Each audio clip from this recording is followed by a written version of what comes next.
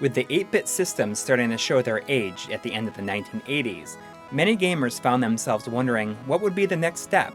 How do you top a juggernaut like the NES? Sega's response would be the introduction of the Genesis.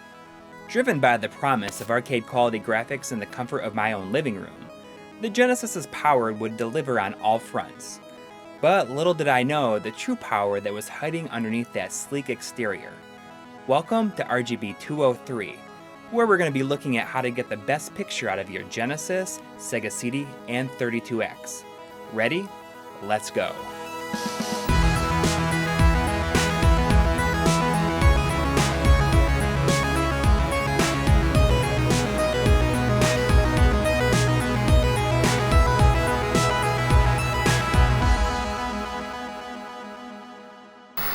The Sega Mega Drive was released in North America in August 1989 as the Sega Genesis.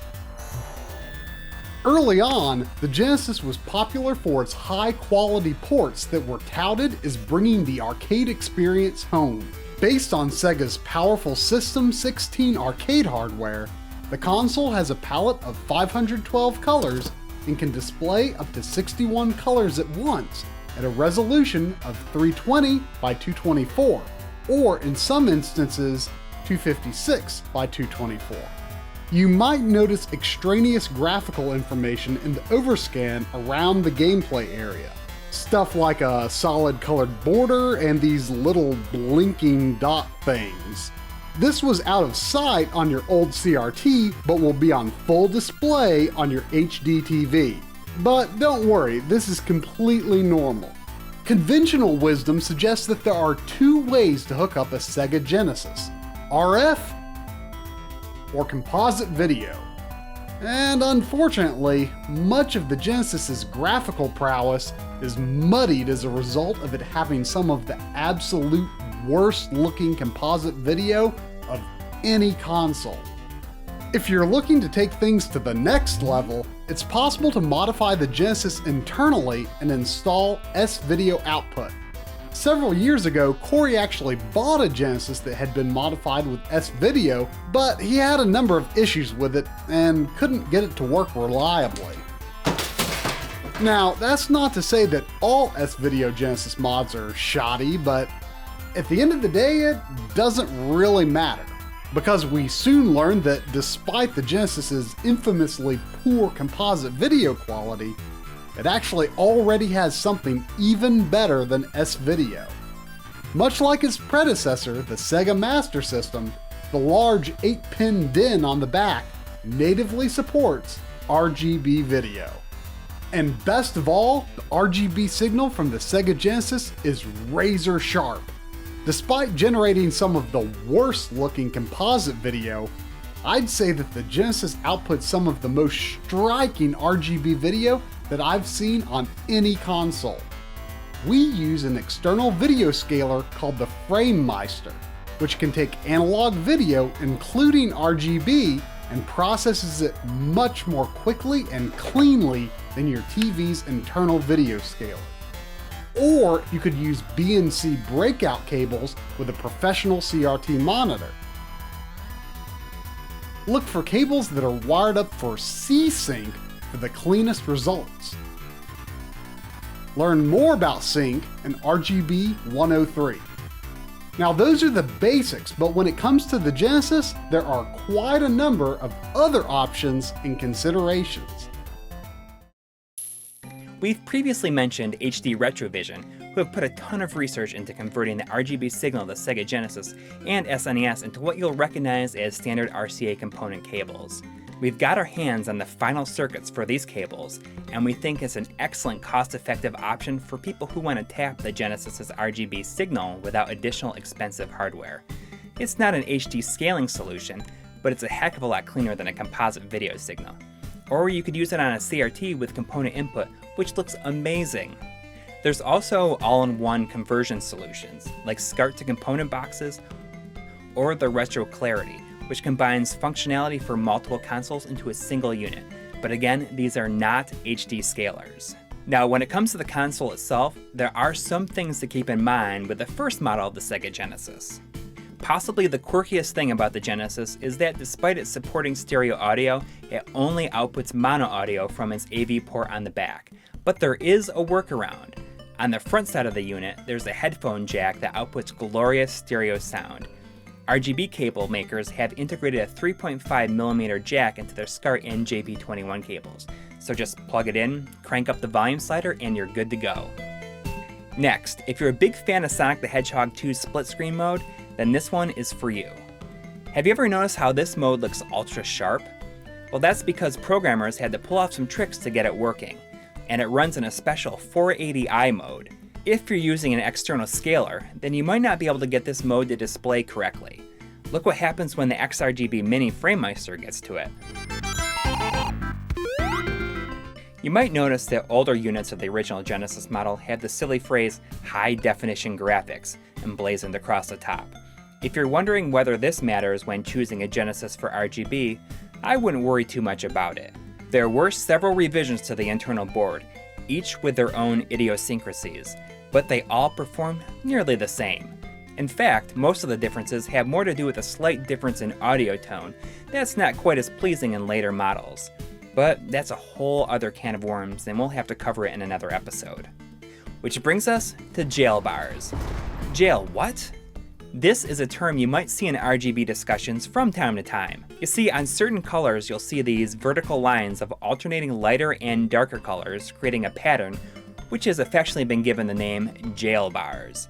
The Genesis shows them on darker colored blue shades most prominently, but they're also an issue on a few other colors as well. Thankfully, as the Genesis hardware evolved, this would become less pronounced in further revisions. However, if you want to get rid of them completely, then you'll have to resort to a simple but destructive internal modification to the composite video trace. As we've mentioned, there could be slight differences on the inside of consoles that otherwise look very similar on the outside. But aside from that, the Genesis has 3 major redesigns, each with their own pros and cons.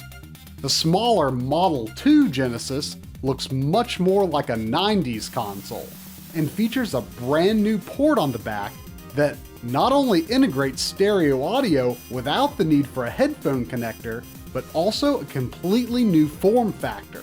Thankfully, it still outputs beautiful RGB. But when shopping for cables, keep in mind that you need to buy specifically for a Model 1 or Model 2 console. In 1995, after optimizing the Genesis hardware so thoroughly, Sega was able to shrink it down, slap on an LCD screen, and make it portable. They called it the Sega Nomad, and it was released only in the United States. Not only is it a fully functioning portable Genesis, it can also be connected to a TV with its AV port located at the top, which conveniently uses the exact same cables as the Model 2 Genesis, and has the same capabilities, including the ability to natively output RGB. However, depending on your cables or equipment, some people have noted issues when using C-Sync with the Nomad, so it might be a safer bet to buy cables using Sync on Composite for RGB instead. Arriving well after its heyday, the last major hardware revision is imaginatively named the Genesis 3. This tiny budget console saw the removal of its native RGB output. Though if this is your favorite Genesis, RGB is still possible through modification. Also removed, every facet of the Model 1 and Model 2's famous expandability. Sega decided it would be in their best interest to expand the power of their console by using hardware add-ons. CD technology seemed like the next logical step for Sega. Power up. The Sega CD was released in 1992 at a steep $300.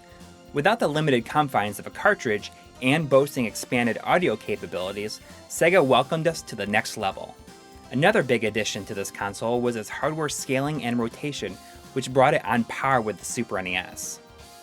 Okay, the good news is that since the Sega CD just plugs directly into the expansion slot of the Sega Genesis Model 1 or 2, it utilizes the Genesis's RGB-capable video output. Even though it requires its own AC adapter and expands the system's graphical capabilities, you don't have to do anything different in terms of video output. Everything looks amazing all around. But the extra clarity that RGB affords certainly doesn't do any favors for the add-on's signature full-motion video titles. Sega would release a remodel of the Sega CD with a form factor more appropriate for the recent released Genesis Model 2. This newer version does not have any downfalls compared to the first model. In addition, Sega would also release a compact unit called the CDX, which consolidated Genesis and Sega CD tech into one body. This system uses Genesis 2 cables and is completely capable of native RGB. They'd also license this technology to other companies who would create their own redesigned units, such as the Xi, aka the Wonder Mega. These are also capable of outputting RGB natively. Despite the enhancement that the Sega CD afforded, the console was still limited in a variety of ways. Most notably that it was still held to the Genesis' original color palette. With Sega's next generation console still a ways away, they released the cartridge-based Sega 32X in 1994, which supplemented thousands of colors and some serious processing power. This unit plugs into the cartridge slot of the Genesis and has its own video output. It utilizes a Genesis 2 style AV port, so it can use the exact same cable. What it does need is a smaller cable that connects the Genesis AV output to an input on the 32X. Naturally, this cable will need to be compatible with your hardware. So if you have a Genesis Model 1, then get a cable that has the larger DIN on it.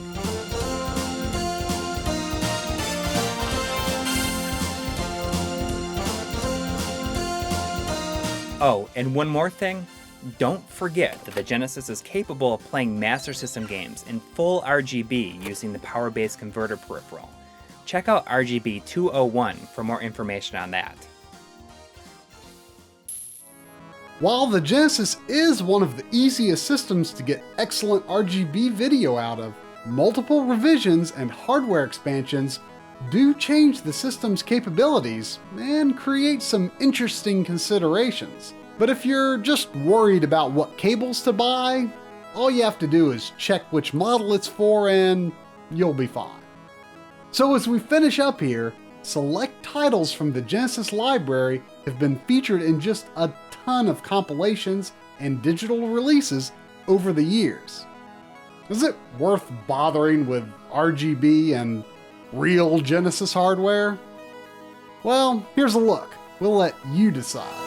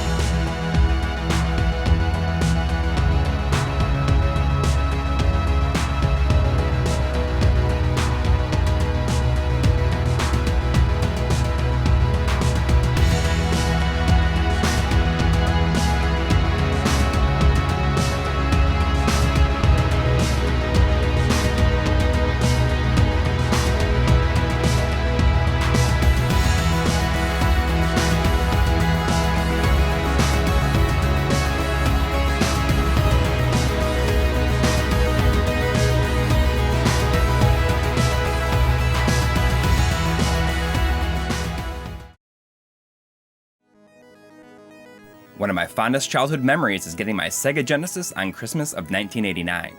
I still have my original console, and use it heavily to this day. While I'm a big fan of using original hardware when it comes to games, there's a huge group of people out there that are fans of the system, but no longer have one laying around. Let's be honest here, Sega Genesis game collections are not exactly a revolutionary thing. We're well past the point of being able to keep track of all these compilation releases. with the most recent being the Sega Genesis Classics compilation disc for the Xbox One and PlayStation 4 consoles. I had a chance to take a look at the Xbox One version thanks to a review copy provided by Sega. Let's take a look at some of the previous collections to see how this new one stands up, and how it compares to a real Sega Genesis console.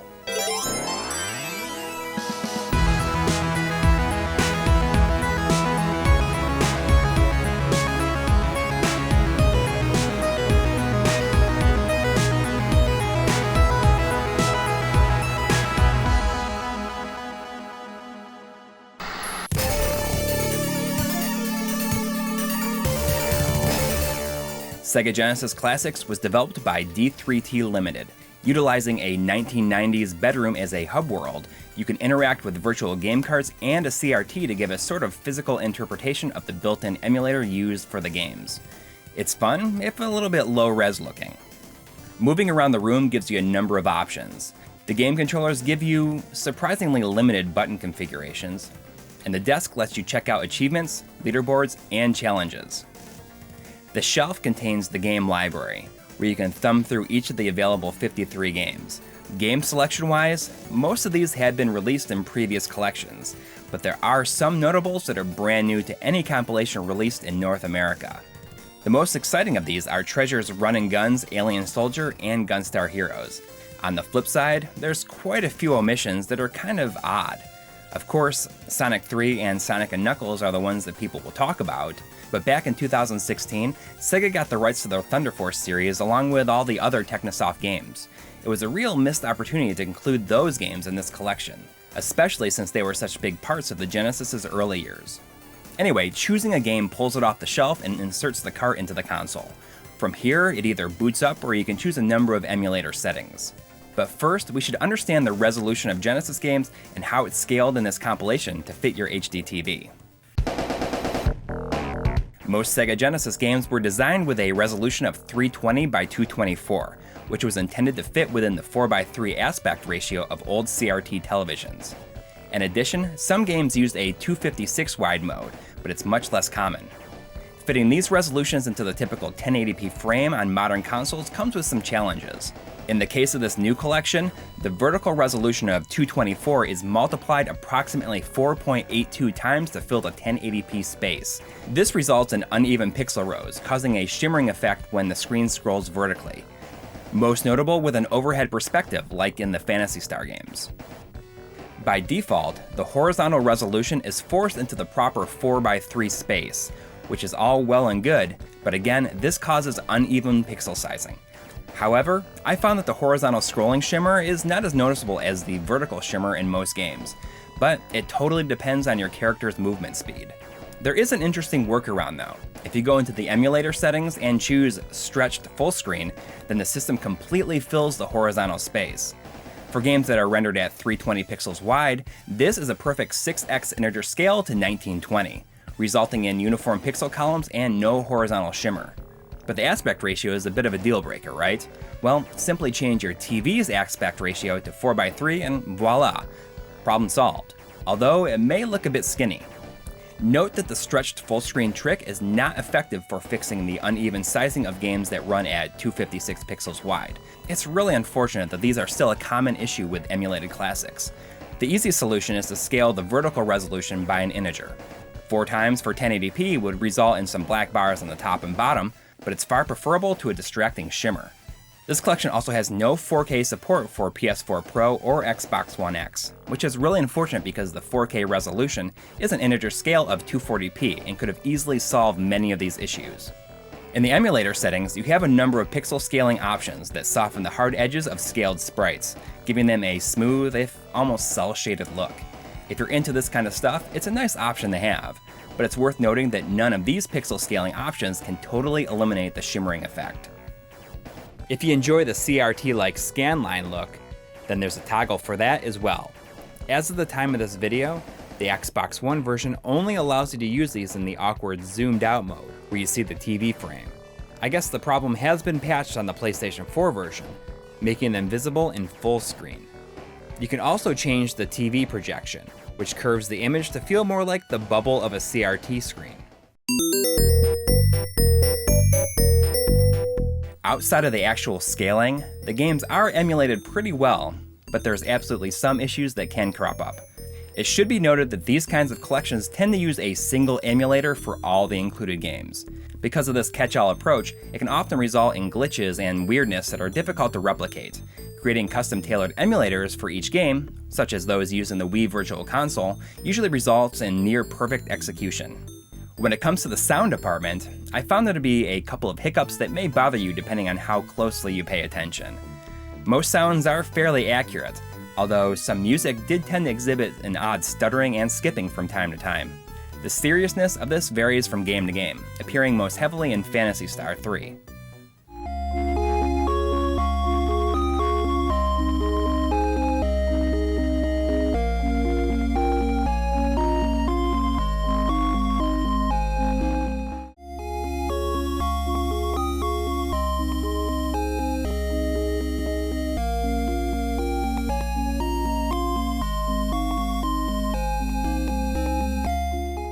In contrast, a number of voice samples seem to be cleaned up for some inexplicable reason.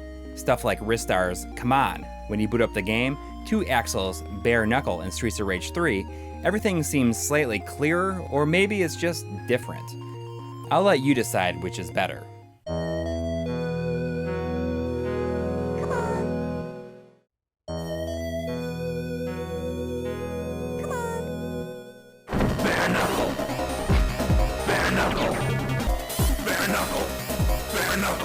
As you'll see throughout this episode, the emulation of the Genesis's Yamaha YM2612 sound chip is oftentimes one of the hardest aspects of the system to get right to this day. Another common sound issue that seems to be cropping up with emulation on newer platforms seems to be that of sound delay, meaning that a sound effect kicks in several frames after an action occurs. Unfortunately, sound delay does crop up in this collection as well. I noticed it, but a good amount of players will not.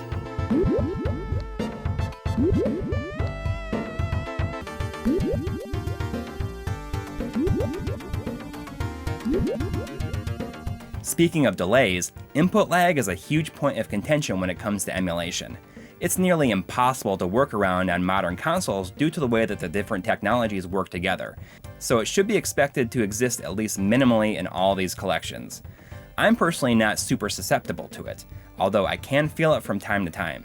That said, I honestly didn't feel any major input lag problems while playing offline. The additional emulator options are fairly robust. Selectable border art is there for people who absolutely cannot handle having parts of the screen unoccupied. I prefer black though, which isn't always an option when it comes to these kind of anthologies, so I was happy to see it. With certain games, you can also choose your region, allowing you to play Japanese versions when it seems more palatable, such as with Streets of Rage 3. I always hated the color changes made for the US. Disabling the sprite limit is nice for games that can be plagued with occasional sprite flicker, such as Gunstar Heroes. It can also cause glitches in certain games, such as the case in the Sonic 1 title screen. But you know, you're unlikely to find many examples where it makes much of a difference in these included games. Mirror mode is a bit of an outside-of-the-box idea for these kind of collections. It flips the entire game, resulting in new challenges for longtime players.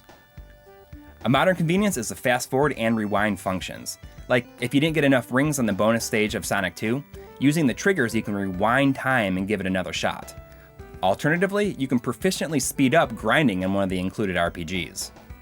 Save states are easily created and loaded using the right analog stick, which I felt was much more intuitive and useful than the typical menu implementation. Although it's possible that the rewind feature may make this a bit obsolete, loading a save state is much quicker. Unfortunately, outside of some of the game's specific challenges, there doesn't seem to be much in the way of extra materials. If there are hidden games here, it's certainly not obvious. Finally, for many, the ability to take these games online for multiplayer may just be the deciding factor in purchasing this collection. How does it work? Well, pretty decently depending on the game that you choose. There is substantial input lag when playing this way, along with occasional hiccups, but considering that these games were never meant to be played this way, it's surprisingly functional and fun. It's at its best for slower brawlers like Golden Axe and Streets of Rage 2, where split-second inputs don't exactly mean the difference of life and death. For faster action games like Gunstar Heroes and Monster Lair, familiarity with the game can be the difference of going the distance or a swift death.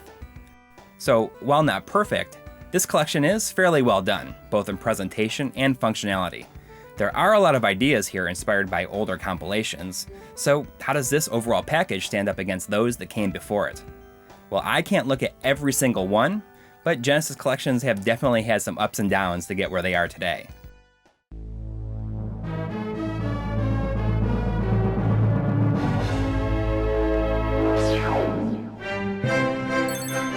To my knowledge, the earliest compilations of Genesis titles were for the Sega CD, which makes a lot of sense when you think about it.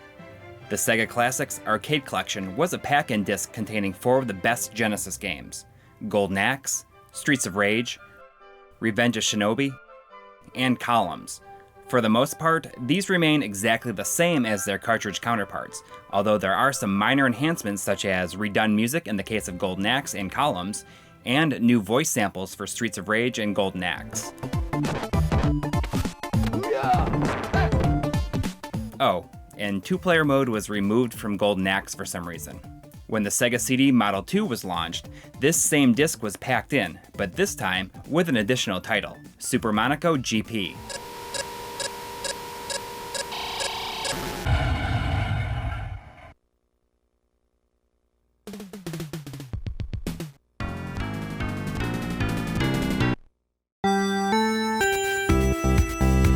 On the Sega Saturn, probably the most well-known collection of Genesis titles is Sonic Jam, which rounds up the 4 main Genesis Sonic platforming titles. Unlike your typical compilation, these were full-on ports containing enhancements and optimizations.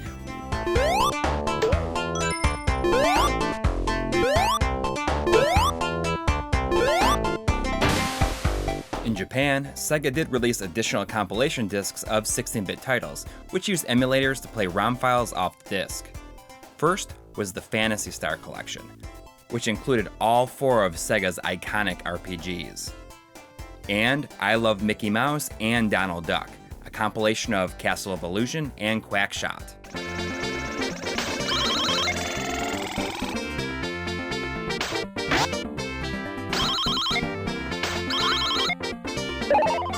And while it's fudging the rules just a little bit, I gotta mention the Thunder Force Gold Packs, which are collections of the Mega Drive versions of Thunder Force 2, 3, and 4. It also included Thunder Force AC, which is the arcade version of 3. These are must-haves for fans of the series. Even though these were originally done in-house by Technosoft, Sega owns the rights to these games now, so I'm just gonna go with it.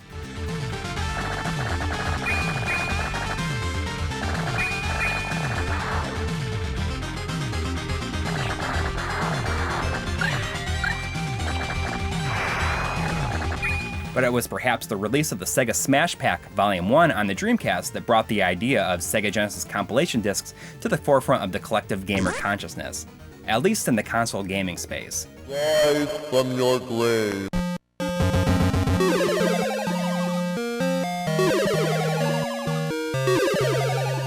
Hoping to spur sales of the Dreamcast with a little nostalgia of the good old days of Sega, the Sega Smash Pack Volume 1 used an emulator developed by Yuki Enterprises and featured 12 games in total, 9 of which were Genesis games.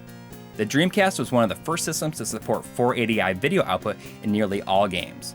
If not handled correctly, this can be problematic for games that are originally designed for 240p, often resulting in a softer overall look in addition to the flicker normally present in 480i video. Thankfully, this doesn't seem to be the case with the Sega Smash Pack, although we are faced with another problem: severely increased brightness and oversaturation. Additionally, the Sega Smash Pack supports the Dreamcast's ability to output VGA, which can help bring back the defined edges that tend to be lost in the flickering fields of interlaced content. While the brightness and oversaturation persist, the increased clarity reveals a slight dithering in certain colors which affects certain Dreamcast games over VGA. This isn't present in all games, but it's there in the Smash Pack's case. All that aside, the Sega Smash Pack is particularly infamous for its awful emulation, which is actually pretty hilarious in retrospect. Hey, Sonic is on the outside of the banner here too. Dare we even start with the sound? Put bluntly, it's absolutely butchered beyond recognition to the point of being comical. Somehow, this aspect is actually worse than it was in my memory.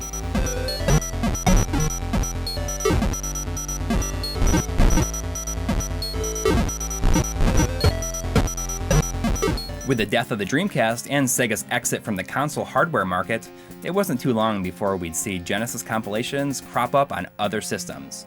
In the USA, we received the Sega Genesis collection on the PlayStation 2, which consisted of 28 Sega Genesis titles and was developed by Digital Eclipse, who, along with Backbone Entertainment, had their fingerprints all over just about every classic game compilation released in the mid to late 2000s in the US.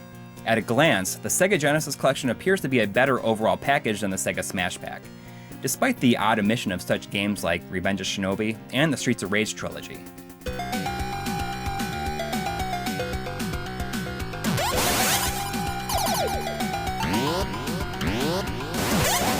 Although the PlayStation 2 is capable of 240p video, this compilation only offers 480i and 480p video output. Unfortunately, the combination of an improperly scaled pixel aspect and filtering leads to a soft and blurry picture overall. Although you can manipulate your screen size and the options, this issue persists no matter what you do. Outside of the disappointing video quality, the overall emulation fares pretty decently. However, the sound is once again a bit of an issue. For example, Golden Axe incorrectly plays the same voice samples for everything.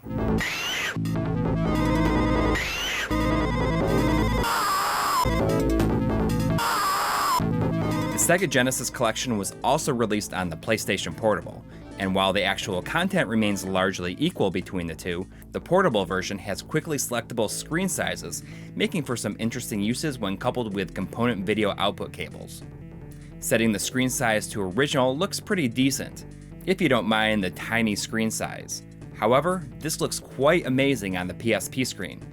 So while US Genesis fans at least got a decent set of games for the PlayStation 2, it was the Japanese fans who were getting served the real good stuff. Thanks to Japanese developer M2, who are perhaps the absolute best in the world in terms of emulating retro games for newer platforms, we have the de facto standard for all compilations going forward. Among the most relevant to our discussion here are the Space Harrier Collection, Gunstar Heroes Treasure Box, Monster World Complete Collection, and the Phantasy Star Complete Collection.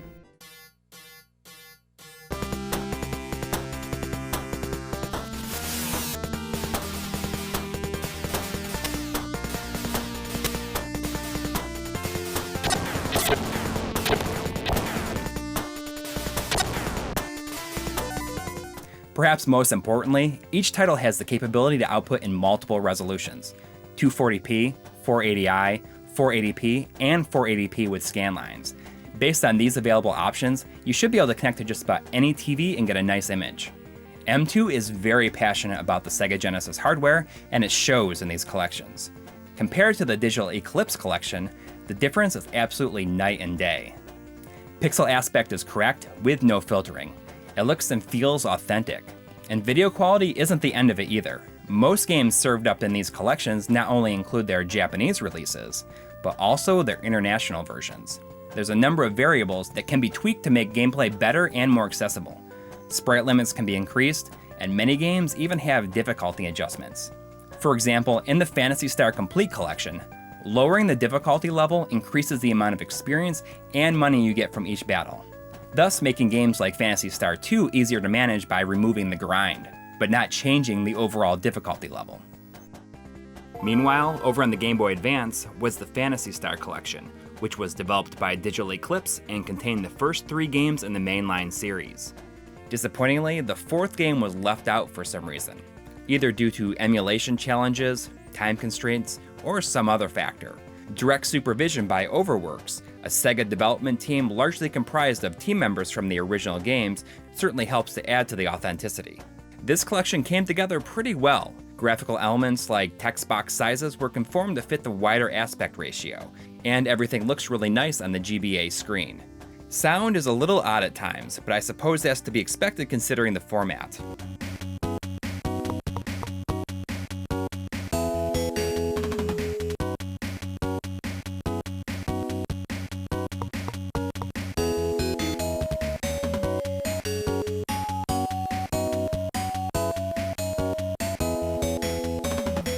There have been numerous re-releases of Sonic's 16-bit titles over the years. The Sonic Mega Collection was handled in-house by Sonic Team for the Nintendo GameCube and later in a Plus version for the PS2 and Xbox. This is the PS2 version here. Not only does this collect the 4 main releases, but also a number of spin-offs like Dr. Robotnik's Mean Bean Machine, making for a great package for fans. Although 240p is once again not supported, there is a 480p mode in addition to 480i. In general, it looks pretty good. Still, a 240p rendition would have been preferred overall.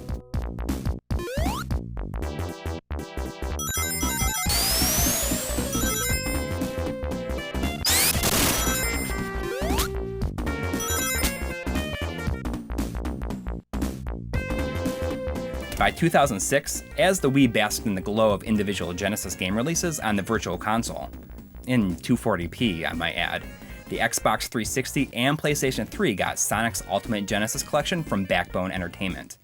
This release shared a lot of DNA with the previous Sega Genesis PS2 collection. Featuring 49 games in total, this compilation was by far the most ambitious yet. However, out of these 49 games, 33 are Genesis, and the remaining 16 are comprised of arcade and Sega Master System games.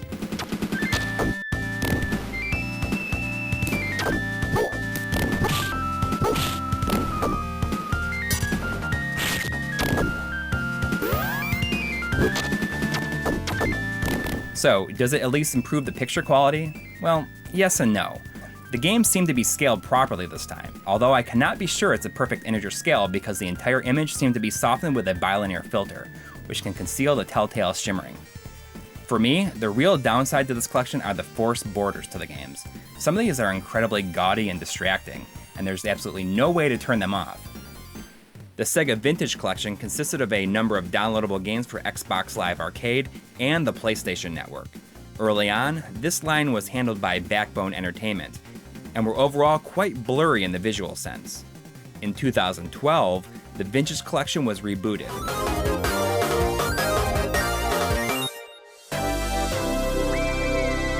With M2 at the helm, who brought a total of 15 classic games consisting of arcade, Master System, and Genesis titles to Xbox Live Arcade and PSN.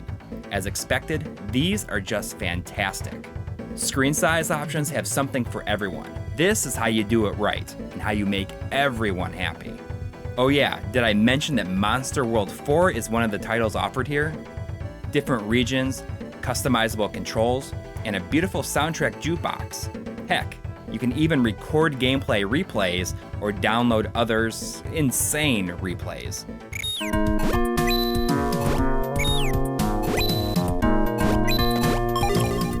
I feel that the M2 Vintage Collection is the absolute best way to play these games on modern consoles.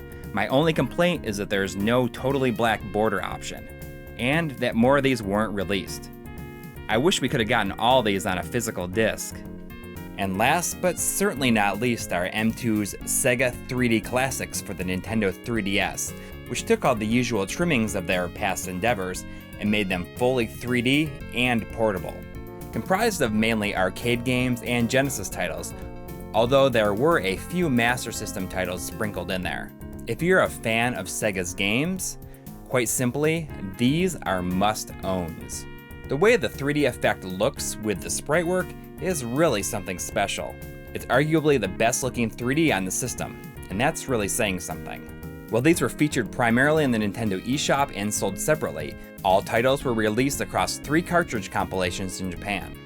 Here in the US, we got 1 volume with 9 games on it. But unfortunately, the rest were never localized, due to what I can assume were poor sales. Next up for M2 are some enhanced Sega releases for the Nintendo Switch. I can't wait to see what they have up their sleeve for those. Over the past 20 years, we've seen Genesis games emulated on so many platforms that it's really staggering. While in my mind, the M2 collections remain the absolute pinnacle of Genesis games on new consoles, this newest compilation provides an excellent entry point for new players to see just what the Genesis was capable of doing. For the price, it's a pretty great deal, and the more people that can play Wonder Boy Monster World, the better.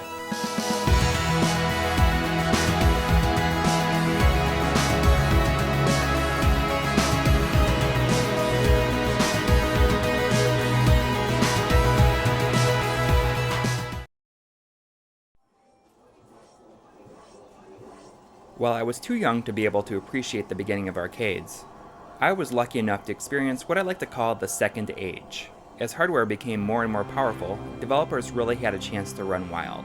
I was just 7 years old when Space Harrier was released, but I can pinpoint the moment I fell in love with video games as the very first time I played it. It's remained, more than any other game or series, a constant in my life ever since. In this episode, I'll be taking a look at some of the ports, the sequels, and remakes of perhaps my favorite game of all time, Space Harrier.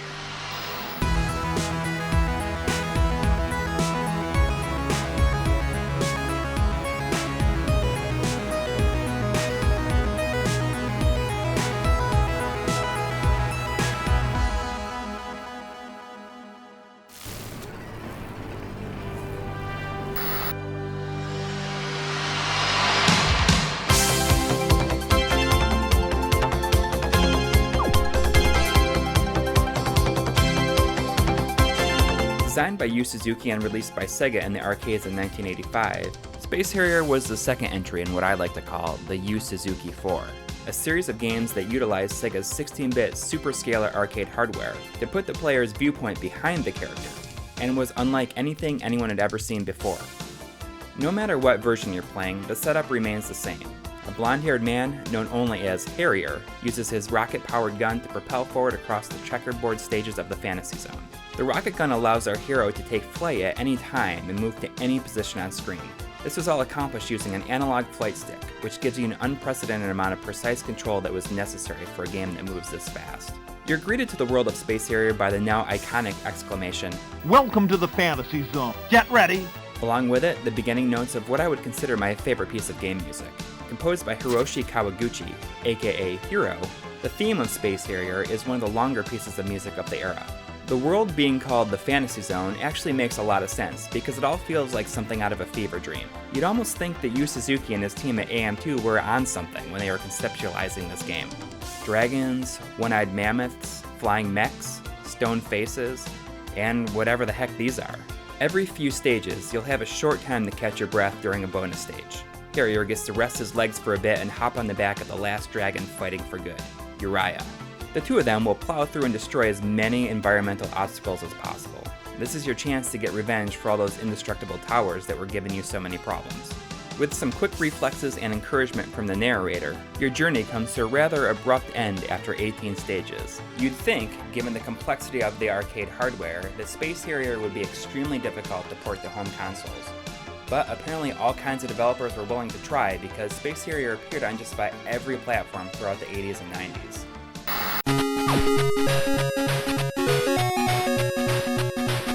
The Master System version of Space Harrier is really great. Sure, it's quite a bit slower moving than the arcade, but even today I find it's fairly impressive. It brings nearly everything home from the arcade, which is quite a feat, especially since it was so early in the console's life. To work around the limitation of not being able to scale sprites, this version used a technique where all objects were a part of a giant background tile that updates rapidly. In fact, the only sprites on screen were Harrier himself and the shots he fired. It's not the smoothest thing in the world, it's actually pretty choppy, but not as much as you might think. I still find it a very unique way to work around a huge problem. The audio sounds great. The entire musical theme is represented, and even a decent sounding digitized scream really show what the Master System's hardware was capable of. Seeking to rectify the abrupt ending of the arcade version, Sega added a short scene of the enemy's floating castle crumbling onto the horizon, followed by an additional final boss, a fiery dragon by the name of Haya-O.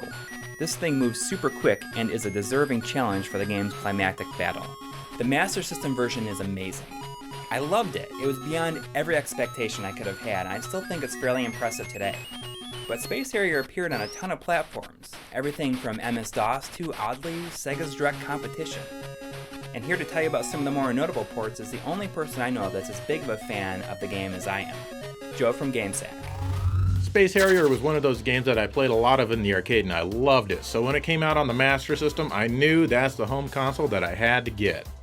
There's a version of Space Harrier for the Famicom in Japan, and the graphics are like really tiny looking compared to the Master System version, but things move a little bit more smoothly, a little bit faster, but gameplay wise, it's just really not the greatest thing you're ever going to play. In fact, the Master System version plays a lot better. The TurboGrafx 16 version of Space Harrier is pretty interesting. It's very close to the arcade. In fact, it's the first home port that I saw that actually attempted to come close to the arcade. It has all the voice samples, though they don't sound very good. The biggest issue with this is it has a striped floor instead of a checkerboard floor. It just looks weird. It's not Space Harrier. I mean, the Master System could do a checkerboard floor, the NES could even do a checkerboard floor. Why not the TurboGrafx? The Game Gear version of Space Harrier was really odd. They took the Master System version, shrunk it down, they changed the enemies and the objects to look different, so now they look kind of like weirdly grotesque and nothing at all like the arcade, and they changed the level names and some of the colors, but it's still the same old game. You're just supposed to feel like you're getting something new, but you're not. 2 years after their Master System port, Sega followed up with an exclusive game that utilized the system's severely underused 3D glasses peripheral. This game was called, shockingly, Space Harrier 3D. And this wasn't just another port of the first game with some 3D tacked on. It was a fully fledged original game.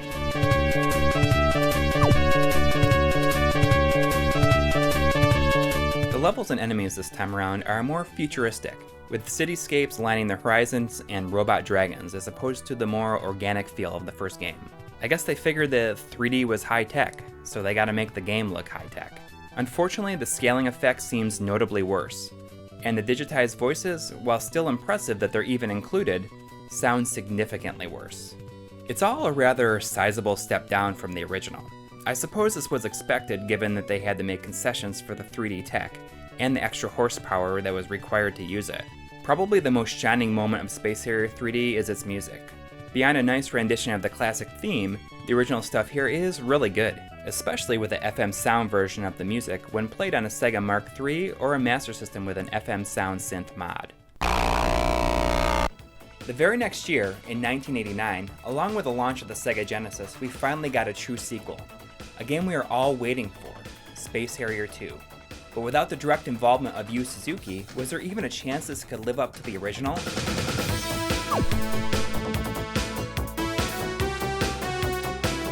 This time, Harrier, completely clad in red, is off to save Fantasyland, which has fallen into crisis. I wonder if Fantasyland is the same as the Fantasy Zone. The number of stages has been cut down to a mere 13, but in an attempt to make things more interesting, you're able to select which level you want to start at. This is a cool idea, but it kind of kills any sense of progression. You could pretty much see everything that the game has to offer, with no real effort. They tried to up the ante here a lot. You even fight the first boss from the original game as a regular enemy in this one.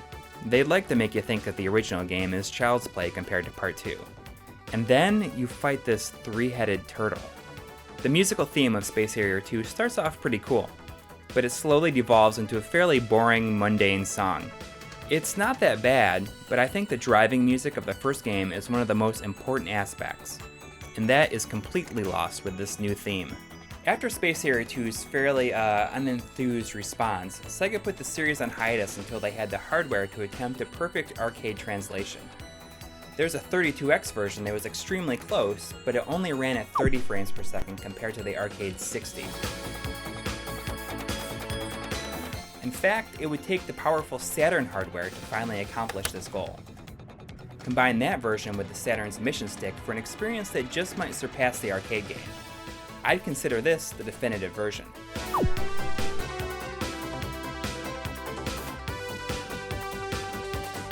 So where do you go from here? Remake, right? In 2003, as part of the Sega Ages 2500 remake line, Space Harrier found itself as Volume 4. And much like the other 3D remakes in the line, it's pretty janky. They added tons of unnecessary things to the gameplay, like a Panzer Dragoon-style lock-on multi-shot and flash bombs where you can kill all the enemies on screen. I guess they just felt like the original gameplay was too simple. The graphics are pretty awful, adding some boring ground textures which does the look very few favors. Luckily, you can turn this off, which will restore the original checkerboard look. I always thought it was weird that there's no shadow underneath Harrier at all. It looks like he's running on air when he's supposed to be on the ground. But it's not all bad. There's a pretty good version of the theme music, and the narrator finds himself in an increased role, dishing out words of support like, "Cool, Harrier. You can beat them all. Marvelous. Harrier, keep it up. You got it, Harrier. But it's just started. There was a period where this was the only Space Harrier game that I had access to, via the Sega Ages collection, and I played it quite a bit. I think it's because of this that I kinda like the game more than I should. But there was also another Sega Ages 2500 entry. And that was a compilation disc by the amazing team at M2 that included every version of Space Harrier that Sega had released. Get ready. I should mention that there was an arcade game called Planet Harriers that was referred to as a sequel. But I honestly can't tell you much about the game because I've never even seen a machine in person, much less played it. Let's hope for an eventual home release on digital platforms like we did with the Afterburner Climax. I'd love to try it. If you've somehow never played Space Harrier, these days the best way to give it a shot is on the 3DS with the Sega Ages 3D line. It's a great conversion, and the 3D effect works perfectly for this game. It even includes the Master System only final boss with arcade graphics. In 2012, with the help of a friend of mine, I was very lucky to acquire a nearly perfect condition Space Harrier arcade cabinet. I played it enough these last 2 years to last a lifetime, but I recently decided to sell it to a local arcade. A real arcade, where it belongs. And there, it just might have the same impact on another 7-year-old kid who is ready to fall in love with video games.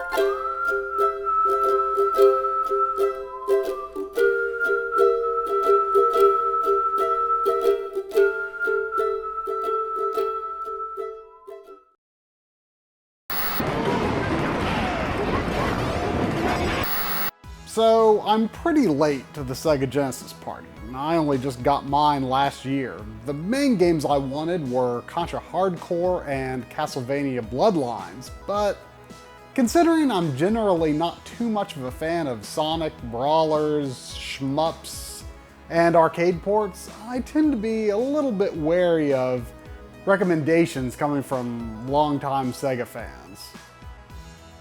But I know there's got to be other Genesis games out there that I would love, but maybe haven't given serious consideration to. In fact, I just recently played through Shinobi 3, which was maybe on the outer edges of my radar, but I had no plans to really look into it.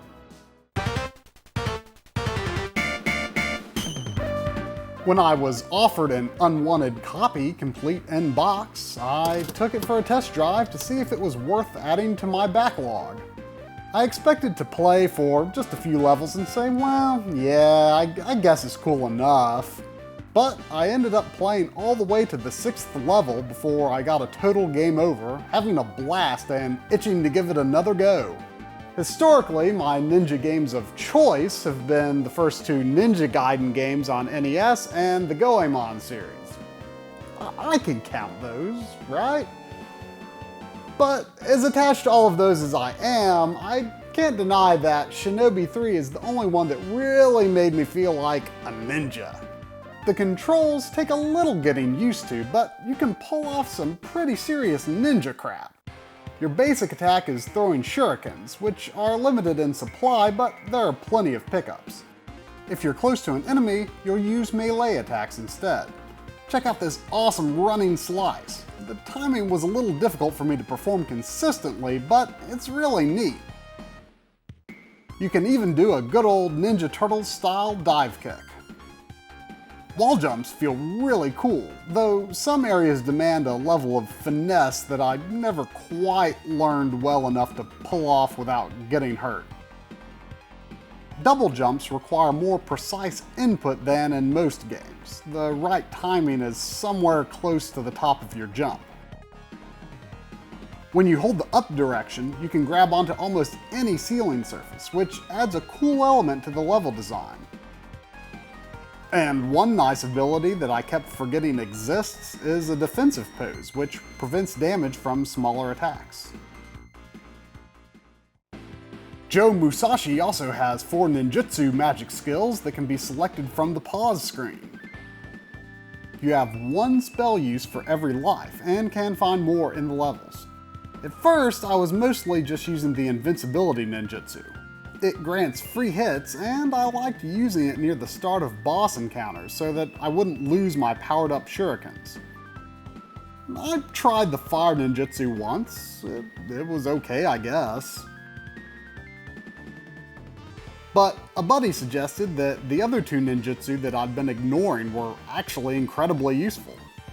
He was right. The magic for higher jumps, which makes me think of Zelda 2, was incredibly helpful during the falling rock sequence in the second to last level, which makes me think of Kid Dracula. Maybe I could brag a little that I did clear this part once with just regular jumps. The last ninjutsu power sounds terrible. It's a self-destruct that deals heavy damage to enemies but costs 1 life. You can't blame me for not giving it a fair shot, right? But your fresh life starts with full health and 1 ninjutsu use. This essentially lets you end a life that was about to end poorly anyway, deal great damage, continue the battle without restarting, and you could do it again if you have more extra lives, or you could just use invincibility if you don't.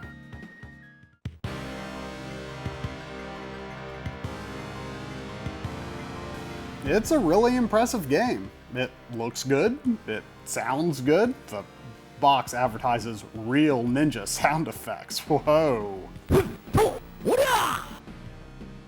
A lot of the action sequences give me more of a Contra vibe than, say, a Ninja Gaiden vibe. Even some of the bosses look like something that might have come straight out of Contra, or Godzilla. I think it's pretty interesting how this is yet another ninja game in a modern/futuristic setting. Of course, there's nothing wrong with that, so long as it's fun. If you're a fan of challenging side-scrollers with limited continues and can take a small learning curve for the slightly technical controls, I think you'll find a lot to love here. I'd actually played Shinobi 3 very briefly once before when I rented the Sonic's Ultimate Genesis collection, which really wasn't the right kind of scenario for me to get into it. At any rate, when I had the chance to really sit down with Shinobi 3 and figure out if I liked it, the answer was yes, big time. I'm definitely going to hunt down the second game, Revenge of Shinobi.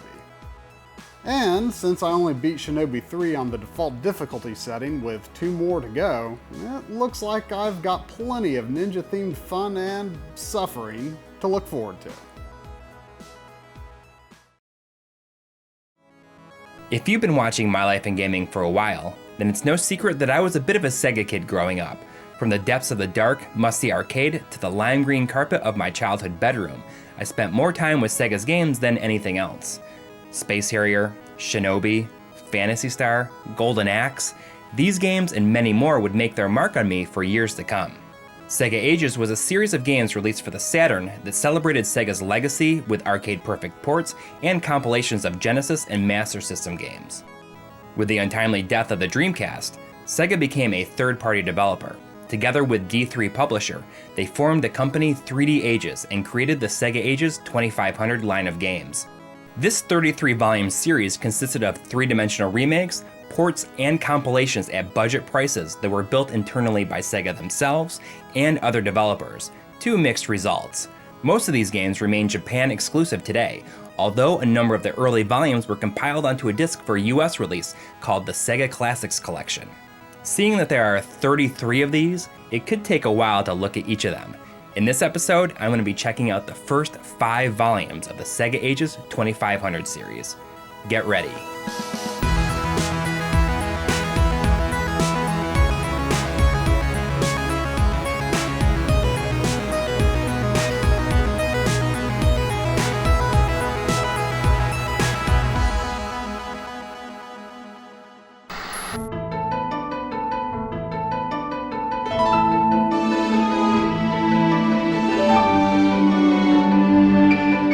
Phantasy Star Generation 1 is a remake of the trailblazing 8-bit sci-fi RPG, which is a heck of a game to start with.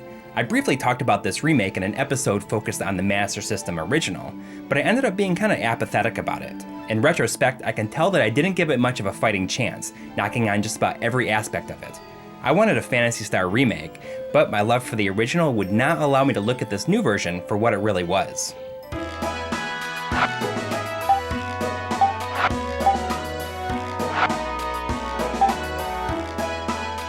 Being a remake, the story follows the same beats as the original. Alyssa Landale, who we know here in North America as Alice, sets out for revenge against the tyrannical King Lashik for the death of her brother, Nero. With the help of 3 additional party members, she adventures across the 3 planets of the Algol star system. Of course, the original came out in 1987, but it pushed far beyond what we'd seen in terms of Japanese-developed console RPGs at the time. Even years later, it remains an impressively sprawling adventure. While the overarching story isn't greatly expanded upon with this version, there is substantially more dialogue between characters, which is all new.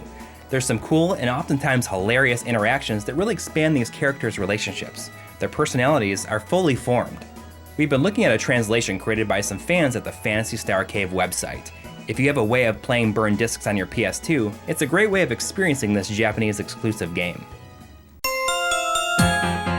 Perhaps in an effort to set the tone for what we can expect from future entries in the Sega Ages 2500 series, Phantasy Star's graphics are fairly rudimentary compared to what was out at the time. These are budget titles, so it's important to set expectations as such. When I originally looked at the game, I was pretty hard on the overall style, saying that it looked like a Flash game. That was probably a bit rash. It's honestly not that bad at all, especially when you compare it to some of the other 3D Ages games we'll be covering. I came to really appreciate its simple charm, especially when playing it on a CRT television. Each of the 3 worlds are colorful and lushly drawn, and character sprites look good. The anime-styled cutscenes are nice, although I do favor the less angular style featured in the originals. There's just something about 80s anime, you know? The dungeons do retain their first-person view. These were absolutely mind-blowing on an 8-bit console, but are naturally much less so 3 console generations later. I'm not sure if their layout has changed, but modern conveniences such as the Atlas, which grants an auto-mapping feature, makes these mazes much less daunting. On the flip side, the way that the characters move through the world still kind of bothers me. They glide through towns in the overworld in a way that makes them seem like they're not actually part of the world that they inhabit. This is especially apparent when using a vehicle on the overworld.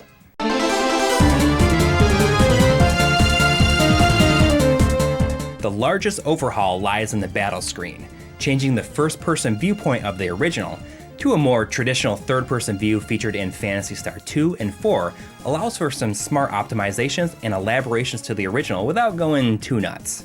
The animation and spells are rather minimal, but I do enjoy how they look. A new battle option called Collaboration might fool you into thinking that the devs have integrated some sort of Phantasy Star 4 style magic combo system, but this isn't the case at all. It's much less cool. Each character can equip up to 2 gems which allow them special battle abilities, such as auto-healing or low-level magic. This is especially nice for Tyrone because he has no magical ability at all. Of course, the uses here are limited because the gems are expensive and prone to breaking. I think you could probably avoid using this stuff if you wanted to. Phantasy Star's soundtrack has been ingrained in my brain since I was 11 years old, so naturally, I was excited to hear how the remixed soundtrack would sound. If the Phantasy Star sound collection was anything to go by, then we're in for a treat. But it's with heavy heart that the redone music is one aspect that I was consistently disappointed by.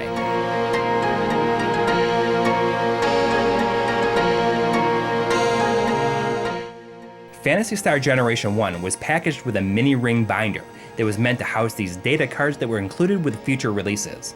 Because of this, it was packaged in a bigger box. This was a fun way to track what releases you've purchased, but eventually they stopped doing them. Putting some significant time into this remake, and I can safely say that I was very unfair to it the last time I looked at it. It's actually rather good. I just needed to look at it for what it really was. Maybe it's not the remake that Phantasy Star deserved, nor I wanted, but it's the one it got, for now.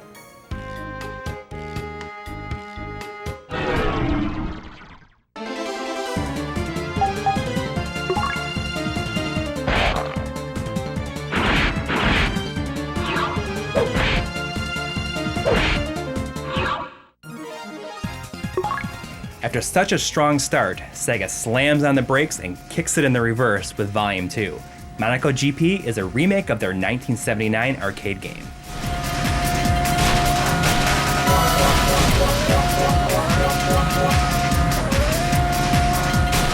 The arcade original put people in a sit-down cabinet and gave you a top-down view of the action. It was a pioneer, but I think I was born too late to really appreciate it. Give me Spy Hunter instead. This remake naturally converts everything to polygons and gives you 2 modes to choose from, Classic and Original. Classic mode amounts to what is essentially an endless racer, which is exactly what the arcade game was. Your main objective is to survive as long as you can before you inevitably hit an oncoming car. Wreck too many times and you'll run out of time and game over. This is honestly a lot harder than it looks because it's so easy to burst into flames. Seriously, if you even so much look at an enemy car wrong, you blow up. Original mode offers a more robust experience by spinning things into more of a kart racer type of game.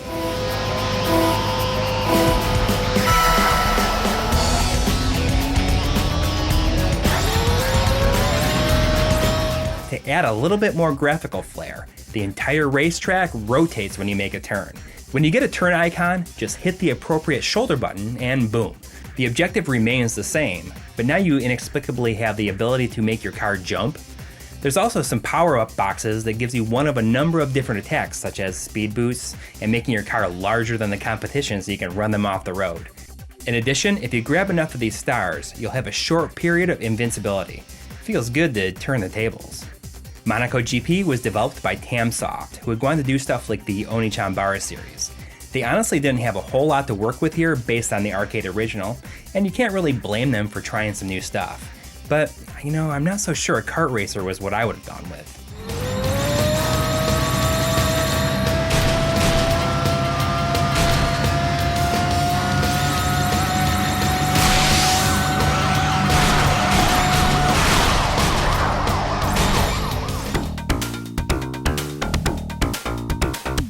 Phantasy Zone slips in at Volume 3.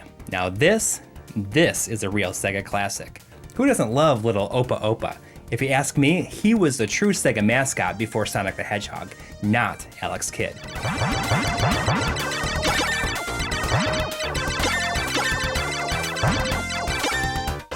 Phantasy Zone was released in the arcades in 1986, but I mainly knew of it as a Master System game. It's a side-scrolling shooter, but instead of moving just forward, you can fly left or right. If you continue in one direction, the level repeats. It's more like Defender on crazy pills than your typical shooter. Your main objective is to destroy enemy bases strewn across the land. Shooting down enemies makes them drop money, which then you can spend in shops that randomly appear. Here, you can buy high-powered weapons, bombs, and speed boosts. The weapons only last a set amount of time or until you die, so make sure you know the best way to use them. Once you destroy all the enemy bases, then it's time to take on the boss. Developer Sims was smart to keep things as close to the original as possible. It features the arcade music, while the world was simply converted to polygons. Opa Opa and enemies have been redone in a cel-shaded style that truly fits this world while enabling some additional freedoms when it comes to viewpoints.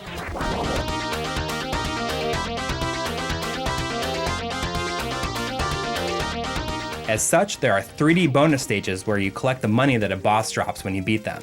These were pretty well done, and I feel like they could have been a bigger part of the game. As it is, these are a nice ode to the unreleased Space Fantasy Zone on the PC Engine. There's a nice chunk of bonus features, and hey, they're actually useful. By collecting money in a challenge mode, you can then purchase additional features such as continues, a sound test, and most importantly, rapid fire. Trust me on this. Go for the rapid fire first. It'll save your hand and make everything else way more enjoyable. Phantasy Zone is an absolutely worthy remake, and perhaps that's because it stays so close to the original. The bright colors and bizarre backgrounds make for a wholly unusual experience that is a really fun look into where Sega was at in the mid-80s.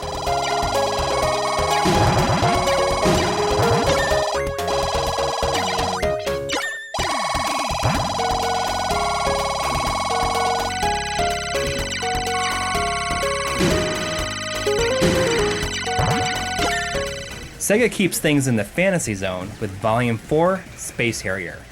This 3D re-envisioning of the 1985 arcade superscaler game by Yu Suzuki was done by Tamsoft. Don't worry, it's better than Monaco GP.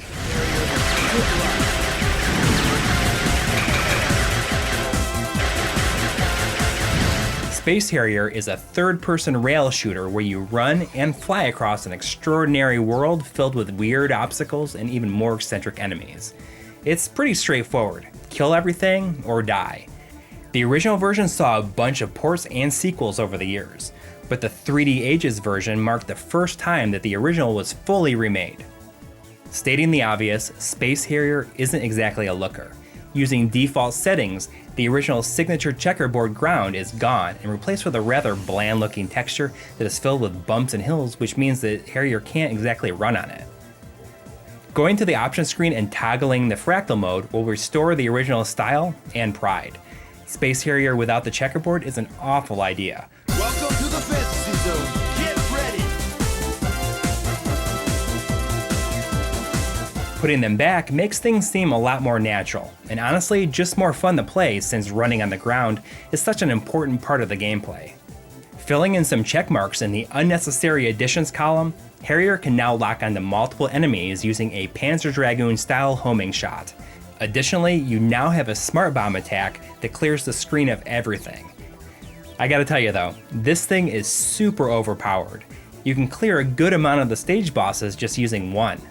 One place that this remake really exceeded my expectations is with the musical theme. This is one of my favorite tracks of all time, and hearing this rendition was a pleasant surprise. The announcer's voice is suitably inspiring too, making you feel really good about restoring peace to the Fantasy Zone. Fight, Harrier. Good luck. Now, I'm gonna be upfront here. I really love Space Harrier. Heck, it was the game that made me fall in love with video games in the first place. You'd think that all signs would point to me not liking this game, but I do. A lot. It's janky in a lot of ways, but I had a lot more fun with this version than I ever expected to. Something about it just worked for me, you know?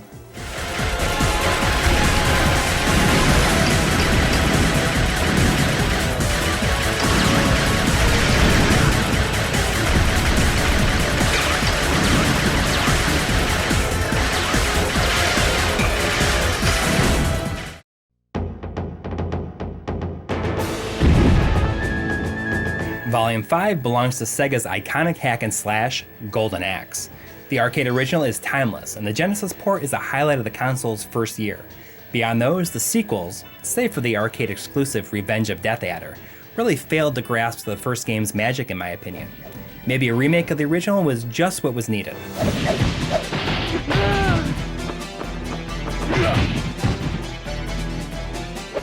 Holy mackerel. What happened here? To say that this 3D remake of the original is bad is putting it lightly. I honestly have no idea how Sims, who had just done a great job on Fantasy Zone, managed to mess this up as badly as they did. The game begins with a story segment showing the history of the Golden Axe and how it came into the possession of the evil Death Adder. 3 characters set out to reclaim the axe and bring peace to the world by slicing and dicing palette swap versions of about 4 or 5 different enemies. You can set out alone or team up with a friend for some co-op action, which is where the real fun is. Unfortunately, the action in this version itself is never really engaging, or any fun at all. You're probably going to get pretty bored here. Enemy groups pop out in a steady stream over the course of some insanely drawn out and padded levels. Weird choices like splitting the first level into 2 nearly 10-minute levels keep Golden Axe far away from the breezy romp of the original. It would probably help if every character didn't look and move so awkwardly. Sometimes you get caught performing a combo and your character will attempt to throw at the enemy, but instead just end up with handfuls of nothing. Look at the way that the beasts you can mount just glide across the ground. Even your magic spells are a disappointment. The dragon's fire in the original was awe-inspiring. Here, there's like nothing to get excited about.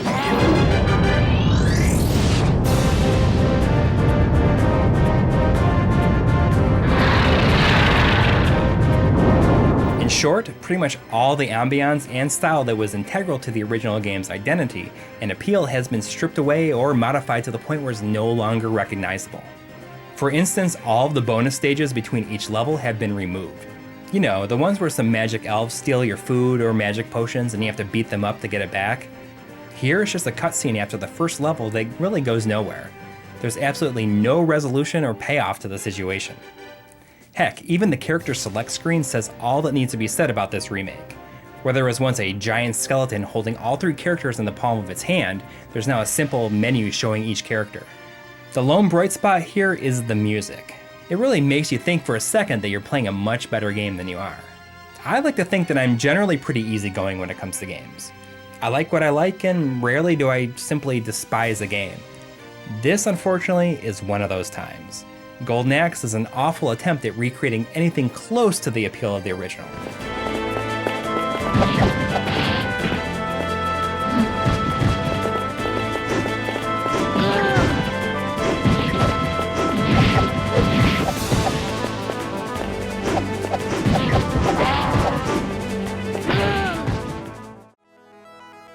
These games were supposed to be a celebration of Sega's heritage, but when a remake misses the mark so intensely as Golden Axe does, it really makes me nervous about what the future releases have in store. Next up, I'll be covering volumes 6 through 11. There's some possibilities for greatness in there. Virtua Racing, Gain Ground, and Afterburner come to mind. But a few more Golden Axes, and we might have a problem.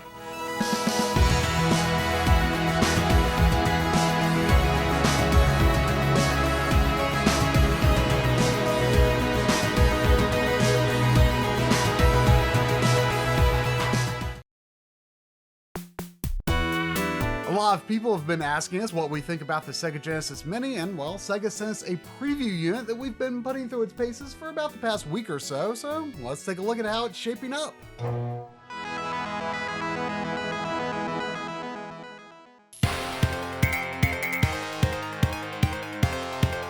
So we're trying something a little bit different with this video. This is more of a preview where we're going to have a casual conversation. And if you like this format of video, let us know. We can do more things with this, more previews, sort of quick looks at things that maybe aren't quite deserving of a full-fledged episode, but we want to take a look at anyway.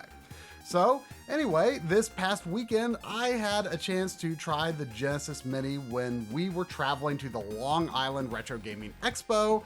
I played it in a hotel room with a kind of terrible TV that we had no access to the settings on. So it was not the ideal environment for me to play it in, but Corey actually has the unit himself and has played it a lot more than I have. I received the unit last week, but I've only been able to put it through its paces, for a few days because I was working on the previous episode, and I made myself wait until I finished the episode before I unboxed it. I was pretty excited to take a look at it. I mean, obviously, it's been developed by M2, who everyone knows at this point that we are big fans of. And, the system itself, I love the design of it. It looks basically like a perfect replica of the Genesis. I love that it's the high definition graphics model, which is finally appropriate. You can open up the expansion door on it. The cart slot opens up, and you can just see right inside of it. The volume slider on it, it moves, but it doesn't do anything, obviously. Yeah, it's definitely a lot more elaborate than a lot of the other mini classic systems that have come together with those sort of mechanical parts to it.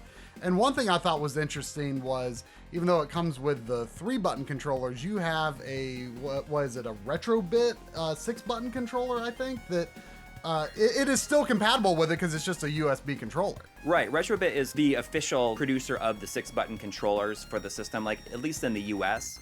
A lot of people are complaining that the US system and the European system are only coming with a 3-button controller, but I have to admit that because of the game selection being more of a, an earlier game list, for the most part, the 3-button is much more appropriate. Even though I haven't used a 3-button controller in a long time, to really sit down and play a game, there's definitely something nostalgic about it. And the controllers are spot on, as far as I can tell, except for there's kind of like a rougher texture on the D-pad versus the smoother surface from the original controllers. I've always kind of preferred 3-button controllers myself. And they're really big. You kind of forget how big they are. I like the fact that they actually have long cables on them versus, the Nintendo systems. For the most part, I think that there's been a lot of care put into the visual aesthetics of the system. Well, so what happens when you turn on the system? I wasn't there when I saw you turn on the system in Long Island. It boots up and then the music kicks in, and all the games kind of spread out from the center of the screen.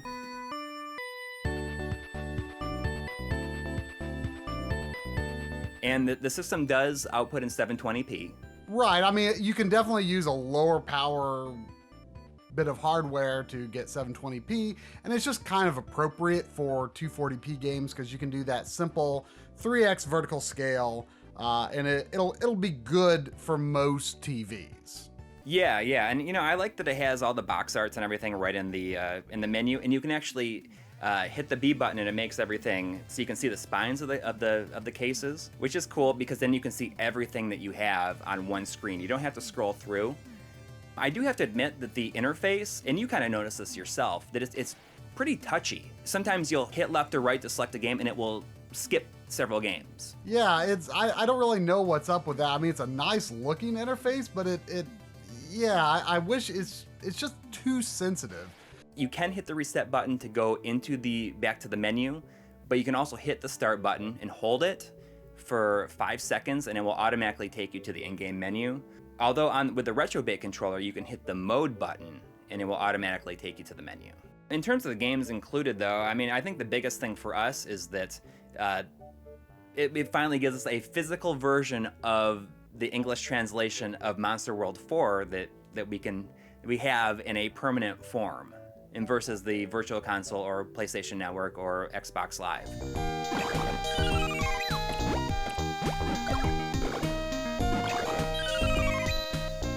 I think the Asia region maybe has the best balance overall for its list of games. Not the Japan system, the Asia system, because it's the only one, to my knowledge, with Alien Soldier. And to me, I would really like to own that version, just because I feel like owning that in my mind, that helps me feel more like I own the game, and whether I play it actually on the Genesis Mini or I just play it through an EverDrive, having that would motivate me more to actually play through that game, which I'd like to do because I love treasure games. I think another exciting inclusion on this package is the Mega Man: The Wily Wars, which is a game that I played on the Sega Channel when I was young, and it only got a physical release in Japan and in Europe, and it runs really well. I always felt like there was kind of a weird input lag to it.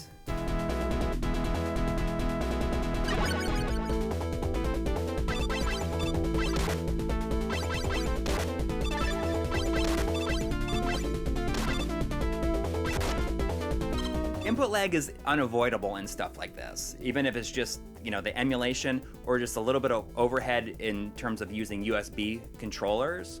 There's gonna be some there, but I think it feels pretty good just in general. One kind of fun thing in the interface, though, was when you went to the language, it doesn't change the game lineup, but you can see the Japanese box arts, for example, if you change it to Japanese language. And I think the most fun touch is that Dr. Robotnik's Mean Bean Machine just straight up turns into Puyo Puyo. You commented yourself, you said, I can't believe that they would possibly trap you in a different language, because if you don't know how to exactly get back to the language, because you have the list of languages and even the English option is still in Japanese, so you got to remember exactly where it was, and if you get stuck, then you're gonna have to look it up or do something. What is cool about this is that actually when you switch to other languages, it plays those other region versions of the game, which means that stuff like Sonic 1 has the parallax scrolling in the clouds, and it has the life bar in Contra Hardcore. So you have different versions of the game, which in terms of Contra Hardcore kind of gives you an easier difficulty from the US version, which is kind of a neat little touch.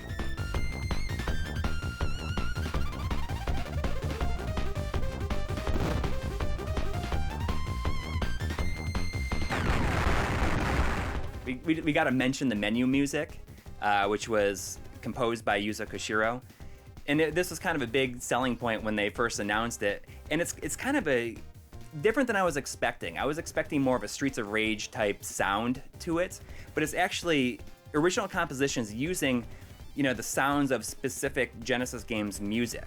There's ones that are inspired by Comic Zone, one inspired by Gunstar Heroes.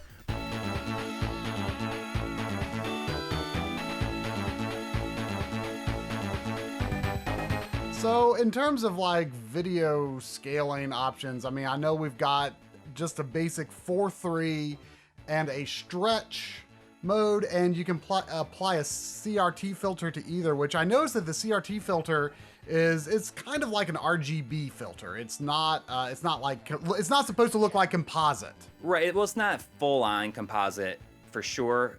For some reason, it just wreaked havoc with my capture, especially with Golden Axe. I was getting the scan lines are blurring together. I tried several different capture cards, and it just, the way that it is being captured, it looks atrocious. It looks better in person.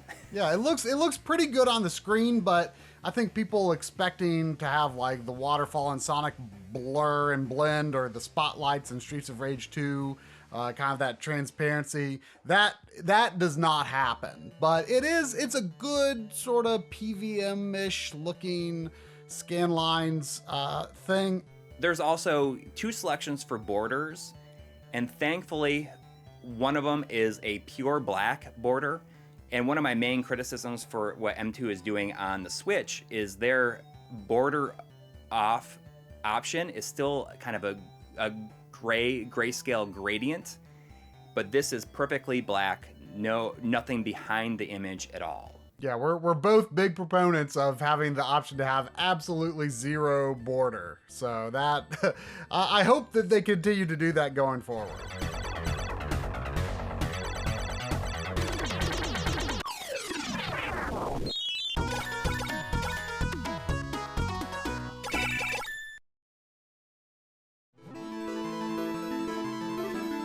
M2 has unfortunately been kind of weak with a lot of their recent HD stuff.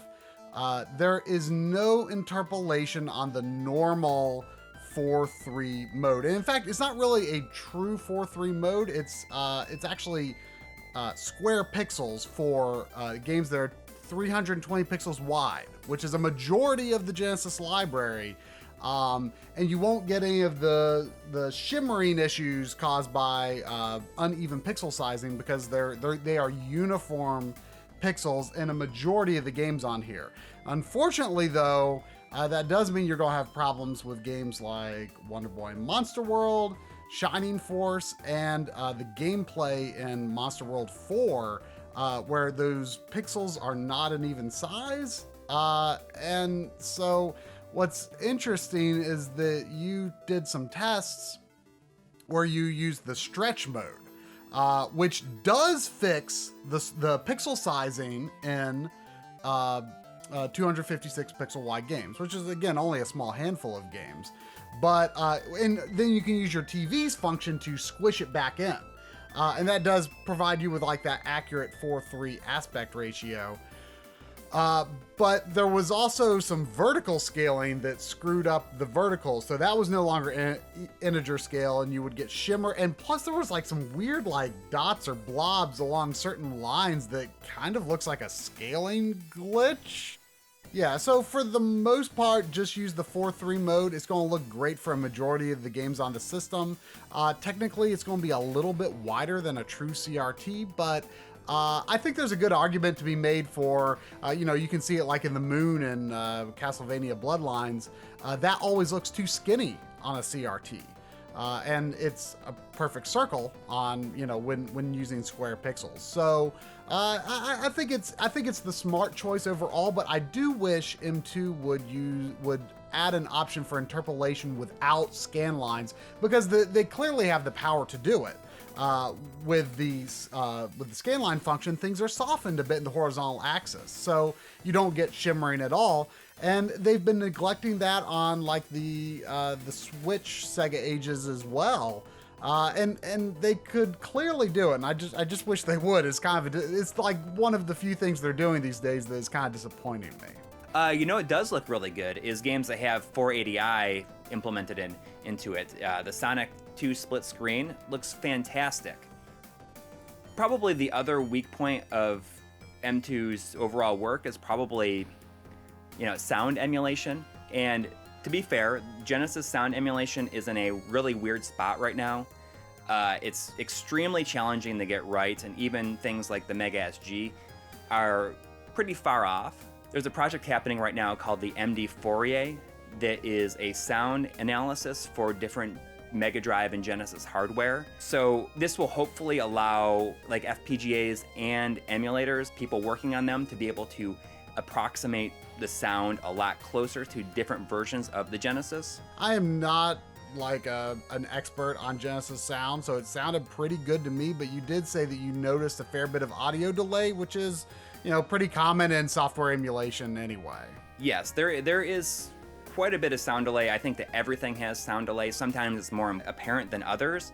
The places I notice it the most are in columns when you drop your jewels and they hit, and the sound that it makes when it lands.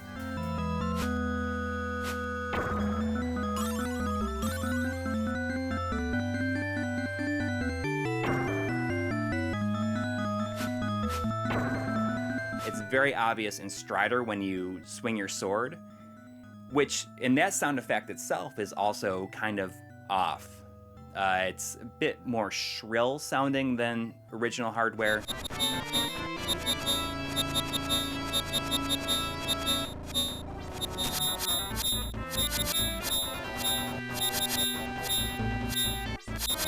Some of the voices might be a little bit worse off, but I mean, to be fair, this is a problem that almost everything has these days. This is to give people a good experience with the games that they loved years ago, or if they missed the Sega Genesis, to play a really excellent selection of most of its must-play games, or a good selection of just some of its best games. And for people like us who are so entrenched in original hardware, like it's a novelty for us, and the accuracy in certain areas is not a priority. Definitely disappointing when it doesn't always hit the marks, but for the most part, I mean, this is the best, plug and play emulator box for the Genesis that has existed up to this point. You have these 42 games on here, but there's a lot of people who say, it's missing all this other stuff. Other regions got different games, and in some cases a better selection. But people are saying, we're just going to hack it. We'll just hack it and put what we want on there. But I think an important thing that people might be overlooking is the fact that M2's general MO when doing stuff like this is that it's not just like a one-size-fits-all emulator and they drop it in there. They actually tweak these games specifically to run within their emulator and play to their strengths, and that's not something you're going to get from just dropping any game into whatever emulator is in this. I guess one sort of small disappointment is that M2 is known for having these additions to the games. They do a lot of really clever, smart tweaks that kind of make some of them the ultimate versions of the games. And in that sense, these are pretty much, I think all of them are basically the straight up original ROMs. And you compare that to, say, the Sega Ages on Switch, or the 3DS 3D classics. Some of those are the ultimate versions of those games because they've just got these excellent additions that you can play them as they originally were, or you can freely change your guns and Gunstar Heroes if you want, or you can increase walking speed and Phantasy Star or experience and stuff like that. You're not going to find that stuff here.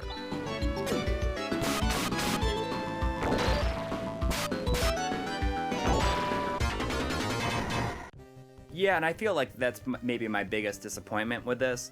And I'm not asking for like auto mapping in games like that, like the Sega Ages on the Switch have. It doesn't have to be something extreme like that. But I'm talking, the difficulty level in Phantasy Star, where all it was, where you could select a different difficulty level, and all it was a ROM hack that essentially that just gives you 4 times the money, 4 times the experience per battle.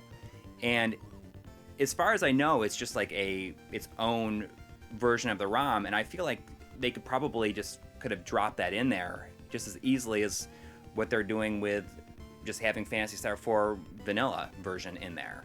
So I guess kind of the takeaway from that is, yes, you've got this really good emulation. You know they're going to do pretty good with the emulation, but at the same time, it doesn't have the M2 touch, so to speak. You know what I mean? So that, you're hitting a good baseline of quality here, but it's not really going beyond. Yeah, it doesn't go above and beyond that they are known for. And maybe they were told, you don't need to do all this extra stuff for it.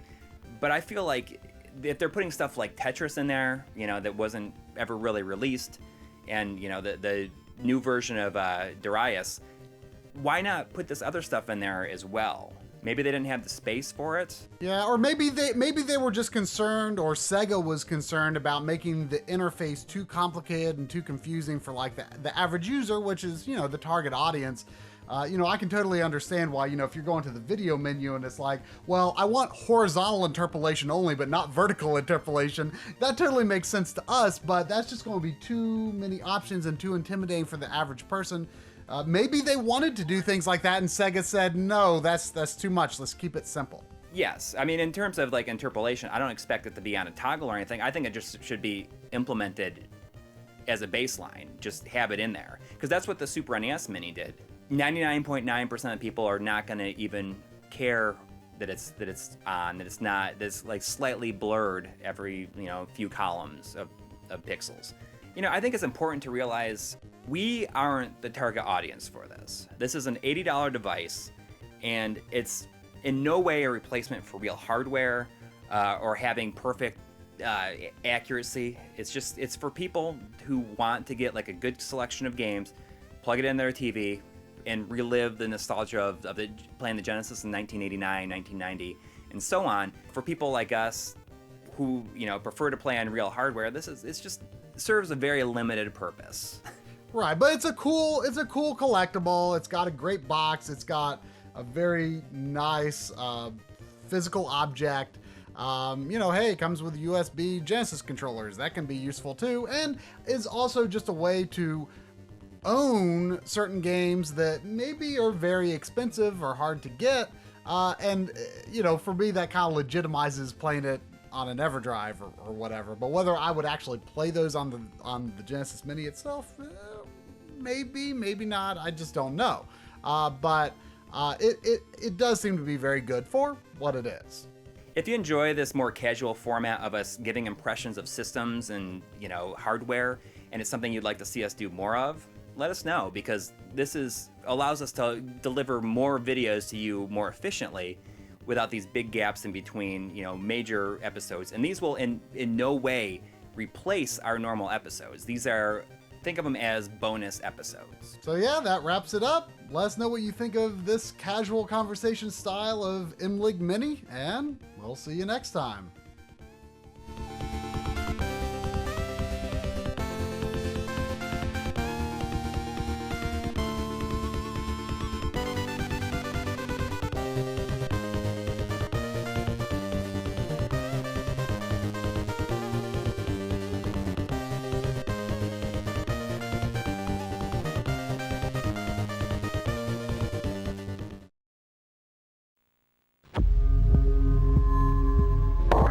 If you had a Sega CD, I'm betting that this logo looks extremely familiar to you. Game creative staff, Wolf Team.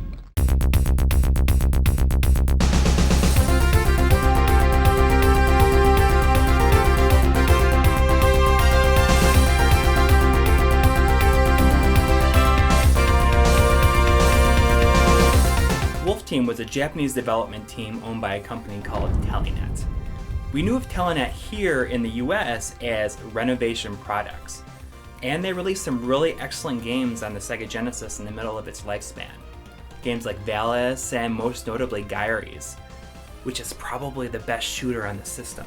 But I'd say that Wolf Team was responsible for a number of Telenet's most well-known games. I admit, they weren't quite on my radar until I got my beloved Sega CD.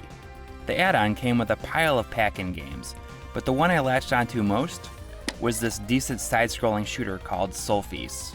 During the first year of the Sega CD's life, Wolf Team would port several of these kind of QTE-inspired arcade laserdisc games. Games I'd never even heard of. In this episode, that's exactly what I'm going to be talking about. The full-motion video games of game creative staff, Wolf Team.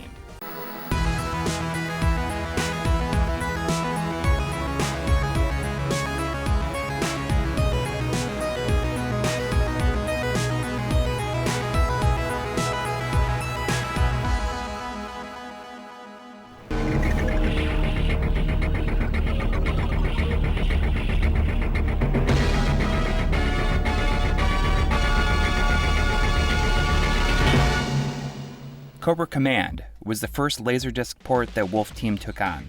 The original version was released in 1984 by Data East, you know, a bad dude's fame.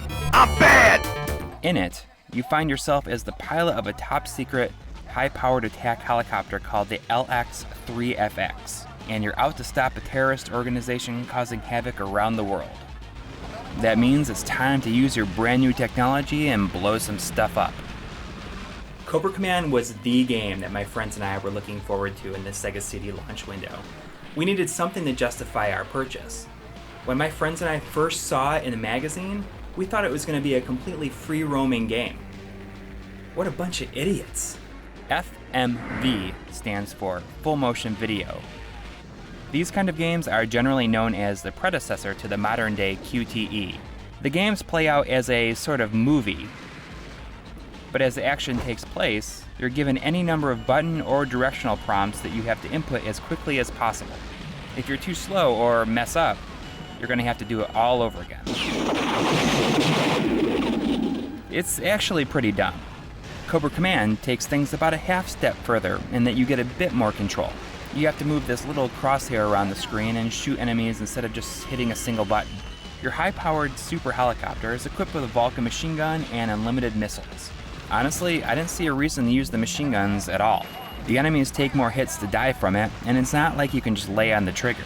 The gun will overheat if you fire it for too long.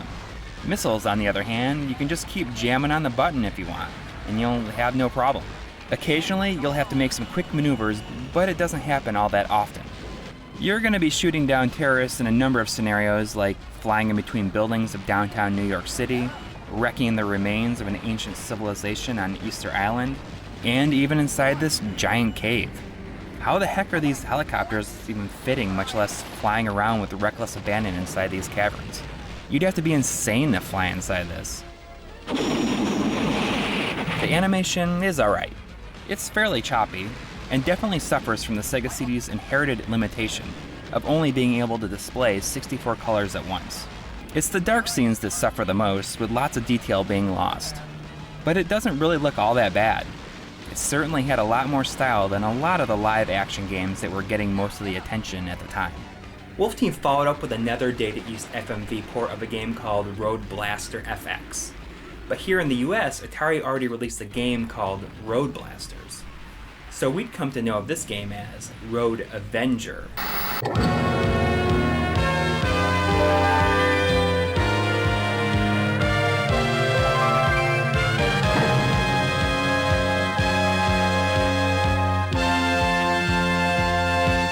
On their wedding day, a couple is terrorized and run off the road by this gang that looks like something out of a Mad Max movie. The widower is unsurprisingly pissed and seeks out revenge using his enhanced sports car to kill them one by one. It's honestly a pretty great setup. Everything you need to know about the game is told during the opening cinema, which is set to probably my favorite game theme song of all time. Seriously, it is so good.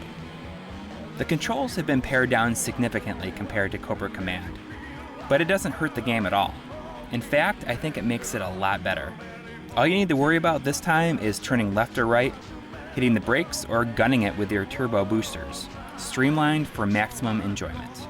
I'm not afraid to say it. Road Avenger is, in my opinion, the best full motion video game on the Sega CD. Maybe even ever. Everything comes together perfectly to create the ultimate string of over-the-top scenarios. The game is full of crazy things like this. Driving around in the sewers, through the countryside, no matter where our hero goes, he is sure to leave a trail of destruction behind him. One of my favorite parts is when you chase your target through the streets and into a hotel lobby. There's this quick cut of the concierge who is just horrified at what's happening. I know our hero is pissed, but you have to wonder, in all his rage, how many innocents were left dead in his wake.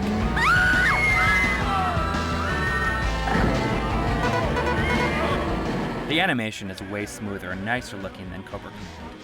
It's apparent the Wolf Team used and improved everything that they learned, which is impressive because Road Avenger is just so much more out of control stylistically. It still retains that overall graininess, but everything moves so fast that you don't really have a lot of time to notice it.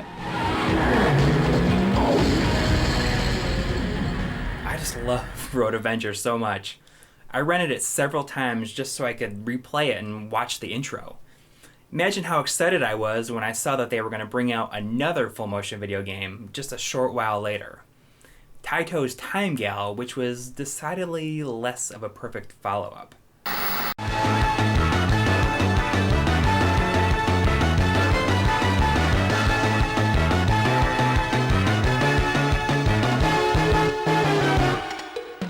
In the year 4001, some guy named Luda has stolen a time-traveling device and is going through billions of years changing history.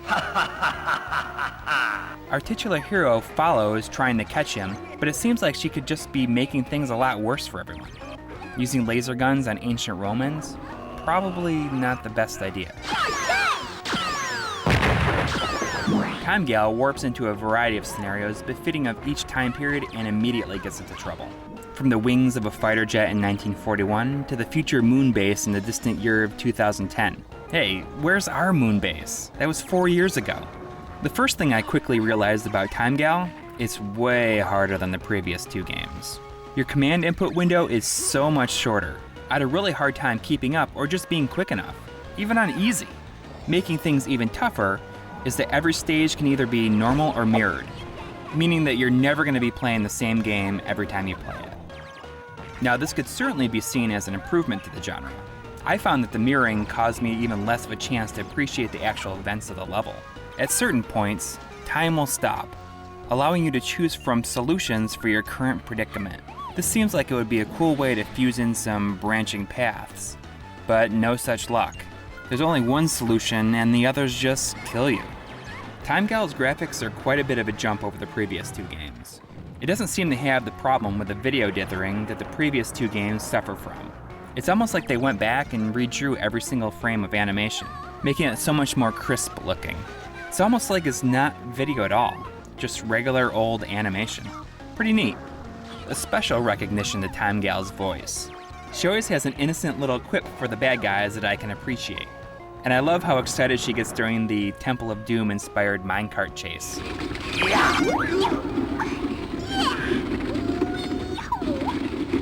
For the longest time, I thought Time Gal was the last of Wolf Team's FMV games.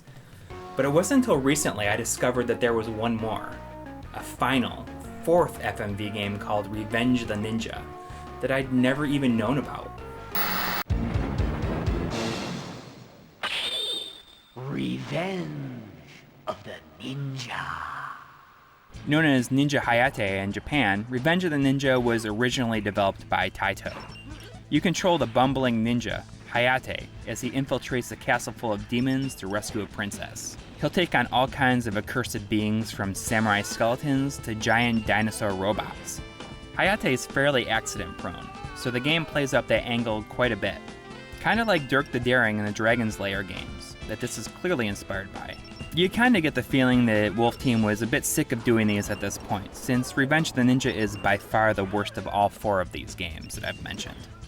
The dithering on the videos in this one is so far beyond anything else they've done. It looks absolutely awful. And not to mention the game is totally easy. I even finished it on my first playthrough. Stages range from extremely short to fairly long, and there's about 20 of them, so it accumulates to a fairly decent-sized adventure.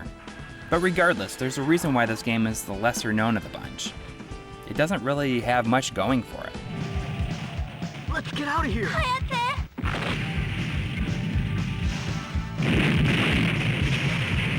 My hero. Hey, I did it! Whether or not you've heard of Wolf Team, there's a good chance you're at least a little familiar with their games. If not in their past form, you might be more familiar with their newer games. In 1995, the remaining staff at Wolf Team would go on to create the Tales series, which has become such a staple for Namco and RPG fans today. So go on, check out some of their games, you might be surprised at what you find.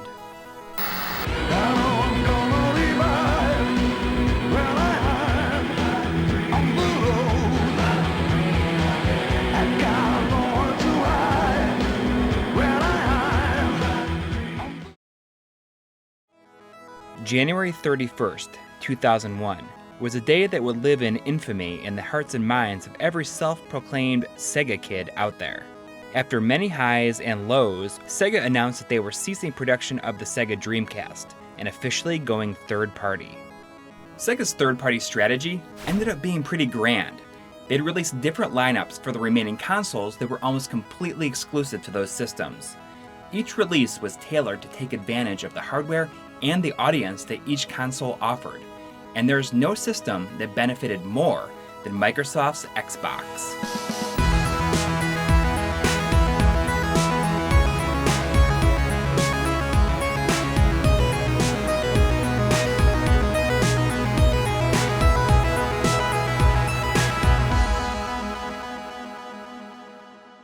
Jet Set Radio!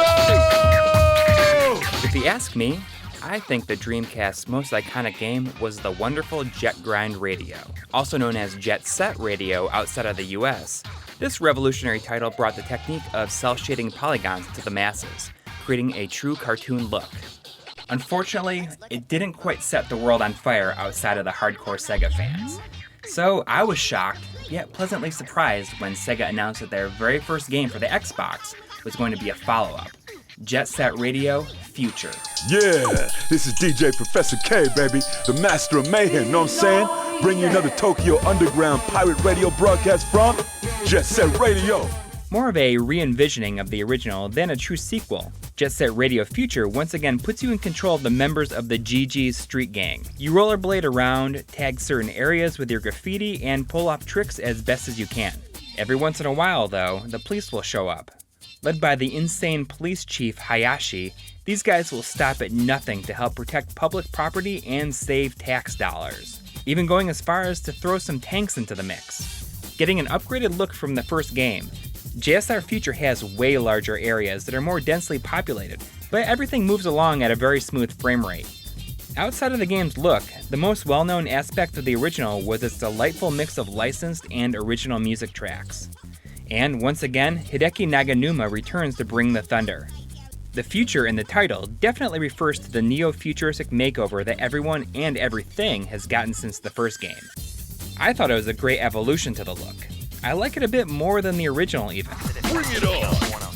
All of this is not without its problems though. Camera angles can be really awful and cause you to miss jumps because you can't even see what's coming. I also found myself grinding on rails when I had no intention to, and half the time when I did intend to, I start going in the wrong direction. Finally, a lot of time your objective can be super unclear. And even if it is, the map gets so cluttered that it makes no sense. How am I supposed to even read this? Also, fans were decidedly split on the gameplay changes from the first to second game. Some didn't like the dumbing down of the tagging system. In the original, you had to follow the on-screen commands to complete the tag. But here, all you have to do is pull the right trigger while moving past the icons and you'll spray it automatically. I was actually pretty happy that the tagging was simplified, though I suppose you could say that it brings down the tension quite a bit. JSRF definitely had a bit of an odd course on the Xbox. It didn't sell all that great on its own, but Microsoft decided to include it as a pack-in with the system along with Sega GT 2002. Both discs are backwards compatible on the Xbox 360, so that's pretty cool. But all in all, despite this, it remains exclusive to Xbox platforms. It's not all that often that you see a game with such a fully realized aesthetic where it becomes essentially timeless. Jet Set Radio Future's visuals and pure style hold up extremely well to this day. My heart ain't pounded like this since my first date. I was so nervous, know what I'm saying? I forgot to wear my underwear, baby. Under clear blue skies, crazy cabbies earning crazy money. One of my personal favorites from my early college years was a little game you might have heard of called Crazy Taxi. A couple of years later, Sega released a Dreamcast exclusive sequel that I totally skipped for some reason. But then, Crazy Taxi 3 High Roller made its way to the Xbox in 2002, and was the culmination of the epic that is the Crazy Taxi series, before it would slowly regress into obscurity in the world of portables and free-to-play phone games. Pick a driver and cruise around in a sweet taxi convertible. Pick up fares and give them the ride of their life on their way to their destination before the time limit runs out. That's all there is to it. It's super simple and loads of fun, the way every arcade-style game should be. Of course, you've got a few tricks up your sleeve since this game is completely bonkers. You can boost and drift to build up combos that equals more money from your fares. But since I hadn't played the series since the first one, my eyes nearly flew out of my face when I saw that you can make your car jump? I'm sorry, what? And one of the dumbest things I've seen in a while, they added the ability to make your car jump at will. Hey, why the heck not, I guess? It's not like the game is called Rational Taxi. Each game in the series has taken you to a new city, and 3's no different. This time you'll find yourself cruising around Las Vegas, the Glitter Oasis. It's got big buildings and even sprawls out into the desert, but not without a bit of slowdown in spots. It's decent overall, but I think the west coast of the first game was so perfectly designed that I'll always view it as being superior. But there's good news. Crazy Taxi 3 includes the locations from both the first game and the second. This was especially great for me since I never got to speed around the second game's location, the NYC-inspired Small Apple. And in addition to a brand new cast, you also get the cast members from the first and second game, which is good news because I was afraid of missing my beloved Gina. Okay, let's play cool. Making a return from the Dreamcast version was the mission mode, aka the Crazy Box. Well, it's called Crazy X here. In this mode, you have to utilize your different moves to complete increasingly ridiculous objectives. It's absolutely stupid. Crazy Taxi 3 is the last game in the series that you'll need, since it has everything that the previous games did. Even the music makes its way over. Who wants to play this game without the Offspring's All I Want? The smell of cash is in the air, so go get it!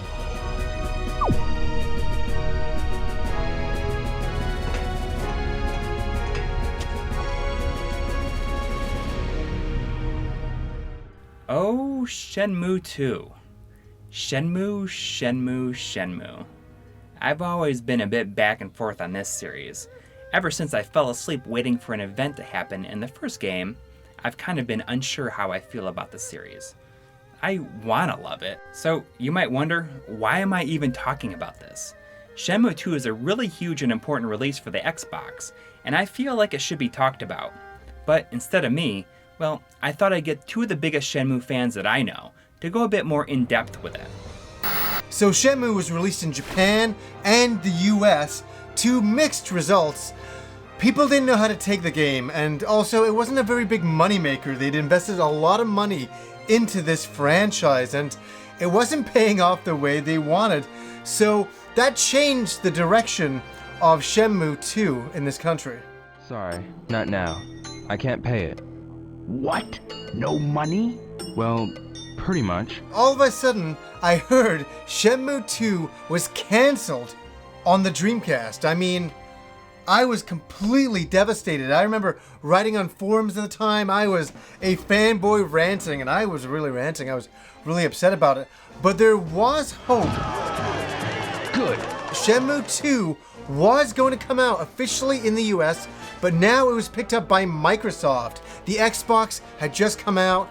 Microsoft needed some franchises on there. They talked to Sega, paid them some money, and Shenmue 2 was now an Xbox game, which was very unusual at the time. And I don't think I was that happy about it. Like Johnny, I was really disappointed that it wasn't coming out on the Dreamcast, but at least we were able to get it in English on some platform, you know? The Xbox version of Shenmue 2, they brought back some of the people who did the voices in the original Shenmue so we could hear the game fully in English. And that was really cool, you know, hearing the same voice for Ryo that we got used to playing the first game. So that was a treat. How about a game? It's $50 a game, and the rule is... I'm aware of the rules. It's all right. Do you want to play then? Shenmue 2 as a game is fantastic. You know, you've got lots of different things you can do. You can wander around, explore, you know, talk to people, you know, see where that kid ran off to with your backpack, talk to shop owners. There's also quick time events where buttons flash on the screen telling you what to do. You guys know what quick time events are. Sorry.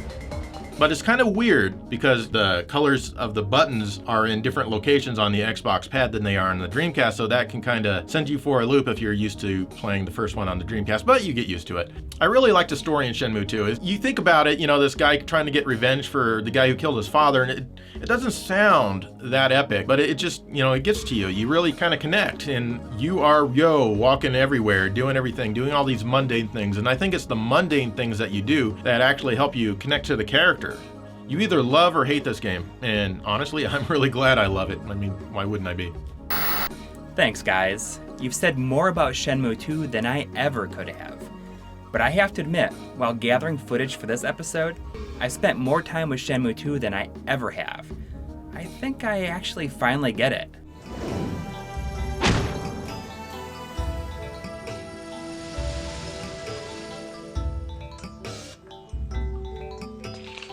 You have an aptitude for the move. I was not mistaken.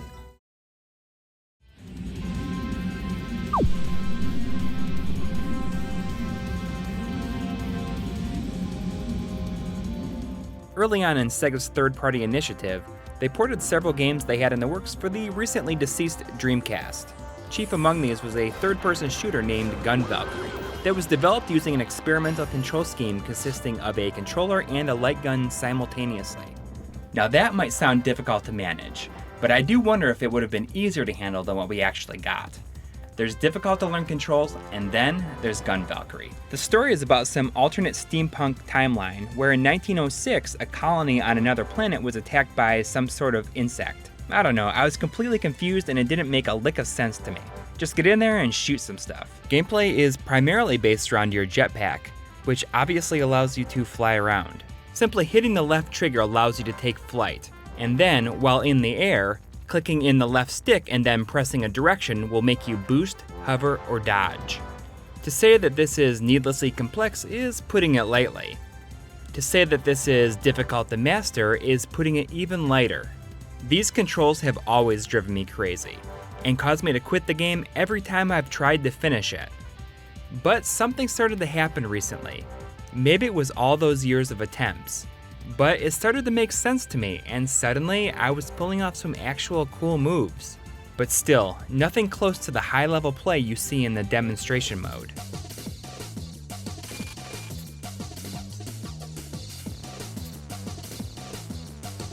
You've got two characters to choose from, the quick and nimble Kelly, and the powerful but sluggish Saburota. For the most part, I've always stuck with Kelly, because I've had a hard enough time wrapping my head around this so-called easy character. I can't even imagine the difficult one. The soundtrack is alright from what I've heard. I always loved how heroic the first level's music is. You could really tell that this was a Dreamcast game until late in production. It looks and feels like a direct port, but with maybe a smoothed out frame rate. The overall designs are pretty good though, and I'm always a fan of a steampunk style. Gun Valkyrie seemed to fade into obscurity fairly quick. I remember its price dropping like a rock almost immediately after release, and those that did give it a shot were probably turned off quickly by the controls, like myself. But I think if you put the time and effort in to really understand and master the nuances of the controls, it's probably hugely rewarding. I could just never do it. Kelly, Saburota. We are about to enter the stratosphere of the colony, Tir Nanog. You should already have the topographical map of Tir Nanog, as well as Dr. Hebbel's personal file uploaded into your headset.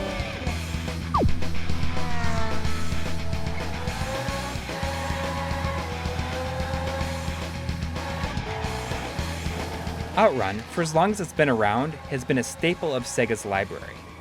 Yu Suzuki's classic arcade racer helped cement Sega's domination of arcades in the mid-80s, but it wouldn't be until nearly 17 years later when it would receive a direct sequel. You might think after that much time, they couldn't possibly recapture the feel and excitement of the original. It's a total classic and practically perfect.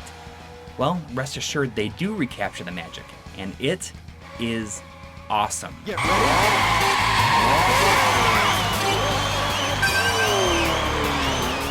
There's 3 modes of play: Outrun Arcade, Outrun Challenge, and Outrun Xbox Live.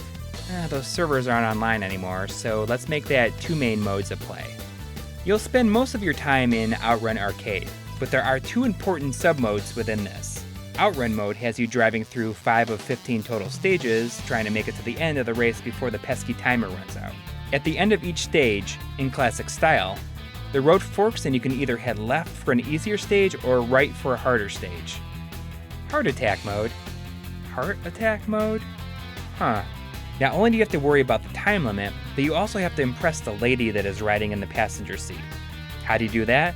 Well, by following her directions. Sometimes she'll tell you to pass as many cars as possible. And other times, she'll want you to pull some crazy drifting action. Oh wait, drifting? Well, that wasn't in the original game. Outrun 2's primary gameplay addition is being able to slide around sharp turns and come out of them without losing too much speed. Simply take your foot off the gas, tap the brake, and land the gas again, and you'll be able to hug a corner so tight you're practically driving sideways. It's exhilarating and makes you feel like a professional badass.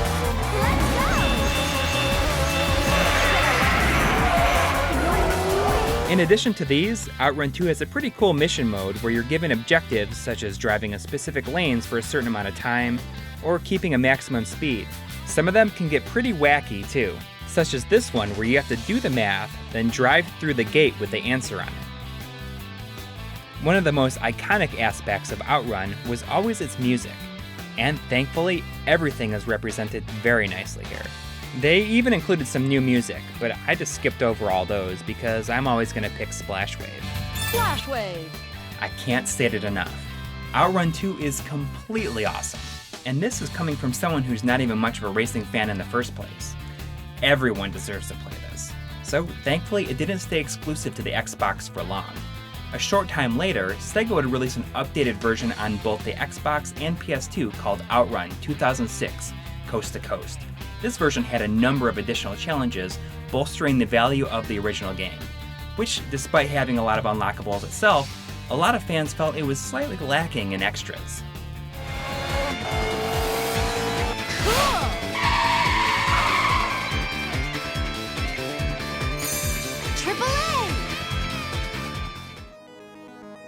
Especially on the Xbox, Sega has some really great games.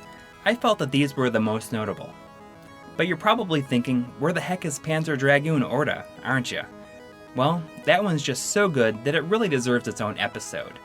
I mean, it's only the best game in the Xbox entire lineup.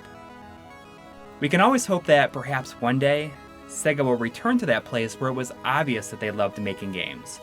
I have faith. Do you?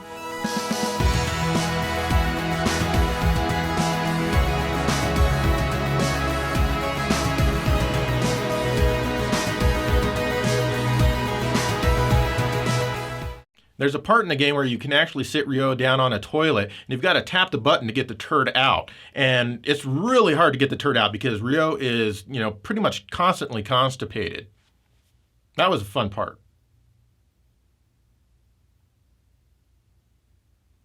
I'm not serious.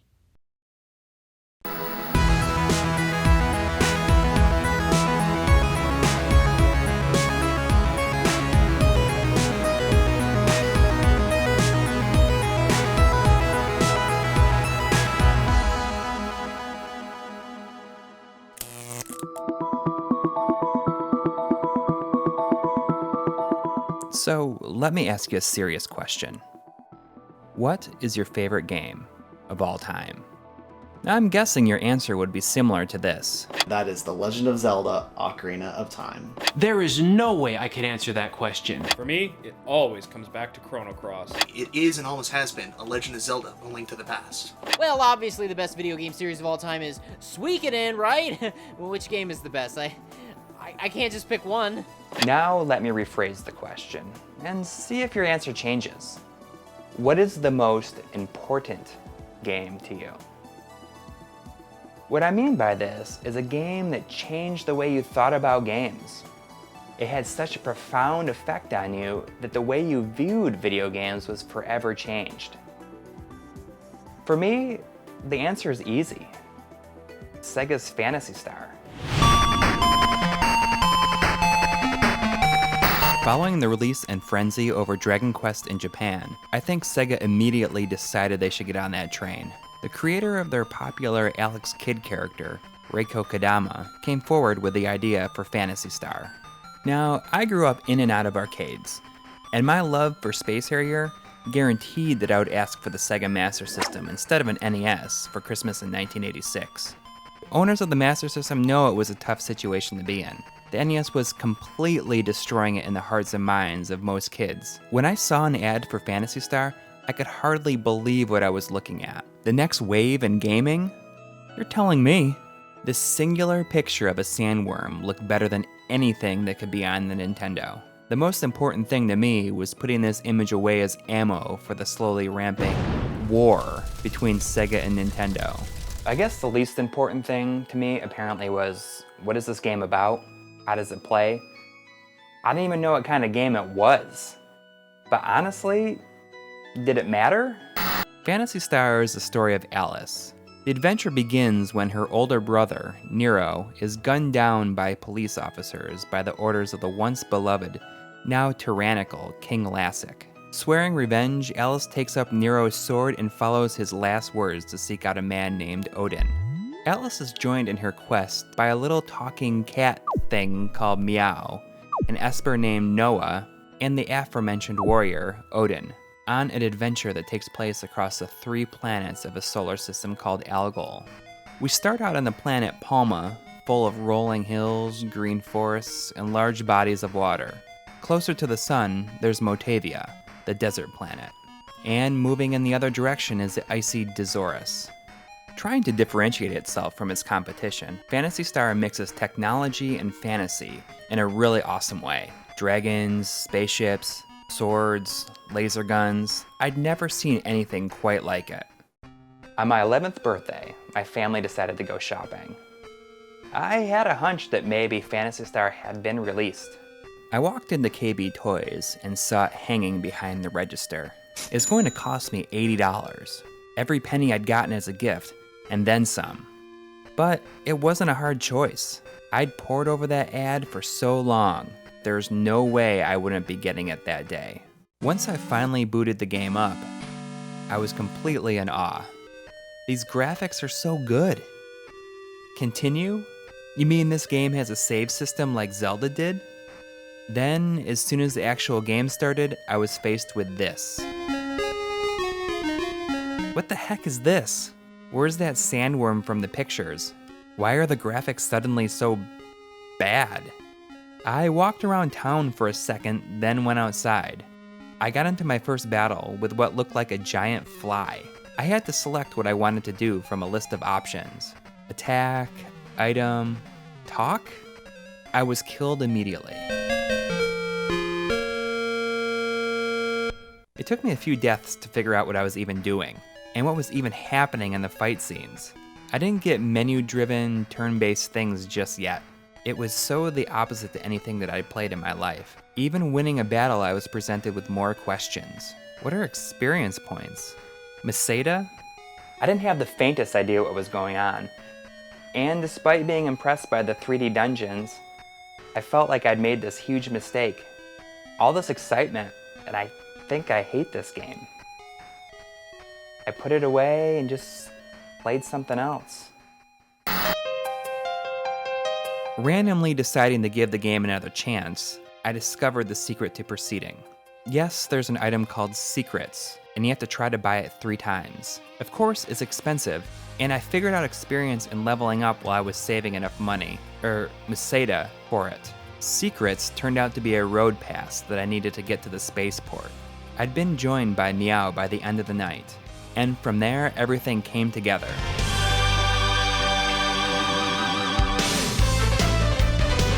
I was daydreaming about the game at school. I convinced my friends to get their own copy of the game. We'd exchange progress and hints to advancing over the phone and on the school bus every day. And when we got stuck, we would call the 1-800-USA Sega hint line.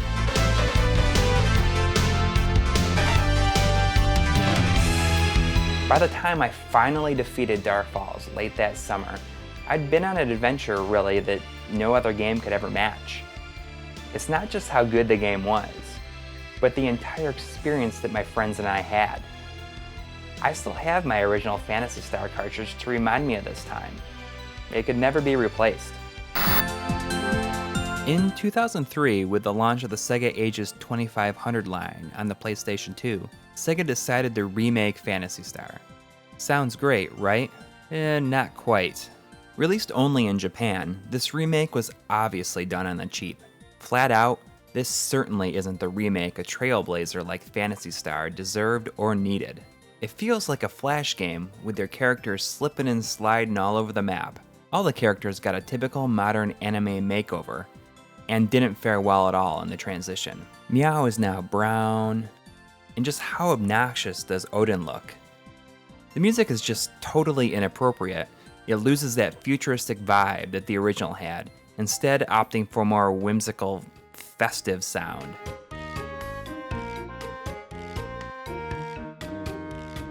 I'm sure the development of the remake was well-intentioned, but just look at this artwork that appears early in the game, and tell me that they really cared. How does this even get a pass?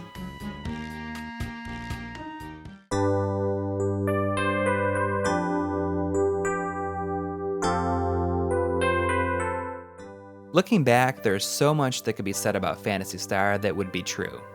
Everything from having a strong female protagonist, to having 3D first-person dungeons on an 8-bit system, and they animate shockingly well, to having 3 full-sized overworlds to explore that made every other Japanese console RPG look tiny in comparison.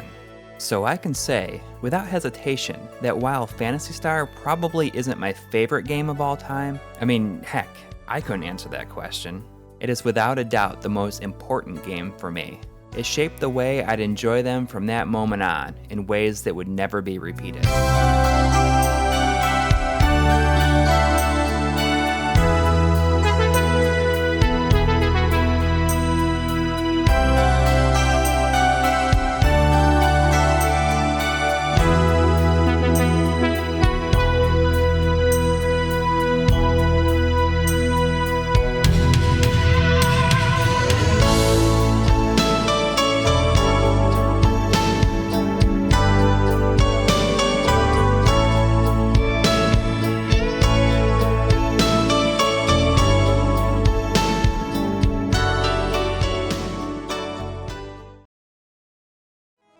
If there's one thing that we can be sure of, it's that Sega loves to celebrate their past.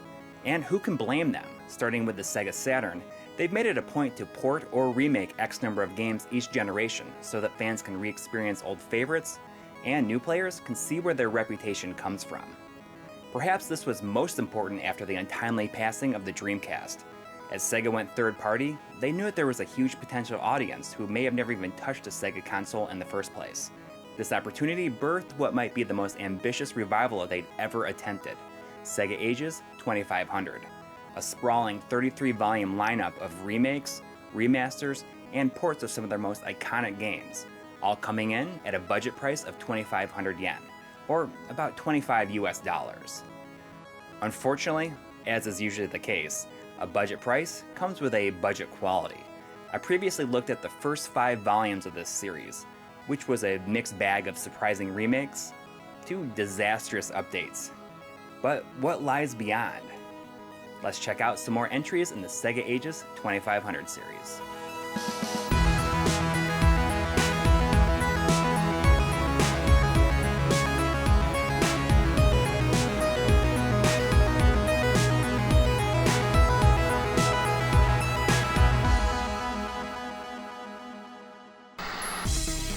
We previously left off with the mystifyingly terrible Golden Axe remake.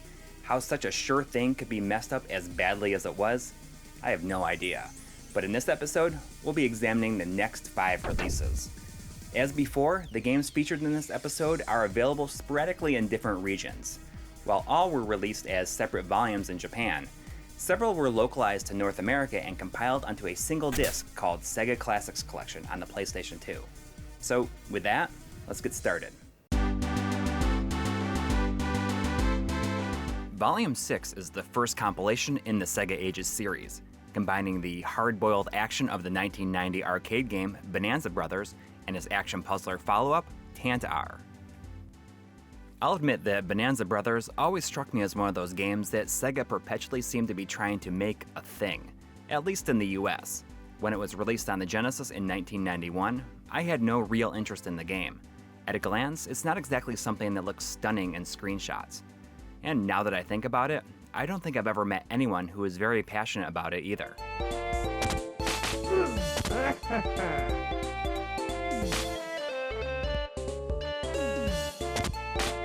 Robo, or Mobo, are a couple of burglars hired to sneak into a variety of venues and take the vast riches just laying around.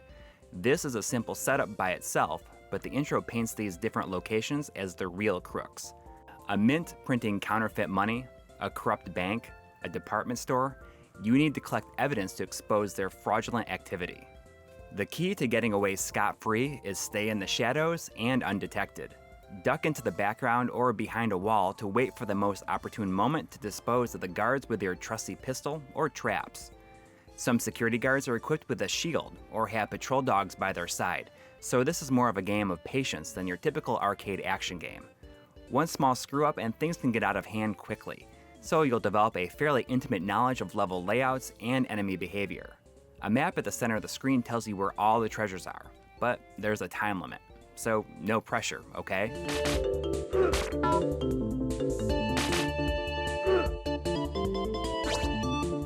It's not exactly easy, and if you can bring a partner with you, then you can work together for maximum efficiency thanks to the split screen. Although I do wish there was a way to turn off the split screen if you're playing solo, but I guess that does encourage the drop-in multiplayer and is true to the original version.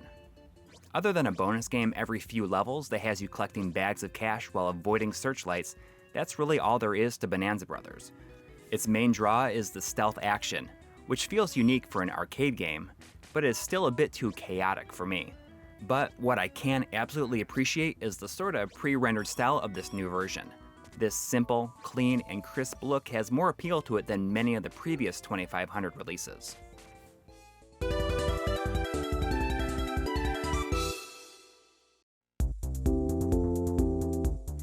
The other game in this collection is the 1993 follow-up to Bonanza Brothers, the oddly titled Tantar. Yeah, Tantar.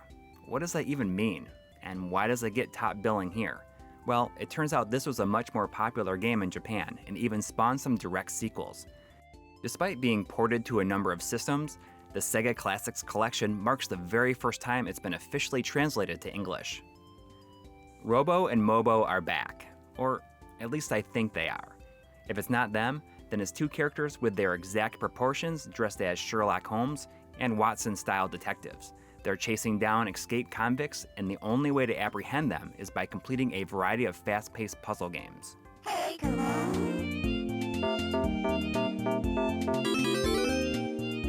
And there's an absolute ton of them, something like 40 in all.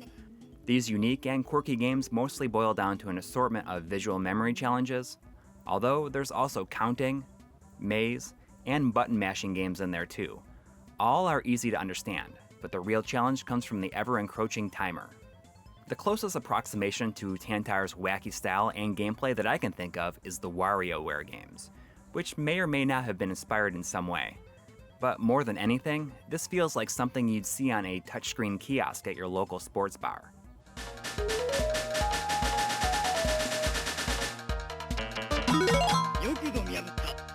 While there is a story mode, I'm willing to bet that most of the fun to be had will come from multiplayer sessions. Thankfully, you can play all the minigames by themselves or in succession with up to 4 players, although you're going to need a multi-tap for anything over 2. So consider me surprised. If these were standalone releases, I don't think either would be totally worth it. But as a package, then you have something unique compared to previous volumes.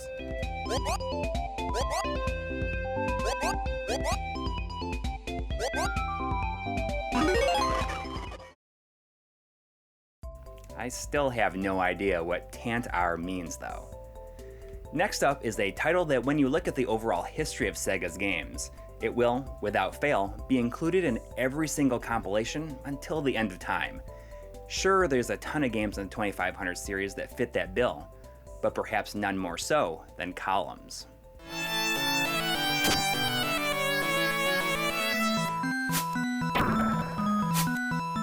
The Falling Block Match 3 Jewel game has spawned a number of sequels over the years, but sometimes it seems like Sega really only focuses on the first game, and as such, it's the one that people tend to be most familiar with.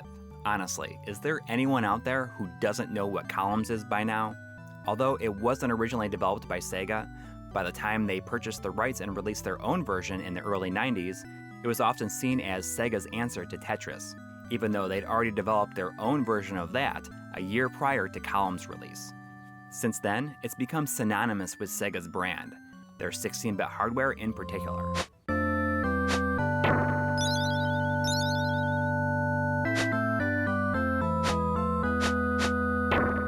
The Sega Ages 2500 Columns was developed by Sims, who had previously done Fantasy Zone and Golden Axe. One of those was pretty good, and the other was, not so good. So really, this could go either way. Thankfully, there's only really so much you can do to update a game like Columns, much less screw it up. I feel a little bit silly describing the gameplay of Columns because I doubt there is a single Sega fan out there who has never crossed paths with it at some point in their life. But just to be safe. Shuffle these falling stacks of different colored jewels so that they match up to 3 or more of the same color either horizontally, vertically, or diagonally. Sometimes you might create a chain reaction and destroy several combinations in succession. Sometimes you might even get a glowing block that will destroy all the same color. Score enough points and you'll go up a level and the blocks will fall faster. Once the well fills up, then it's game over.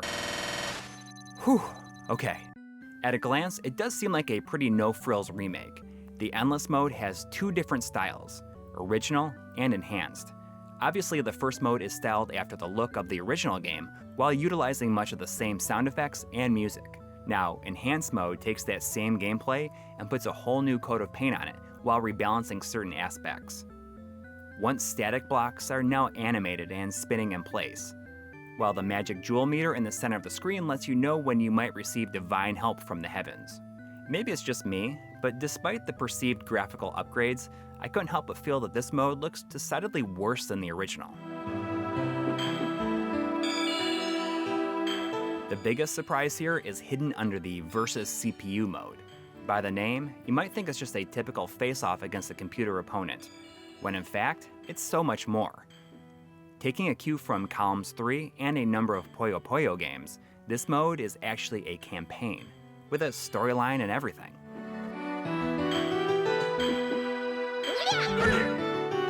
In this mode, you can arrange the magic jewels in different ways. You can either clear blocks as normal, raise the floor on the opponent, or lower the floor on your side, resulting in an interesting sort of tug of war. It ends up being surprisingly challenging and fun, with the CPU becoming super intense by the 3rd level, which I've honestly never been able to beat. So yeah, it's Columns. I don't know if there's a less cliche or clever way of saying that, but it is what it is. Outside of the Versus CPU mode, there's not much in the way of new bells and whistles that really make this version worth seeking out. But I suppose it's appropriate that we go from something as unexciting and nondescript as Columns to a game that could be considered the first truly great remake in the entire 2500 series.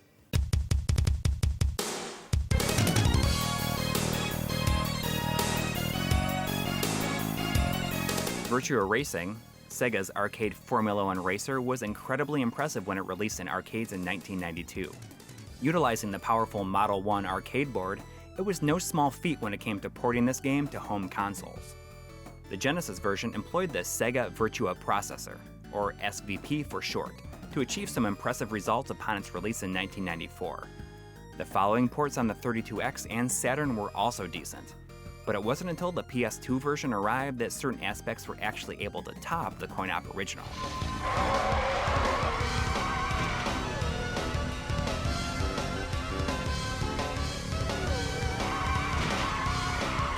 Dubbed Virtua Racing flat out in Japan, while the US version on the Sega Classics collection dropped the subtitle altogether, but at least it kept everything else intact. In the scheme of the 2,500 releases so far, Virtua Racing represents an interesting juxtaposition to Monaco GP to show just how far Sega's racing games had progressed. It's notable that VR was the first of the 3D Ages titles to originate from an actual 3D game, and as such, we're in slightly uncharted territory here. It's speculated that this version of the game was built from the ground up to take advantage of the PlayStation 2's hardware, and it really shows. It has a supremely clean look to it. After all, this was the first home port to achieve a full 60 frames per second, so it's silky smooth. The increased hardware power also allows for some other luxuries. Most apparent is the increase in draw distance when you pull the camera out to its maximum viewpoint. However, this does come with some occasional slowdown in certain parts of the race.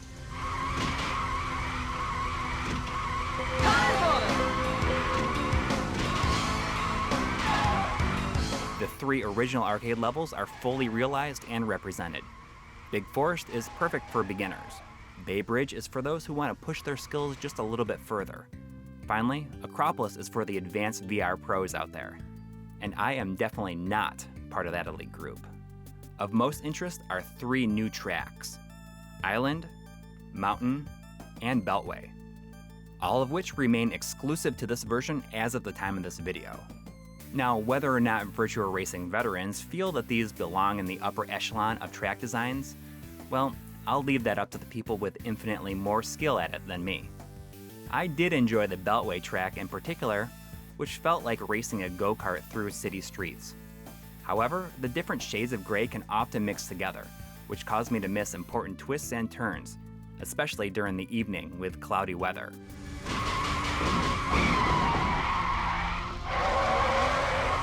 These new levels are accessed via the Grand Prix mode, which is more of a campaign mode.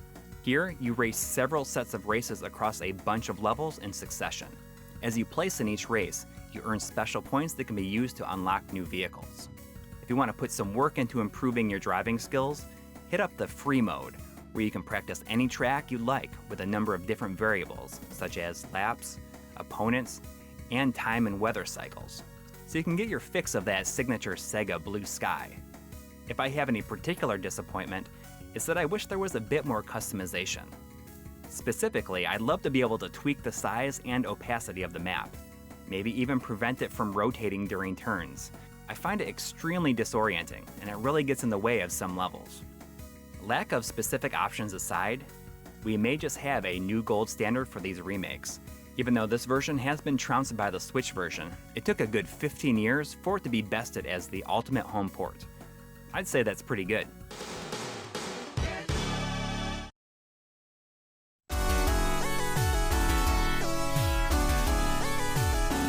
It might be hard to believe, but a number of the earliest seeds of the real-time strategy genre were planted with the help of Sega. Most people tend to pinpoint Technosoft's Herzog Zwei on the Sega Genesis and Mega Drive as one of the main progenitors of RTS. But credit should be given to Gain Ground, whose curious mix of strategy and action helped light the fuse. Gain Ground was released in the arcade in 1988 on Sega's System 24 hardware. Although it does have a following in Japan, there doesn't seem to be a lot of love for it in North America, despite having been ported or emulated on a number of consoles over the years, from the Master System to, most recently, the Nintendo Switch.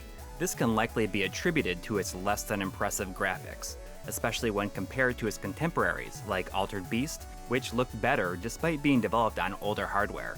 Thus, it's little surprise that the 3D Ages remake of Gain Ground remained Japan exclusive.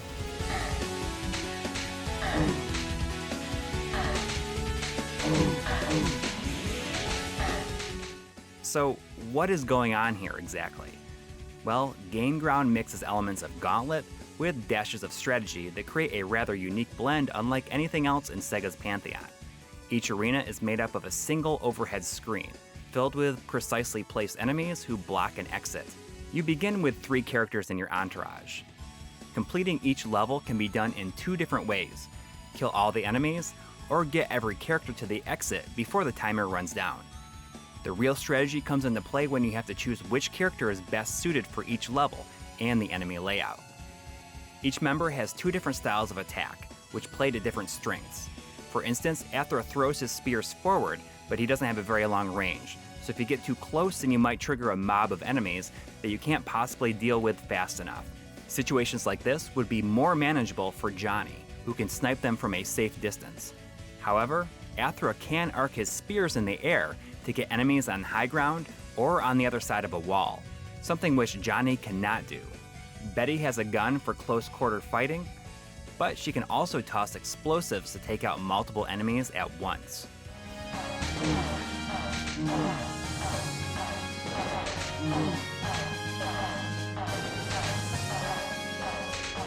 Once you choose your character, you're committed to them until they exit the level or are captured by the enemy.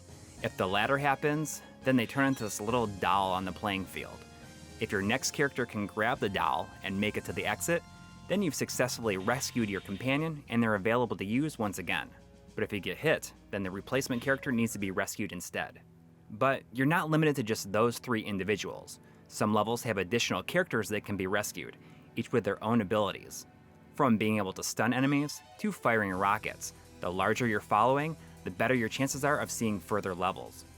The 3D update to the graphics doesn't do much to enhance the overall experience, with muddy textures and tiny characters who look much less defined than their sprite counterparts. A much better approach would have been to do something similar to Bonanza Brothers. On the other hand, the new soundtrack really blew me away, shining a light on classic Sega music that I'd never really given consideration to.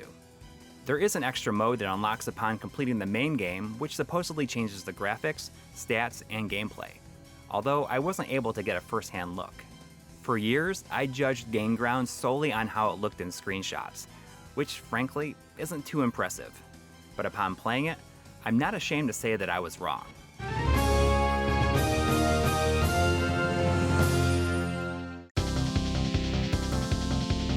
When looking at a list of Yu Suzuki's superscalar masterpieces, the 2 top spots are usually given to Space Harrier and Outrun.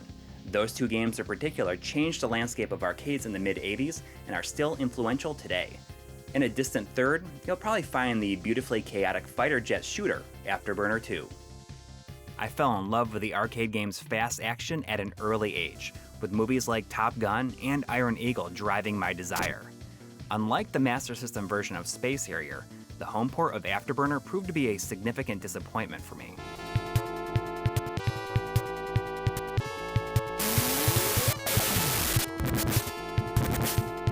Years later, I put my hopes and dreams into some promising screenshots of Afterburner 2 on the Genesis, hoping that the 16-bit hardware could deliver what the 8-bit could not.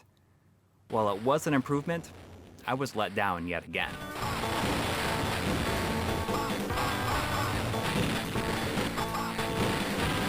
By the time the Afterburner Complete was released on the 32X, I'd moved on, if only I'd given it one more chance. I would likely have found this version to be completely satisfactory, regardless of the reduced frame rate.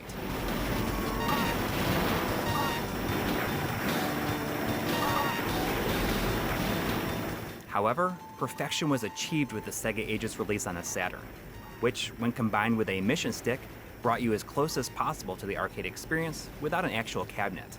It took 10 years, but we finally had a definitive version to play at home.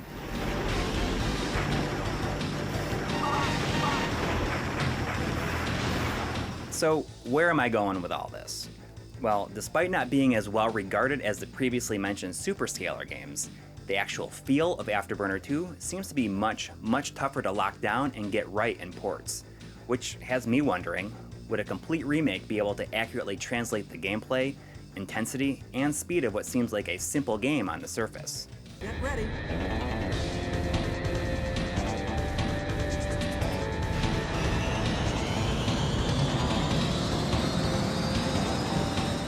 Once again developed by Sims, who seems to have been given the keys to the most iconic arcade games featured in the early 2500 series, we have a fairly good idea of what to expect by now.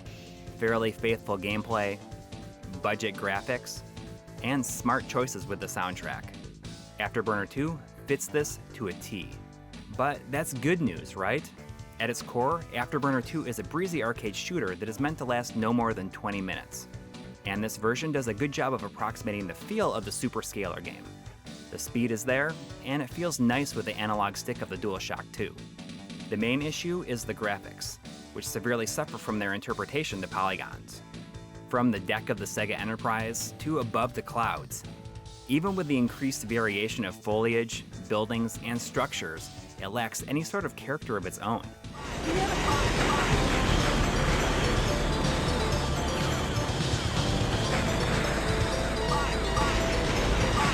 This is especially apparent when it comes to explosions, especially when you, yourself, take a direct hit from an enemy rocket. It simply lacks any of the impact and spectacle. But hey, at least the smoke trails look decent.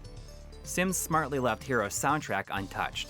While the arcade music is iconic in its own right, I normally opt for the with melody compositions used in Afterburner 1 and most ports. Here you can listen to these variations of the soundtrack in the options menu, but that's it. You can't play the game with them. Sound effects do match the original though. In terms of extras, this is a bit more bare bones than any other release up to this point.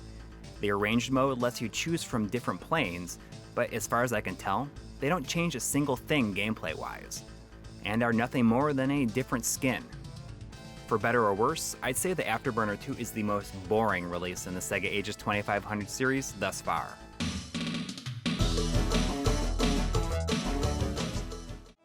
So, what do you think?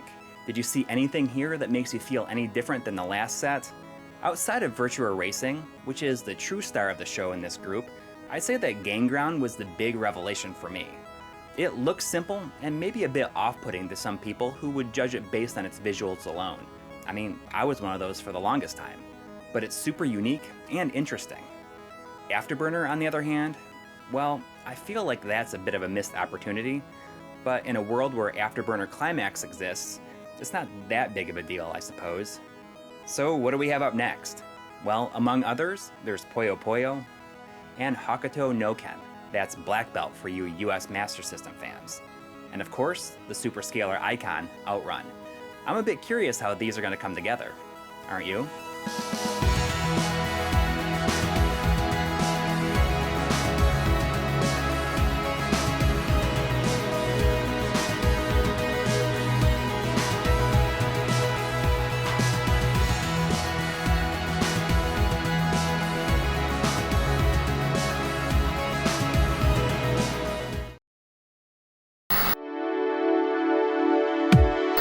As I'm sure you already know, I was a bit of a Sega kid.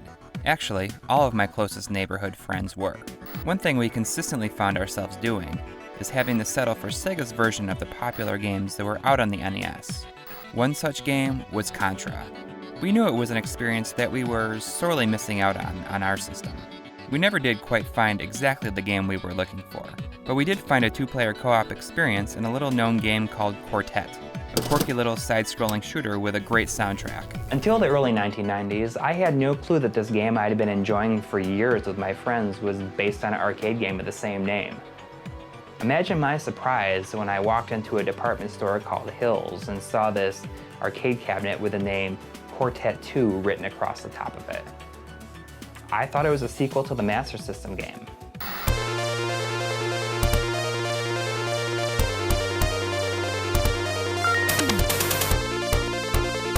Released to the arcades by Sega on their System 16 hardware, this Quartet was a very different game than I'd come to know.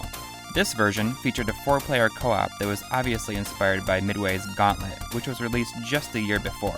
What's interesting is that shortly after release, Sega followed up with Quartet 2, which was the exact same game, but cuts the number of simultaneous players in half, opting instead for character selection, instead of each being locked to their designated controller slot.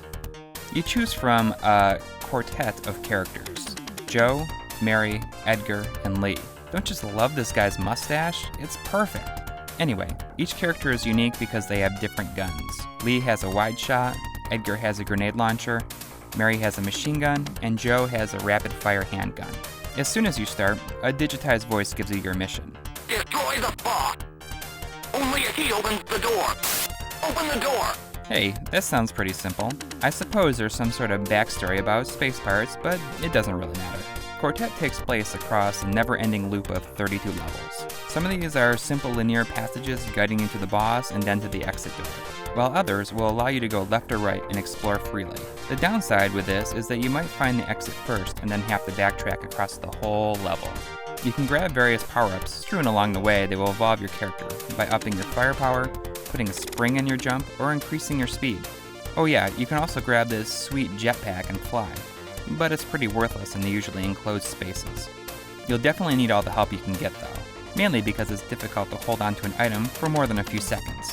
You see, whenever your character takes a hit, your character yelps and falls over, writhing on the floor for a few seconds.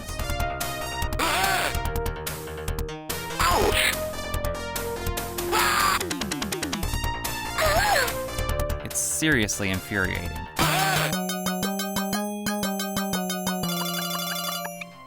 Sega knew that they couldn't really replicate the arcade experience at home. Nor do I really think that they wanted to. I mean, Quartet's core gameplay just really wouldn't work very well at home. It'd be kind of boring because having 4 players wasn't really an option. In 1987, Sega brought Quartet to the home market. This version, for all intents and purposes, was a completely new game. A better game. Most apparent right out of the gate is the overall cohesiveness of the entire experience. The number of levels have been cut down significantly, from 32 to a more manageable 6. This large discrepancy is made up because each one is much longer, more wide open, and far more fun than any in the arcade game. You'll need to search every nook and cranny because in order to unlock access to the final area, you have to uncover 5 of these gold stars. If you happen to miss one, you'll loop back and search for them after you complete the 5th level. Making things even more interesting is that some levels exist on 2 planes. You'll find passages that take you back and forth between different areas, allowing for a nicer sense of exploration and depth. Navigating certain areas in this version is definitely a bit tougher, due to the inclusion of bottomless pits and platforming. Remember that essentially worthless jetpack I mentioned? It's going to be your best friend here. Due to the weaker hardware, only Mary and Edgar made the jump from the arcade. This might strike you as disappointing, but it really doesn't matter because both characters play and shoot exactly alike in this version. Using a code, I guess our old mustachioed friend Lee is there in spirit. You can access his wave gun by pressing the pause button on the system 14 times before starting your game. This will make the game a bit easier though. I love the home version of Quartet so much. Early on, it was one of my favorite Master System games. The arcade version, it's okay. It's definitely interesting, but I never got a chance to play it multiplayer. Hey, maybe it's awesome that way. Maybe one day I'll get a chance to play it. One thing I've got to say though, ever since playing Quartet for the first time, the main theme music has slowly been becoming one of my absolute favorite pieces of video game music, ever. As much as I love the 8-bit version of it, the arcade rendition absolutely kills it. Although I'm not really a fan, I was surprised to see the theme was covered in a Hatsune Miku game. If one of those games came out here that had the song in it, I'd have to give it a try.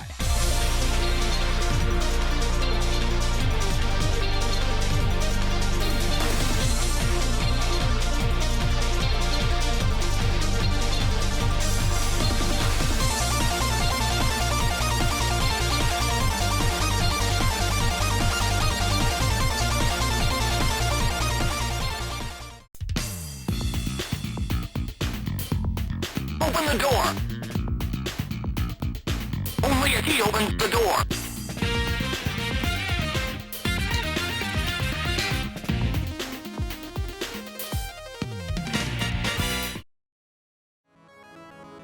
I'll never forget that moment. As I watched the ending credits roll, a wave of confusion washed over me. Why did I feel so empty? When I was 12 years old, I'd never been so hyped for a game as I was for Phantasy Star 2. Sure, Altered Beast and Ghouls and Ghosts were amazing, but this was the reason I wanted a Sega Genesis. So what happened between the moment I pressed start for the first time and when the ending credits rolled?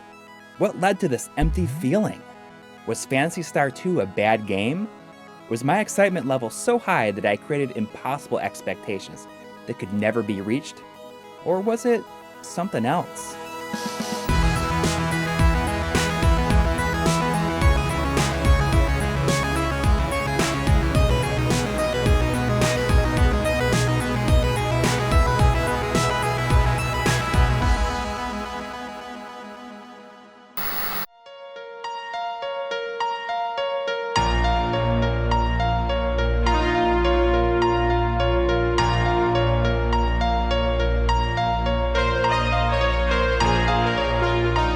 A millennium has passed since Alice, Meow, Odin, and Noah freed the Algol galaxy from the clutches of the tyrannical King Lassic. Since then, the 3 planets have prospered under the watch of an advanced AI called Mother Brain. This supercomputer runs everything, and has been the catalyst for significant change, such as completely terraforming the once arid desert planet of Motavia into one now covered in grass, forests, and lakes. In the capital city of Paseo, a young government agent named Rolf has been having nightmares about a young girl fighting a giant demon. If you finish the first game, no doubt this scene probably looks familiar, doesn't it? After reporting to work at the control center at the center of town, the governor assigns Rolf with the dangerous task of finding out why the Biosystems Laboratory is pumping out all kinds of crazy monsters that are roaming the countryside. What the heck is going on? Is the Mother Brain malfunctioning?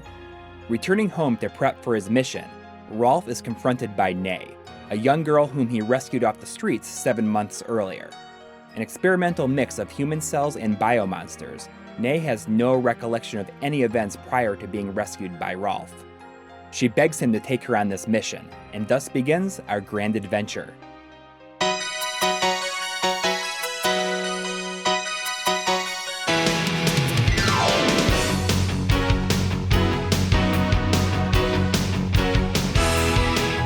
Right away, you could tell that this is going to be much different from the first game.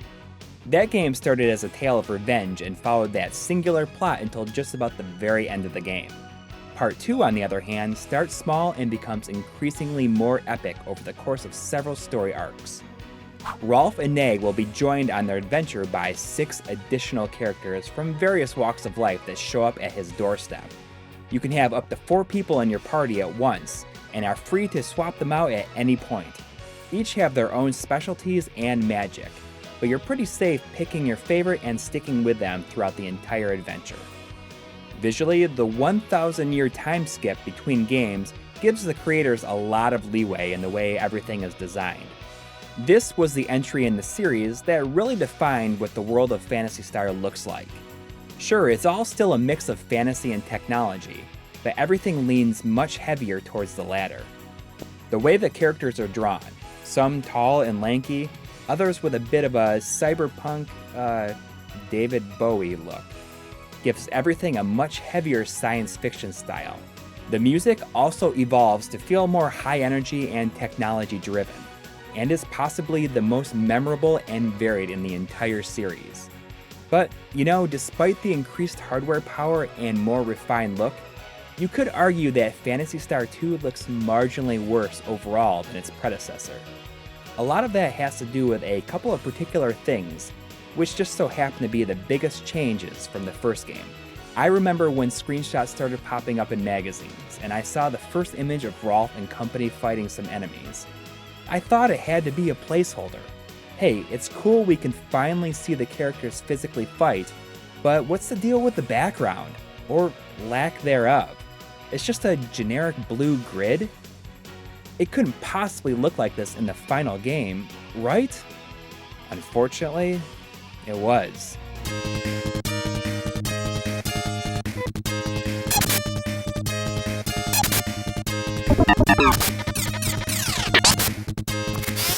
I can only assume that this battle style was adopted because more than one enemy can now appear on screen during battle, and each are fully animated, even when they're idle.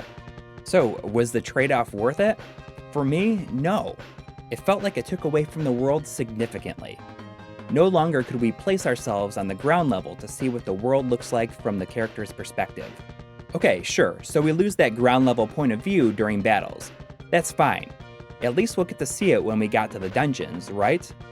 Can you imagine what these things are going to look like on 16-bit hardware? Well, it turns out that these were changed too.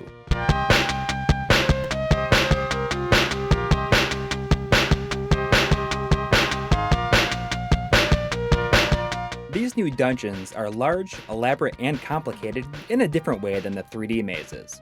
Only the novelty of the first-person view is truly lacking, but the newfound freedom allowed for the designers to come up with much more interesting locales. In fact, despite the increased memory available, it's puzzling how small Phantasy Star 2 feels overall compared to the first. Phantasy Star had 3 huge planets to explore, and the adventure covered every inch of them.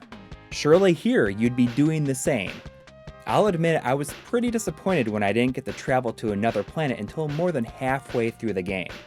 You were planet jumping within the first couple of hours in the last game, you know? I was doubly disappointed that the quest only takes you to 2 of the 3 planets. I suppose the larger cast helps make the world feel a bit fuller, but none of the characters that join Rolf on his quest give much of a backstory outside of what they tell you when they first arrive at Rolf's home. How much this has to do with the subpar English translation is the big question. However, Sega did release a set of Japanese exclusive text adventures that fleshed out several characters' backstories leading up to the events of Phantasy Star 2. These are actually a pretty interesting part of the lore, and should be talked about. Here to tell you all about them is my fellow Phantasy Star series enthusiast, Greg Stewart from Generation 16.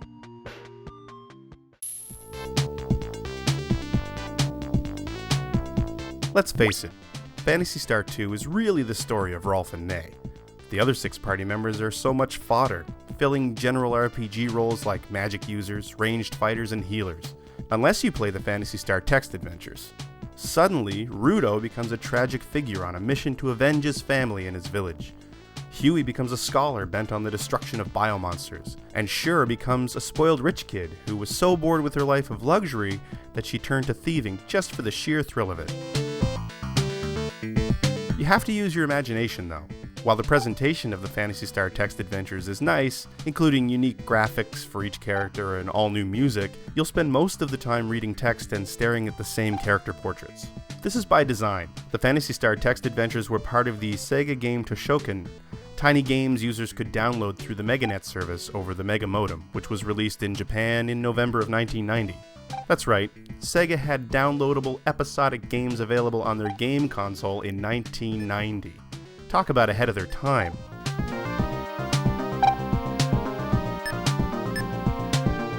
The Phantasy Star text adventures rely heavily on descriptions of lush landscapes and the bustling city life of Paseo, and the entire experience is menu-driven.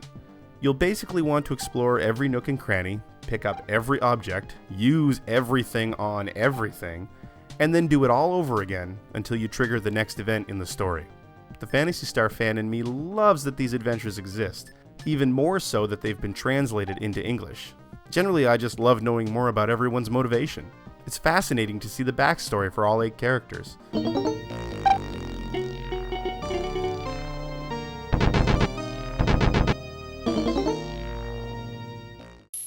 16ビット6メガセガファンタシースター2目を見張るリアルキャラクターツインスクロールメガドライブ対応未体験ロールプレイングゲームファンタシースター2 Leading up to the release of Phantasy Star 2, I'd soak up every single detail I could find about it in magazines. Before the internet, this could be precious little info, especially when it came to an obscure genre like Japanese RPGs. I'd see a single blurry screenshot and my mind would run wild with possibilities. An adventure that was supposed to be so huge and complex, the Sega felt they needed to include a 110-page hint book, and this, my friends, is where my story goes horribly wrong. If you've seen the episode of My Life in Gaming where I talked about the first game, you know that a big part of what made it so special was the experience of figuring out the game and finding my way through it. You could say that it was just as much of an adventure outside of the game as it was inside of the game.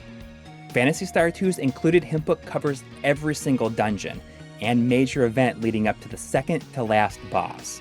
It's all just there, practically begging you to read it the second you tore off the shrink wrap. And you know what? I was 12. I didn't know any better. I had no experience to draw from, and I read that thing cover to cover the first night I had the game, which effectively ruined any possibility there was of repeating the experience I had with the first Phantasy Star.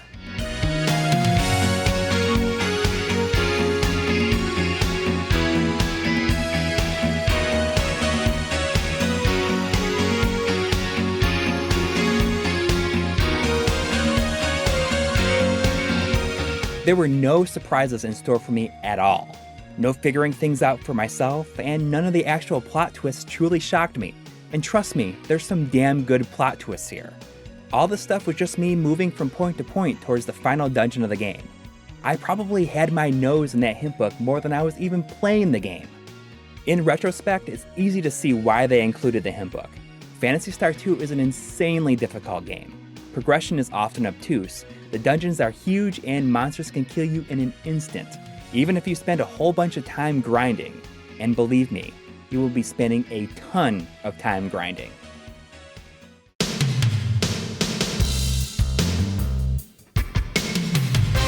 The final battle was hard won, and the climax was one of the most open-ended, yet satisfying I'd had the pleasure of experiencing.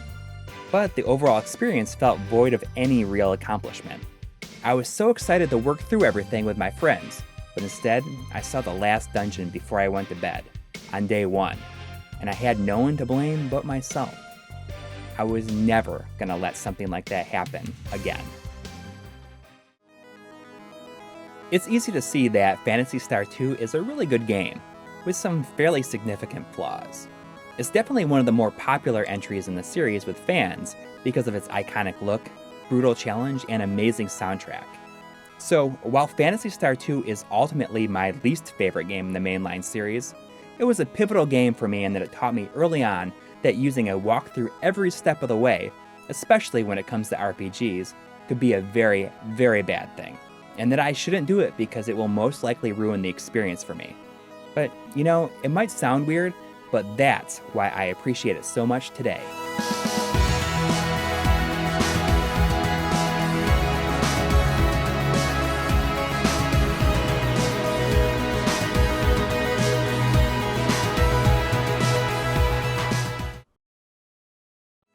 "2019 has been such a great year for Sega Genesis and Mega Drive fans, hasn't it? Sure, we've seen tons of great options over the years for enjoying the system's most popular games, but I say that 2019 is the year that everyone, including Sega themselves, went all out. Thanks to consoles like the Mega SG from Analog and the Genesis Mini, wireless and wired controllers from 8-Bit Do and Retrobit, and fantastic projects from the community like the Triple Bypass mod, it's easy to see why Sega appreciation and game prices are on the rise. The cherry on top comes from Spain-based developer Terra Onion, who spent the last couple of years developing what could be considered the ultimate Sega flash card, the Mega SD. This device not only supports the requisite Genesis and Master System games, but at long last delivers something that myself and others have been clamoring for, Sega CD-ROM games. We've been able to take a look at the Mega SD thanks to a review unit sent to us by Terra Onion. So let's dive in and see what this thing can do. Okay, ignition on 3. Ready? 3!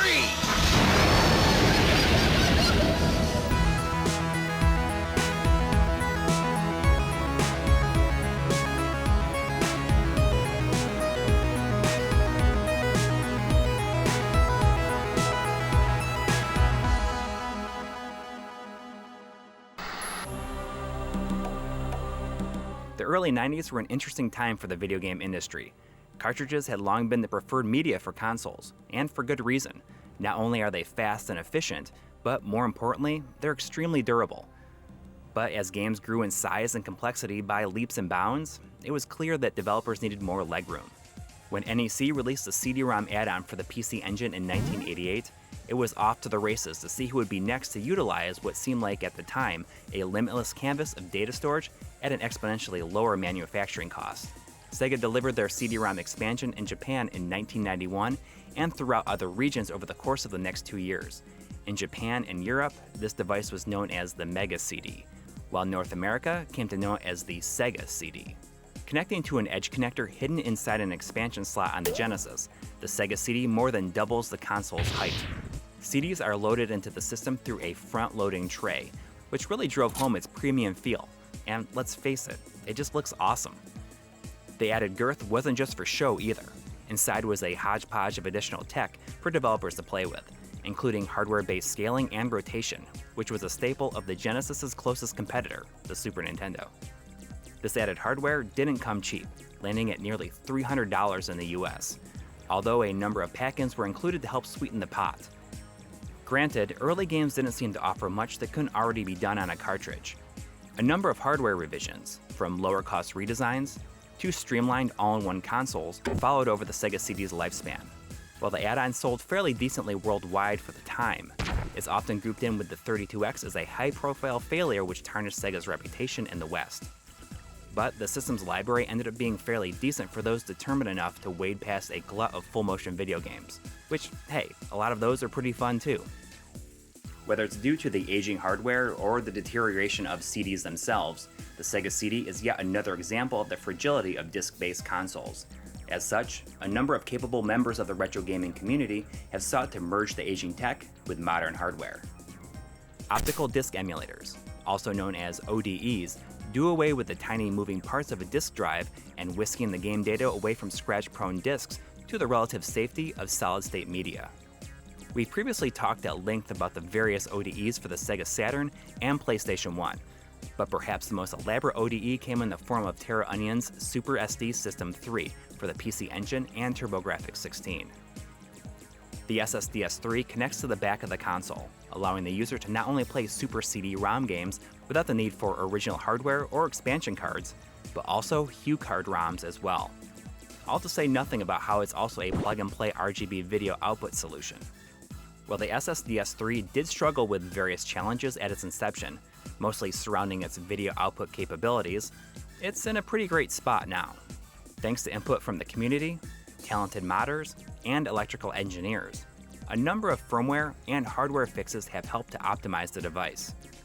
Naturally, the big question was, what would Terra Onion do as a follow-up? Most, including myself, were hoping for a Sega CD-focused device. The biggest hurdle that has prevented such a device from becoming reality is that the Sega CD is so much more complex than the PC Engine CD system, which isn't much more than a CD drive. The Sega CD is a system unto itself, with many discrete chips that enhance the power of the Sega Genesis. In the summer of 2019, Terra Onion announced that they had overcome these challenges by unveiling the Mega SD, an ODE for the Sega CD, and so much more. It's available for about $260 via TerraOnion.com. I'd always imagined that a Sega CD replacement would attach to the edge connector the same way that a real Sega CD would. When the MSD was revealed as an oversized cartridge, I was pleasantly surprised that this much more appealing form factor was even possible. Housed in the same type of smoky, translucent plastic that the SSDS3 came in, the size and shape is virtually indistinguishable from a Virtua Racing cartridge. On the side, you have a micro SD card slot and a singular physical button. Inside is a blue PCB populated with a number of chips, a green access LED, and a Spartan-based FPGA. The cartridge edge is subtly chamfered to prevent wear and tear on the system's slot, while drawing the correct voltage. In fact, the whole device draws less power than a real Virtua Racing cart. Which really leads me to think, to classify the MSD, or heck, even the SSDS3 as an ODE, is a bit inaccurate. A typical ODE replaces the drive functionality alone, while the rest of the hardware remains the same. This is total hardware emulation via the FPGA. So think of it like this. The Mega SD is as much a Sega CD as the Super NT is a Super NES, or the Mega SG is a Sega Genesis. Supporting FAT32 or exFAT formatted micro SD cards up to 400 gigs, you should have more than enough space for anything you would want to play from region to region. The Mega SD will work on most hardware variants. The original Model 1 and Model 2 Genesis will be the go-tos for those who choose original hardware. The Genesis 3 and the portable Nomad will also work, but both will take different mods to get the fully desired functionality, such as CD audio. But it's still crazy seeing Sega CD games running on a Nomad screen, isn't it? What about system-on-a-chip style clone consoles? Well, I just had the Gamers Tech Mini-Gen on hand to test, and color me surprised. It works. It's composite only, and CD audio doesn't work either. Not sure if a mod would fix that, or if anyone cares enough to figure it out. But it's the 1-2 punch combo of the analog Mega SG and Mega SD that may just provide the ultimate road to 16-bit heaven. Just remember to tick the Enable Cartridge and CD Audio box, while unchecking automatically enables CD Audio in the SG's options if you want to get the most out of it. As usual, I'll be showing a bunch of material captured from different consoles and revisions throughout the entire episode, so keep in mind that as the device gets into more people's hands, I'm sure lots of quirks will pop up. Thankfully, up until now, Terra Onion has been pretty good at stamping out glitches or incompatibilities at the firmware level. Speaking of firmware, the MSD does keep these updates locked behind a user account on the Terra Onion website, which requires you to register your device's serial number. This number can be found on the back of the cartridge itself, or via the option menu in the front-end user interface. The firmware download generated seems to be tailored to only install on a unit with a matching serial number.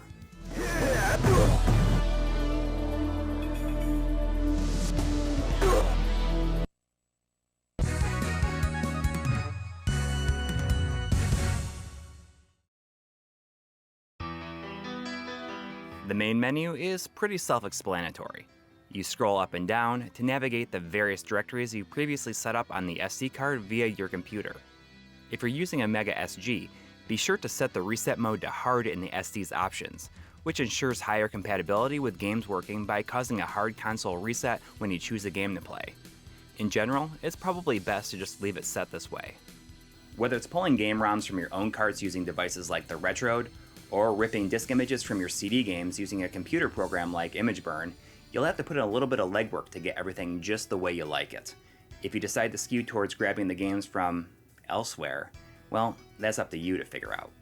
While Sega CD support is probably the main reason people would be interested in the MSD in the first place, it's easy to forget that it can play all kinds of other games too. Yeah, it might be hard to get excited about Genesis and Mega Drive game support in a world where Krix's Mega EverDrive has been a thing for years, but the all-in-one functionality is a big part of the appeal here. Predictably, Genesis games seem to run exactly as you'd expect. Once you start a game, you can bring up an in-game menu by pressing up and start on the controller. This menu has several functions specific to running regular Genesis games. While cheat codes and save states are standard fare for higher tier flash cards, fans of the latter will be pleasantly surprised by a whopping 8, yes, 8 individual save slots per game.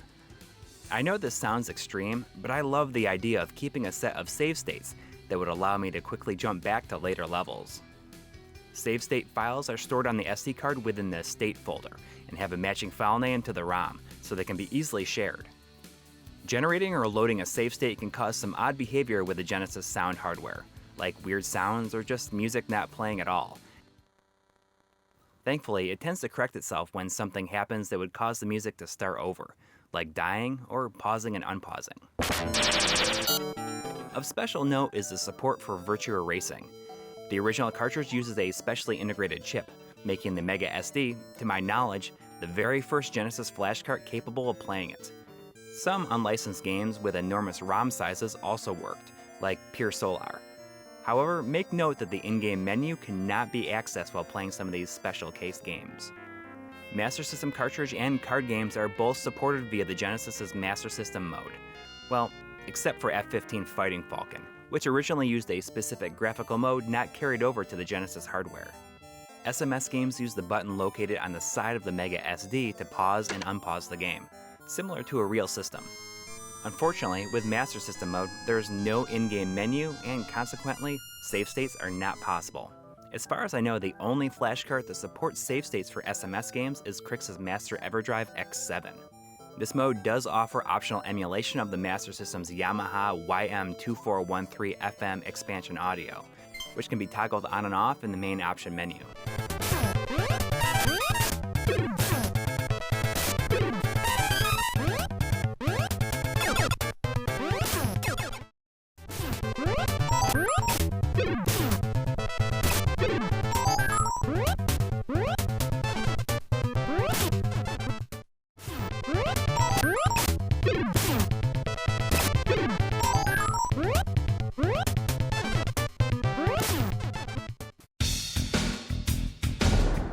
Finally, 32X ROMs are supported if you have a 32X unit attached to your console.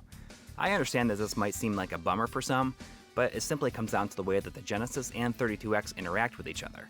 We just gotta accept that it's not viable right now. That'll play.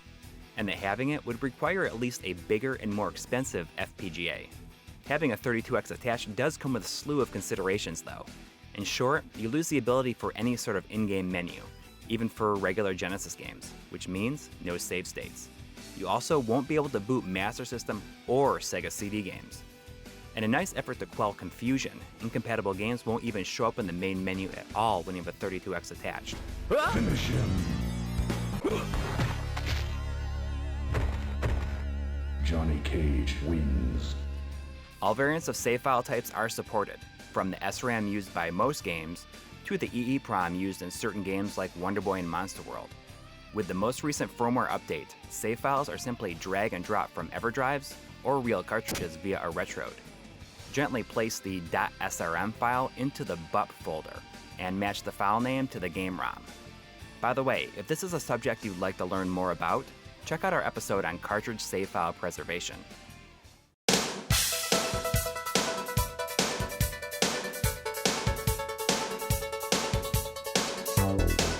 Of course, this is all good stuff, but it's the much touted Sega CD support that most of you are here for, right? If you're a fan of the system like I am, then the ability to play these games off of solid-state media tips the scales and makes the Mega SD an essential and unique flash cartridge. CD-ROM game images need to be ripped as a .bin, .img, or .iso, and are required to have a .q file. Sorting each combo of disk image and q file into their own folder gives us what we see as a standalone game in the Mega SD's menu interface. Multi-game disks need to have all files in the same folder, and labeled in a way that they appear in the correct order. Disc 1, Disc 2, you know what I mean. CD games do have the particular caveat of requiring a BIOS file, which can be a bit of a prickly subject because they are still under copyright. However you decide to obtain these files is completely up to you. You'll need to load them into the options of the main menu, one for each supported region. One important thing to keep in mind is that the Sega CD functionality on the Mega SD will not work at all if you have a real Sega CD connected to your console, because it causes some sort of bus conflict. And so, this means no Sega CD game loadings on the all-in-one systems, such as the CDX or Wonder Mega. As you may have already guessed, this also means that the handful of 32X CD games aren't supported either. Games are auto-detected by region via the header of the disk image, and will boot up the correct BIOS file. You can even play the Red Book audio from here as if you had the disk inserted, or manage your backup RAM and save files. Once the game actually loads, you'll be greeted with that all too familiar jingle.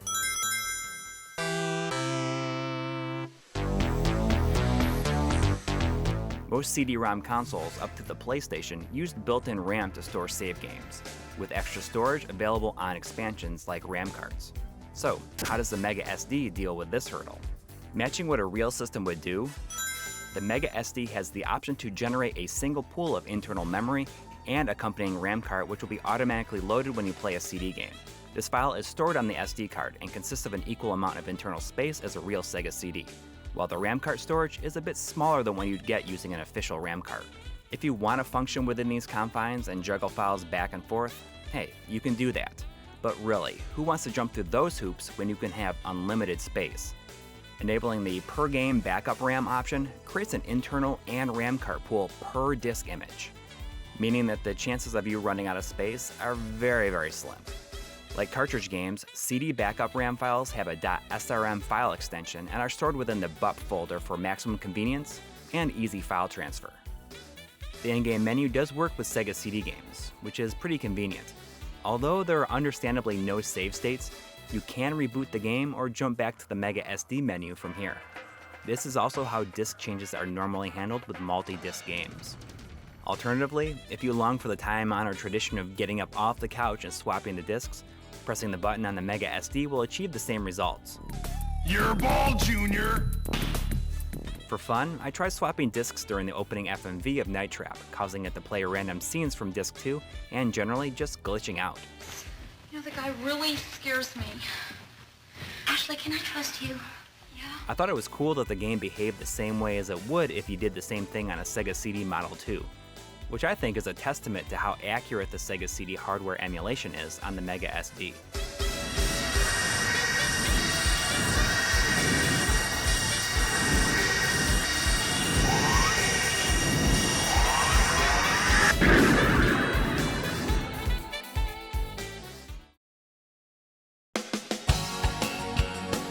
Thankfully, we don't have to think twice about video quality output with the Mega SD, but we do have to consider an important part of the CD gaming experience: audio.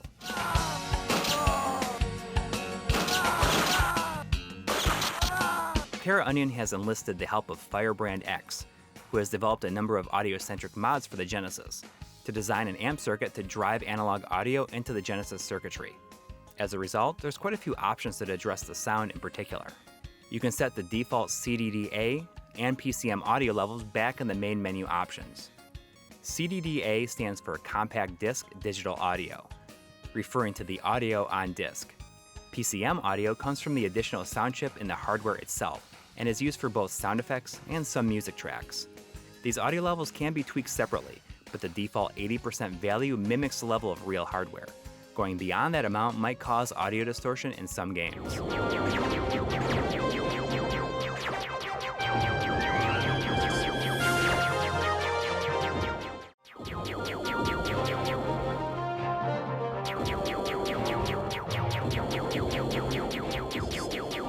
These levels can also be temporarily altered via the in-game menu, which is pretty handy for games where the audio balance just doesn't sound right. In addition, the CDDA treble boost and PCM low-pass filter options available in the main menu can be ticked to bring the overall sound closer to the original hardware combination.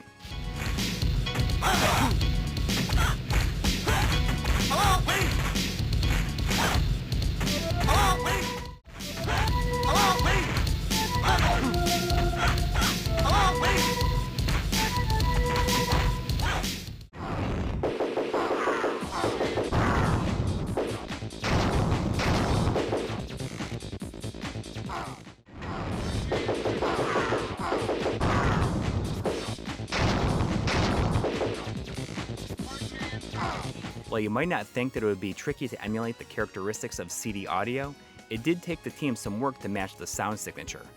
The most recent firmware combines Firebrand X's attention to detail with the help of MD Fourier to get the audio as close as possible to original hardware. In this case, a VA3 Model 1 Genesis and a Model 1 Sega CD. MD Fourier is an ongoing open source project dedicated to analyzing original Genesis and Mega Drive audio for preservation and to assist in producing accurate emulation. One final note on the Mega SD's sound capabilities. We were told that there may be a slight buzzing while the SD card is being accessed and can be heard during moments of complete silence. Terra Onion even delayed the announcement of the Mega SD for several months while they worked with electrical engineers to reduce this as much as possible. I'd say it was well worth the effort because I have to crank the volume by at least 40 decibels to bring it out in my captures. But, if you can pick it out with your ears, then consider me impressed. You've got much better hearing than I do. When CD-ROM games were first arriving on the market, one mark you'd always see levied against the medium is load times. For the most part, I'd say that Sega CD games aren't too horrible in this area overall. Or maybe I'm just used to it by now. But one major benefit that anyone would expect out of the Mega SD is the ability to speed up load times. And speed them up, it does. In some cases though, audio and video are timed by the developer in such a way to keep everything in sync. Speeding up load times might cause them to fall out of sync. Hey, at least I'm not the one who's whining about being away from Earth so long. Yeah, well, at least I've got a girlfriend waiting for me back on Earth. What about you? Hey, the radar reports multiple unidentified objects heading our way. Uh-oh. This doesn't look good. Oh, no! In which case, the Emulate Seek Time option comes in handy. This will slow everything down to mimic the real read speed of the original hardware. The firmware actually keeps track of the games that need this applied, so you can just leave the toggle off all the time, and the system will slow it down when it's needed. You were totally hot. Radical, dude, radical. For the most part, I say that the improvements are fairly minor. A second here, 2 seconds there. But in some games, such as Willy Beamish, Hi, my name's Willy Beamish. Which has excruciatingly long load times to do anything, well, it's significantly better. Willy Beamish? What did I just say? Oh no, the old broom caught me. Better think of something fast. It doesn't make the game all that more playable, but I guess fans will be happy. Oh no, the old broom caught me. Better think of something fast.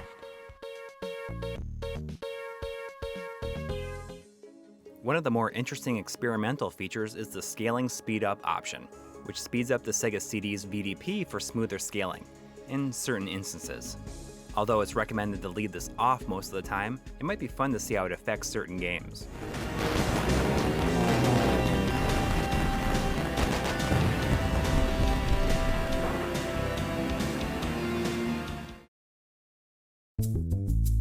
Now that you know what this thing is capable of doing, let's relax and have some fun. What are some things you should check out if you pick up a Mega SD? The Sega CD may not have a vast library, but it does have some notable games that I feel are absolutely essential. Not only that, but we can't forget what might just be the ultimate use of the Mega SD, Mega Drive Plus. Did you know that a game could be programmed in such a way to use both the Genesis and Sega CD hardware in tandem? The game itself plays off the cartridge, while the Sega CD could be used for music tracks. It's a mystery why Sega never took advantage of this ability, much less publicized it.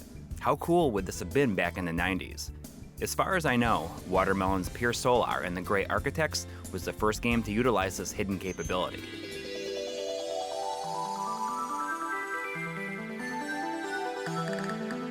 Terra Onion knew this sort of functionality would be heavily desired.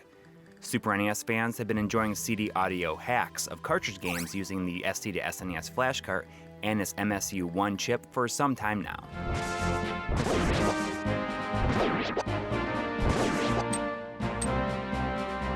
Well, Terra Onion delivers the goods with what they call Mega Drive Plus games. It's about time that Sega fans can get in on this kind of action, but the downside is there's just not a lot of them yet. The first one I played was Outrun, which mixes the arcade music with the Genesis game. It's alright, I guess.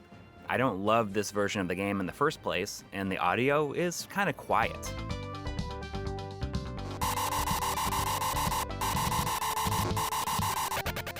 There's certainly ample room for improvement here, but the other Mega Drive Plus release thus far is virtually perfect. And it's one of the first games that I'm sure came to mind when you first heard of this feature, Streets of Rage 2.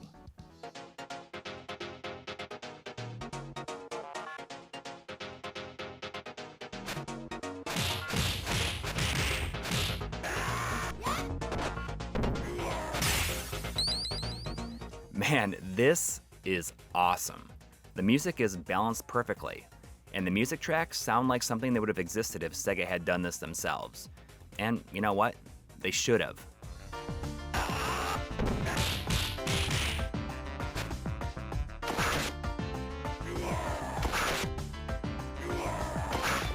I gotta tell ya, there's so many Mega Drive Plus games that I'd like to see in the future. I'm just spitballing here, but could you imagine a Michael Jackson's Moonwalker with the real MJ tunes? Yeah, I guess you could say I'm kind of excited about this kind of stuff. The Sega CD was my first exposure to the divisive working designs, who were responsible for localizing some choice RPGs in a time when they weren't all that popular in the West.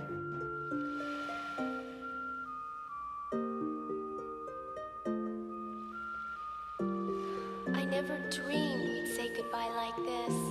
The world beyond these shores is such a dangerous place. Other than there now is sometimes dated translations, one of the big things that makes working designs so contentious is their knack for altering aspects below the surface, increasing difficulty, having restrictions placed on saving your game, and more.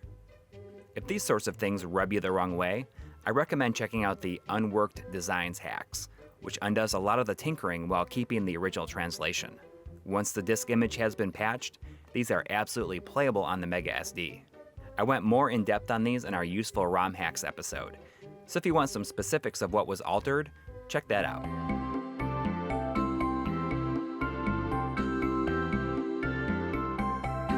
Back in 2015, a programmer named Brian Van Buren did a lot of legwork when it comes to decoding Sega CD save RAM files. He compiled the various utilities that he developed in an archive called SCD Tools. An offshoot of this project was Backup Shell, an interface that can be run on a real Sega CD and allows you to copy pre-selected save files to the internal or cartridge memory. You can also tamper with the hex data of the save files to help give you more money, increase your hit points, and other kind of stuff. It's pretty neat. Once you copy the save files, just rename the associated backupshell.srm file in the BUP folder to match whatever game you want to use those saves with. Although it seems like much of this work was unfortunately underappreciated, Brian Van Buren, if you somehow see this, thanks for making SCD tools.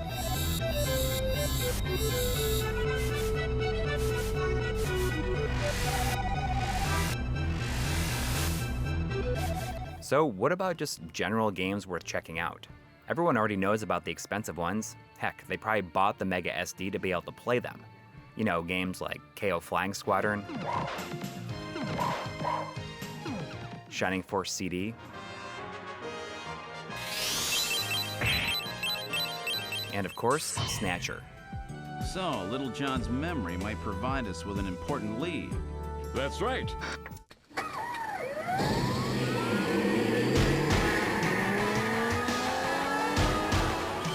But do yourself a favor and beeline for Road Avenger, which is perhaps the greatest FMV game ever made, and is such an over-the-top roller coaster that it tends to leave a strong impression on anyone who plays it.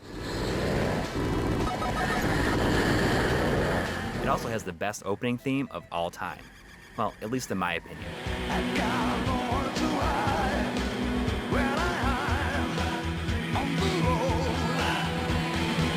And if you like that, check out the Gaming Muso's cover of it here on YouTube. He totally does it justice.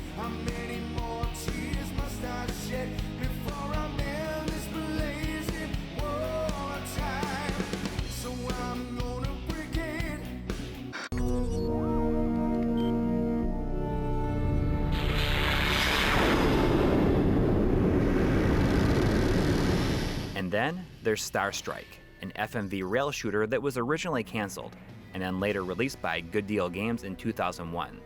They made something like 5 copies of it. And it is hilarious. This is our new rookie pilot, Trace. Hi, I'm Cosmo. Get ready for the ride of your life, kid. Yeah, and if you live through the first mission, you can call me Snoopy. This right here is exactly the kind of stuff that I play FMV games for. It's so stupid. I love it. I've got lock.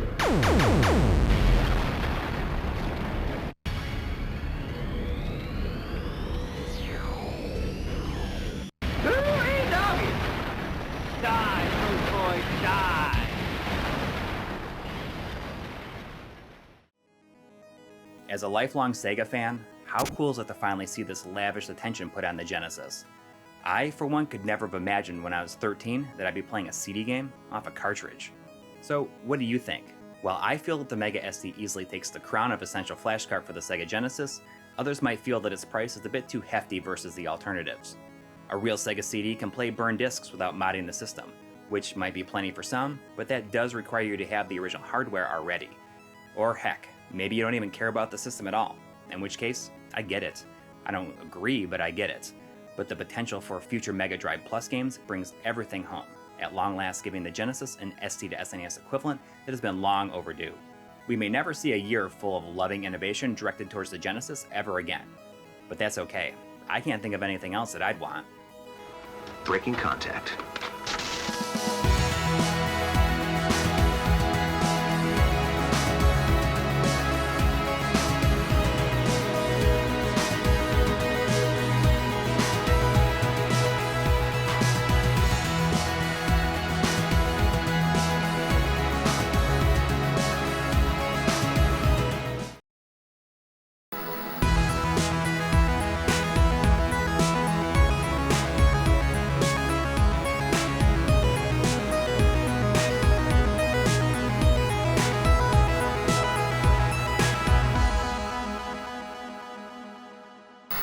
I'm a big fan of the Sega CD. Even though it only had about 220 titles available in the US, it was home to some of the best games of the 16-bit generation. And in my opinion, a lot of that has to do with this little company called Working Designs. Now, when people hear that name, the first thing they think of is the Lunar series. And rightfully so. But on the other hand, they are responsible for bringing a little gem of a game called Popful Mail to the US that deserves just as much, if not more, recognition. If you're familiar with Popful Mail, I bet it's with the Sega CD version. There are a couple of other versions that preceded this one, however. One on the PC-98, and one on the PC Engine Super CD. In 1993, Sega and Falcom decided to collaborate on a full remake for the Mega Drive's CD-ROM add-on, the Mega CD. This remake would be completely done by Sega in-house, and would retain the basic elements like characters and music, all while taking advantage of power of new hardware. There was a time when Sega was flirting with the idea of completely overhauling Popful Mail into a Sonic the Hedgehog spin-off, and calling it Sister Sonic. Luckily, Sega came to their senses. I mean, Sonic with swords? That's an awful idea. In April of 1994, Popful Mail was released on the Mega CD in Japan. Though it was pretty much your standard 16-bit hack-and-slash platformer, Popful Mail stood out from the crowd with big beautiful sprites, anime cutscenes, slick animation, screen-filling bosses, and a rocking soundtrack by Falcom's own sound team JDK. As eclectic as the Sega CD's library was, even in the US, it seemed like exactly the kind of game that was destined to stay in Japan forever. Thankfully, that wouldn't be the case. Shortly after its Japanese release, a small company based out of Redding, California, named Working Designs, showed interest. Working Designs was known for being one of the only companies that was localizing obscure Japanese games to the West. My first experience with Working Designs was with the original Lunar, the Silver Star on the Sega CD. Lunar was the first game I ever played that made me care for its characters as if they were real people, a real testament to their writing ability. My connection to that game was so strong that it made me a fan for life. All I had to do was see one of their magazine ads, and I knew I was going to be buying. Popful Mail was released in the US about a year after the Japanese version. This was a fairly quick turnaround for Working Designs, who was well known for taking their time. Our story opens with the titular hero, a bounty hunter, being thwarted by the diabolical Nuts Cracker. I've got you now, you little criminal! Eat this, cookie face!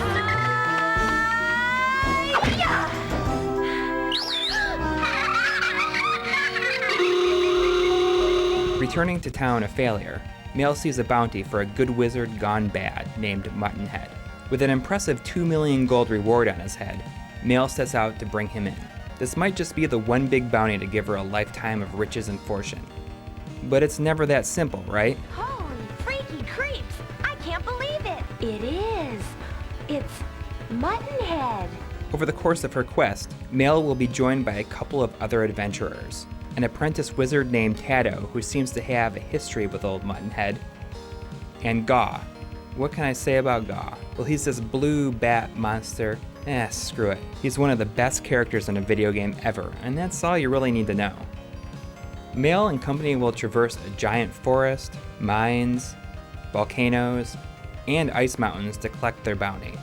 Turns out Muttonhead is under control of a mysterious man who is trying to collect 4 orbs to resurrect 3 great demon gods.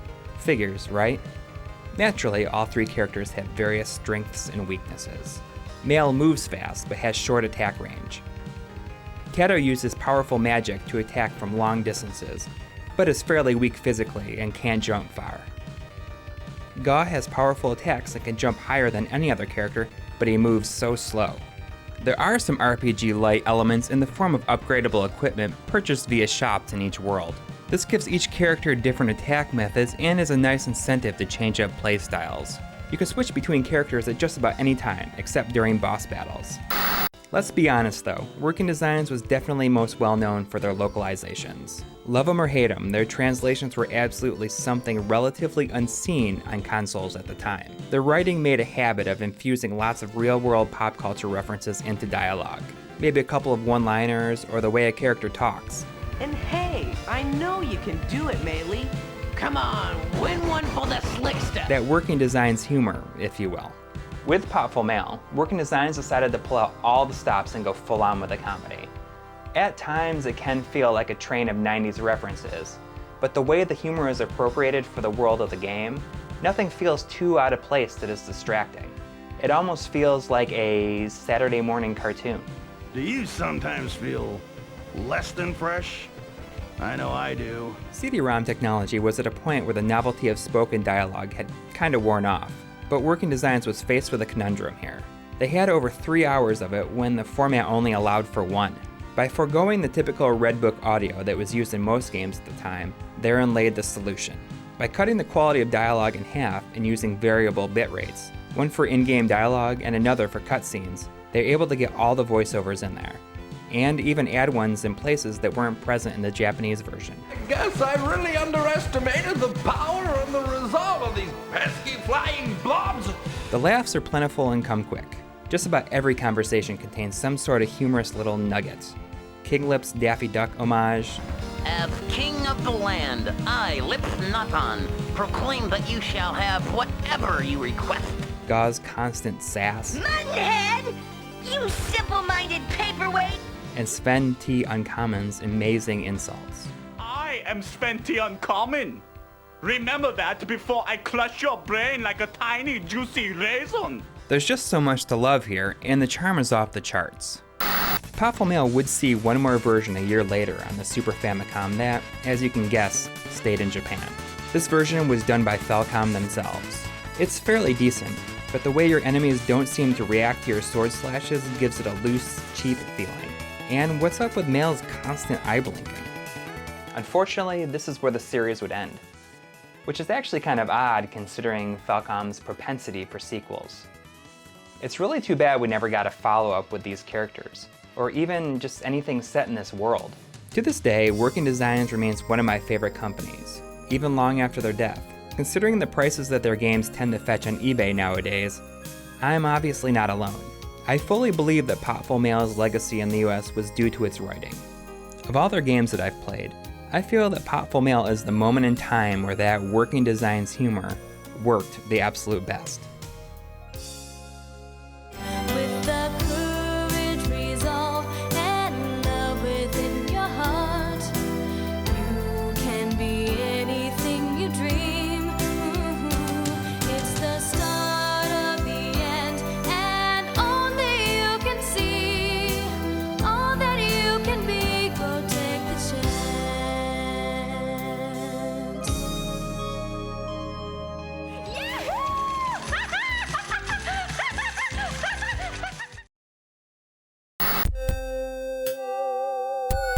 If you're a fan of the Ghostbusters, and come on, seriously, who isn't?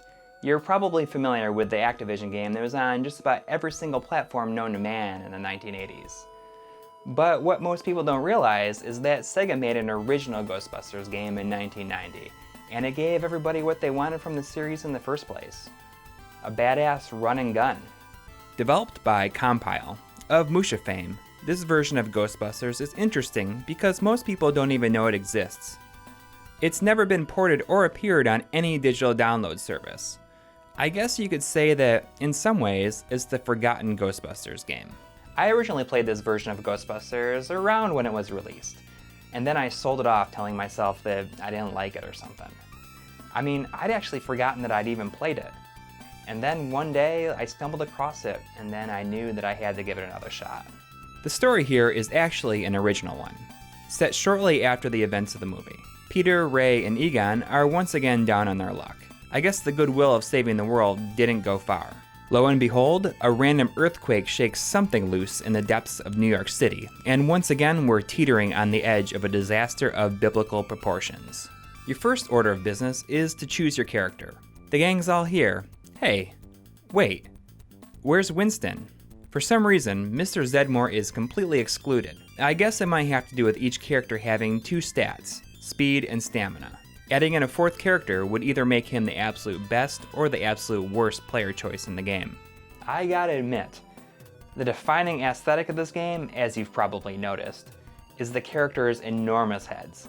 I mean, they're huge, gigantic, but they look awesome. Like the Activision version before it, we're faced with a map screen after the initial story setup, but in this case, you just choose one of 4 levels and then head on over there. You've got Home Sweet Home, the apartment, the Woody house, and the high-rise. The owner of the high-rise penthouse is afraid that the paranormal activity will affect your resale price. I hate to break it to you, lady, but these rooms filled with water already did that. And once you reach the roof, you can relax. You've made it. It's getting some fresh air after a hard day's work.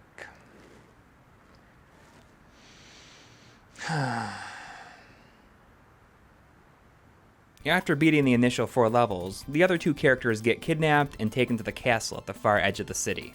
Cue the obvious plot twist.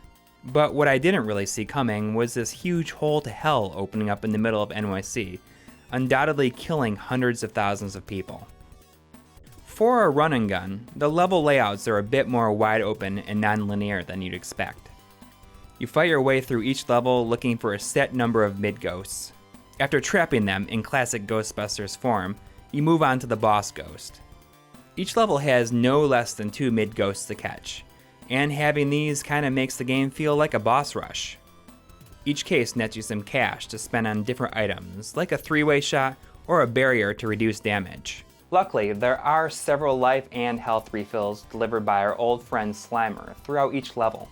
I mean, it wouldn't be a Ghostbusters game without him, right? Hey, thanks. But if you need to get a bit more serious with life recovery, you can always buy some food from the local Chinese takeout, like this Peking duck. Oh, this Chinese restaurant also sells night vision goggles and bombs. Wait, bombs? Seriously, bombs work on ghosts? Who knew? Naturally, the requisite Ghostbusters theme does make an appearance, and it sounds good. The rest of the tunes are fairly upbeat and catchy too, tapping into the sense of fun the movie had with its soundtrack. The pause music is especially great. I must say that the years have been kind to the Genesis version of Ghostbusters, and I'm not afraid to admit that I was completely wrong about it when I was a kid, and it's way better than I remember it being. It's just too bad that it remains largely obscure. It's weird that it even exists. I mean, at least it's weird to me. But if you didn't know about it before, now you do, and you should definitely check it out if you have a chance.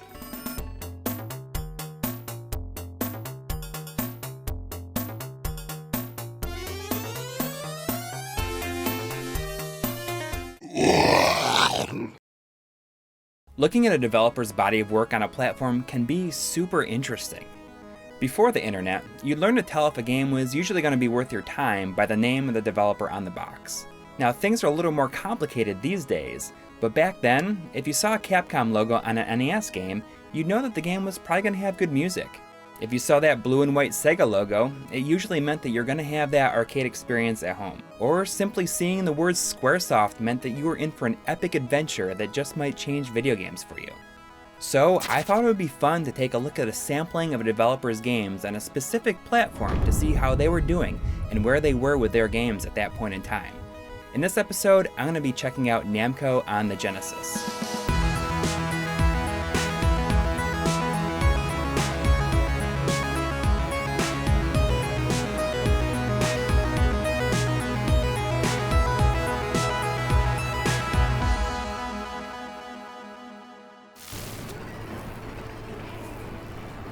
During the 8-bit generation, Namco was a big supporter of the NES early on.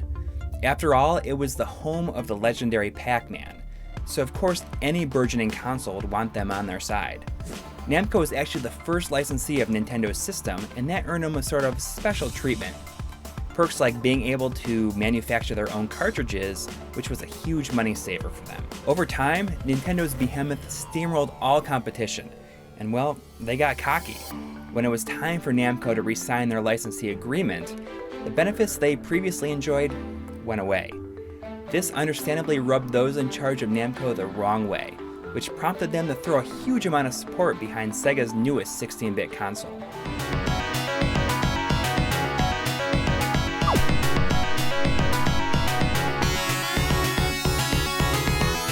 In my constant attempt at finding a game to fill a void that the lack of a decent Space Harrier port or sequel left in me, my search led me to a game called Burning Force, a third-person rail shooter that was first released in the arcades in 1989, and then was ported to the Genesis in 1990.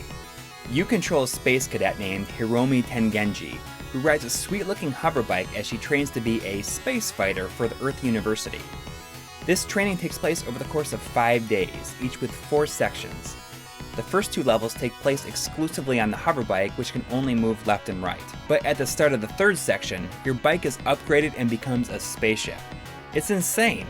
You are no longer limited to a left and right movement, but now you can fly all around the screen Space Harrier style.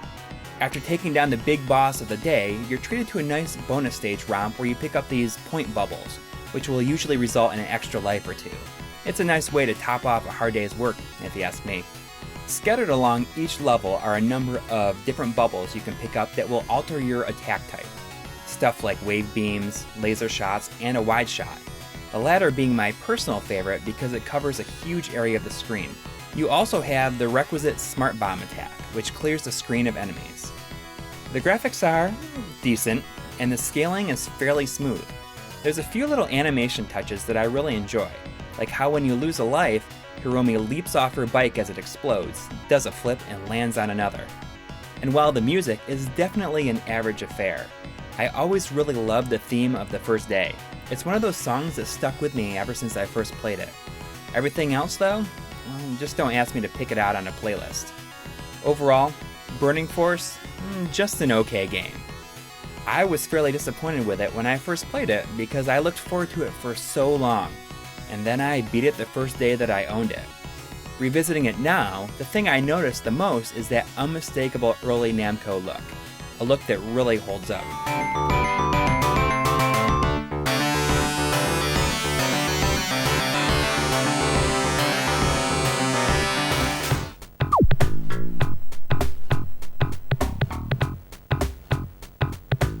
Man, I loved the first Rolling Thunder in the arcade. Even though I could barely make it past the second area, I spent a lot of time on that cabinet. When I saw that the sequel, aptly titled Rolling Thunder 2, was on its way to the Genesis in 1990, there was no hesitation on my part. Secret Agent Albatross is back, and this time he is joined by the previously captured Agent Layla Blitz. Wait, what? Yep, that's right. Rolling Thunder 2 ups the ante by adding a 2-player simultaneous mode, and it is awesome. I never imagined that a co-op mode was exactly what the first game was missing, but it's absolutely the secret sauce here. Each agent starts out equipped with only a handgun, and needless to say, ammunition for said weapons is extremely limited, but you can enter doors and take cover and acquire extra bullets. You'll also pick up alternate weapons hidden behind specific doors. Heavy-duty weapons like submachine guns, shotguns, and flamethrowers let you lay waste to the enemy henchmen who melt away when you take them out. The overall look of Rolling Thunder 2 is great. It's very obvious that it's using the game's full 8 megs of power. I always loved how spy characters from this era of games and anime were represented as being so tall and lanky. The music is appropriately espionage-y and emulates that spy atmosphere very well. I gotta say, I think that Rolling Thunder 2 is one of the best third-party games on the Genesis, and absolutely my favorite of all the games that Namco released on the system. The 2-player mode adds a ton of variety and fun. I highly recommend it.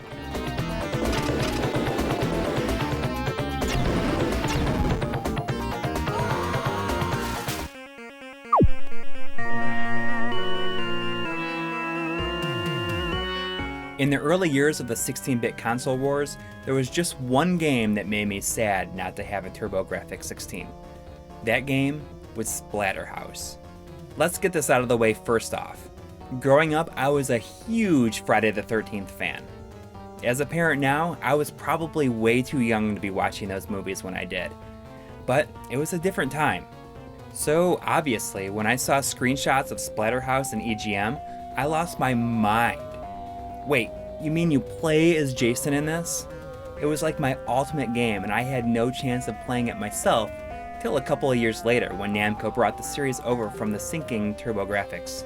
You play as a guy named Rick, who uses the power of a demonic mask to rescue his girlfriend from a haunted house full of ghosts, demons, and other creatures. You punch and jump kick your way through a number of stages. It's really straightforward, but the real hook of the game is the blood and guts. In the pre-Mortal Kombat world that the Splatterhouse series was unleashed into, my only real experience with extreme gore in a game was chopping heads off in Sword of Sodan. This was a whole new level. Punching creatures in half, splattering them against the wall in the background with a swing of a 2x4. Now, 13-year-old Corey was probably a little too excited about this stuff, but at the time, it was unlike anything I'd ever seen. I've always loved the details of the sprites in Splatterhouse. Everything just looks all veiny, grotesque. It carries the horror theme amazingly well, but for me, it was very much an instance of style over substance. I actually didn't make it further than level 2 till recently, and to be honest, I didn't care for it in the long run. But really, Splatterhouse 2 is worth checking out just to see some of the effed up stuff in this game.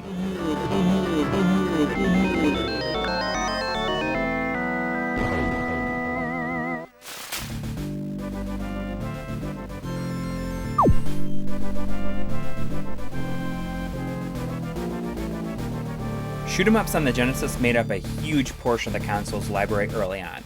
Namco's foray into the arena was with a port of their Greek mythology-based vertical shooter called Philios. You control the god of the sun, Apollo, who rides atop Pegasus, the winged horse, in a quest to rescue the goddess of the moon, Artemis, from a titan named Typhon. What is kinda weird is that the game portrays Apollo and Artemis as lovers, when in actual Greek mythology, the two were brother and sister. The namesake of the game is actually the sword that Apollo wields. A quick button press shoots a single shot, while holding down the button allows you to charge up your sword for a much powerful, larger attack. Philios is actually a fairly standard shooter of the era, but it does have a few things that set it apart to make it something special. Like, I really love that you have a life bar instead of a typical one-hit kill. This game gets intense later on, so you're definitely going to need those extra hits. Another big thing is the setting itself. In a sea of space shooters, moving to an ancient Greek setting was a huge breath of fresh air. Everything looks amazing, from lush valleys to lava rivers, and finally, outer space? Didn't I just say it was different than other space shooters? Sure, it's a little weird that Artemis slowly loses her clothing throughout the course of the game, but the cutscenes between each level are pretty neat. And get this, they are fully voiced. How crazy is that? Sure, it sounds awful. I have no idea how this didn't blow my mind when I was a kid. I received 2 Genesis games for Christmas in 1990, Philios and a game called Hellfire.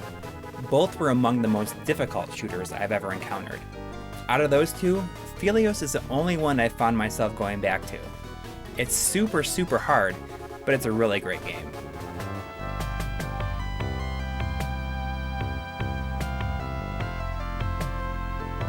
So, there you go. A nice sampling of some of Namco's games on the Genesis. If I had to just pick one that I felt you should hunt down, well, that would be easy. Rolling Thunder 2 for sure. If you're interested in checking out some of the others, well, you should know that some can get a bit pricey. So what was your favorite game by Namco on the Genesis? There were a bunch that I didn't list here, so I'd love to hear what you pick. Till next time, thanks for watching.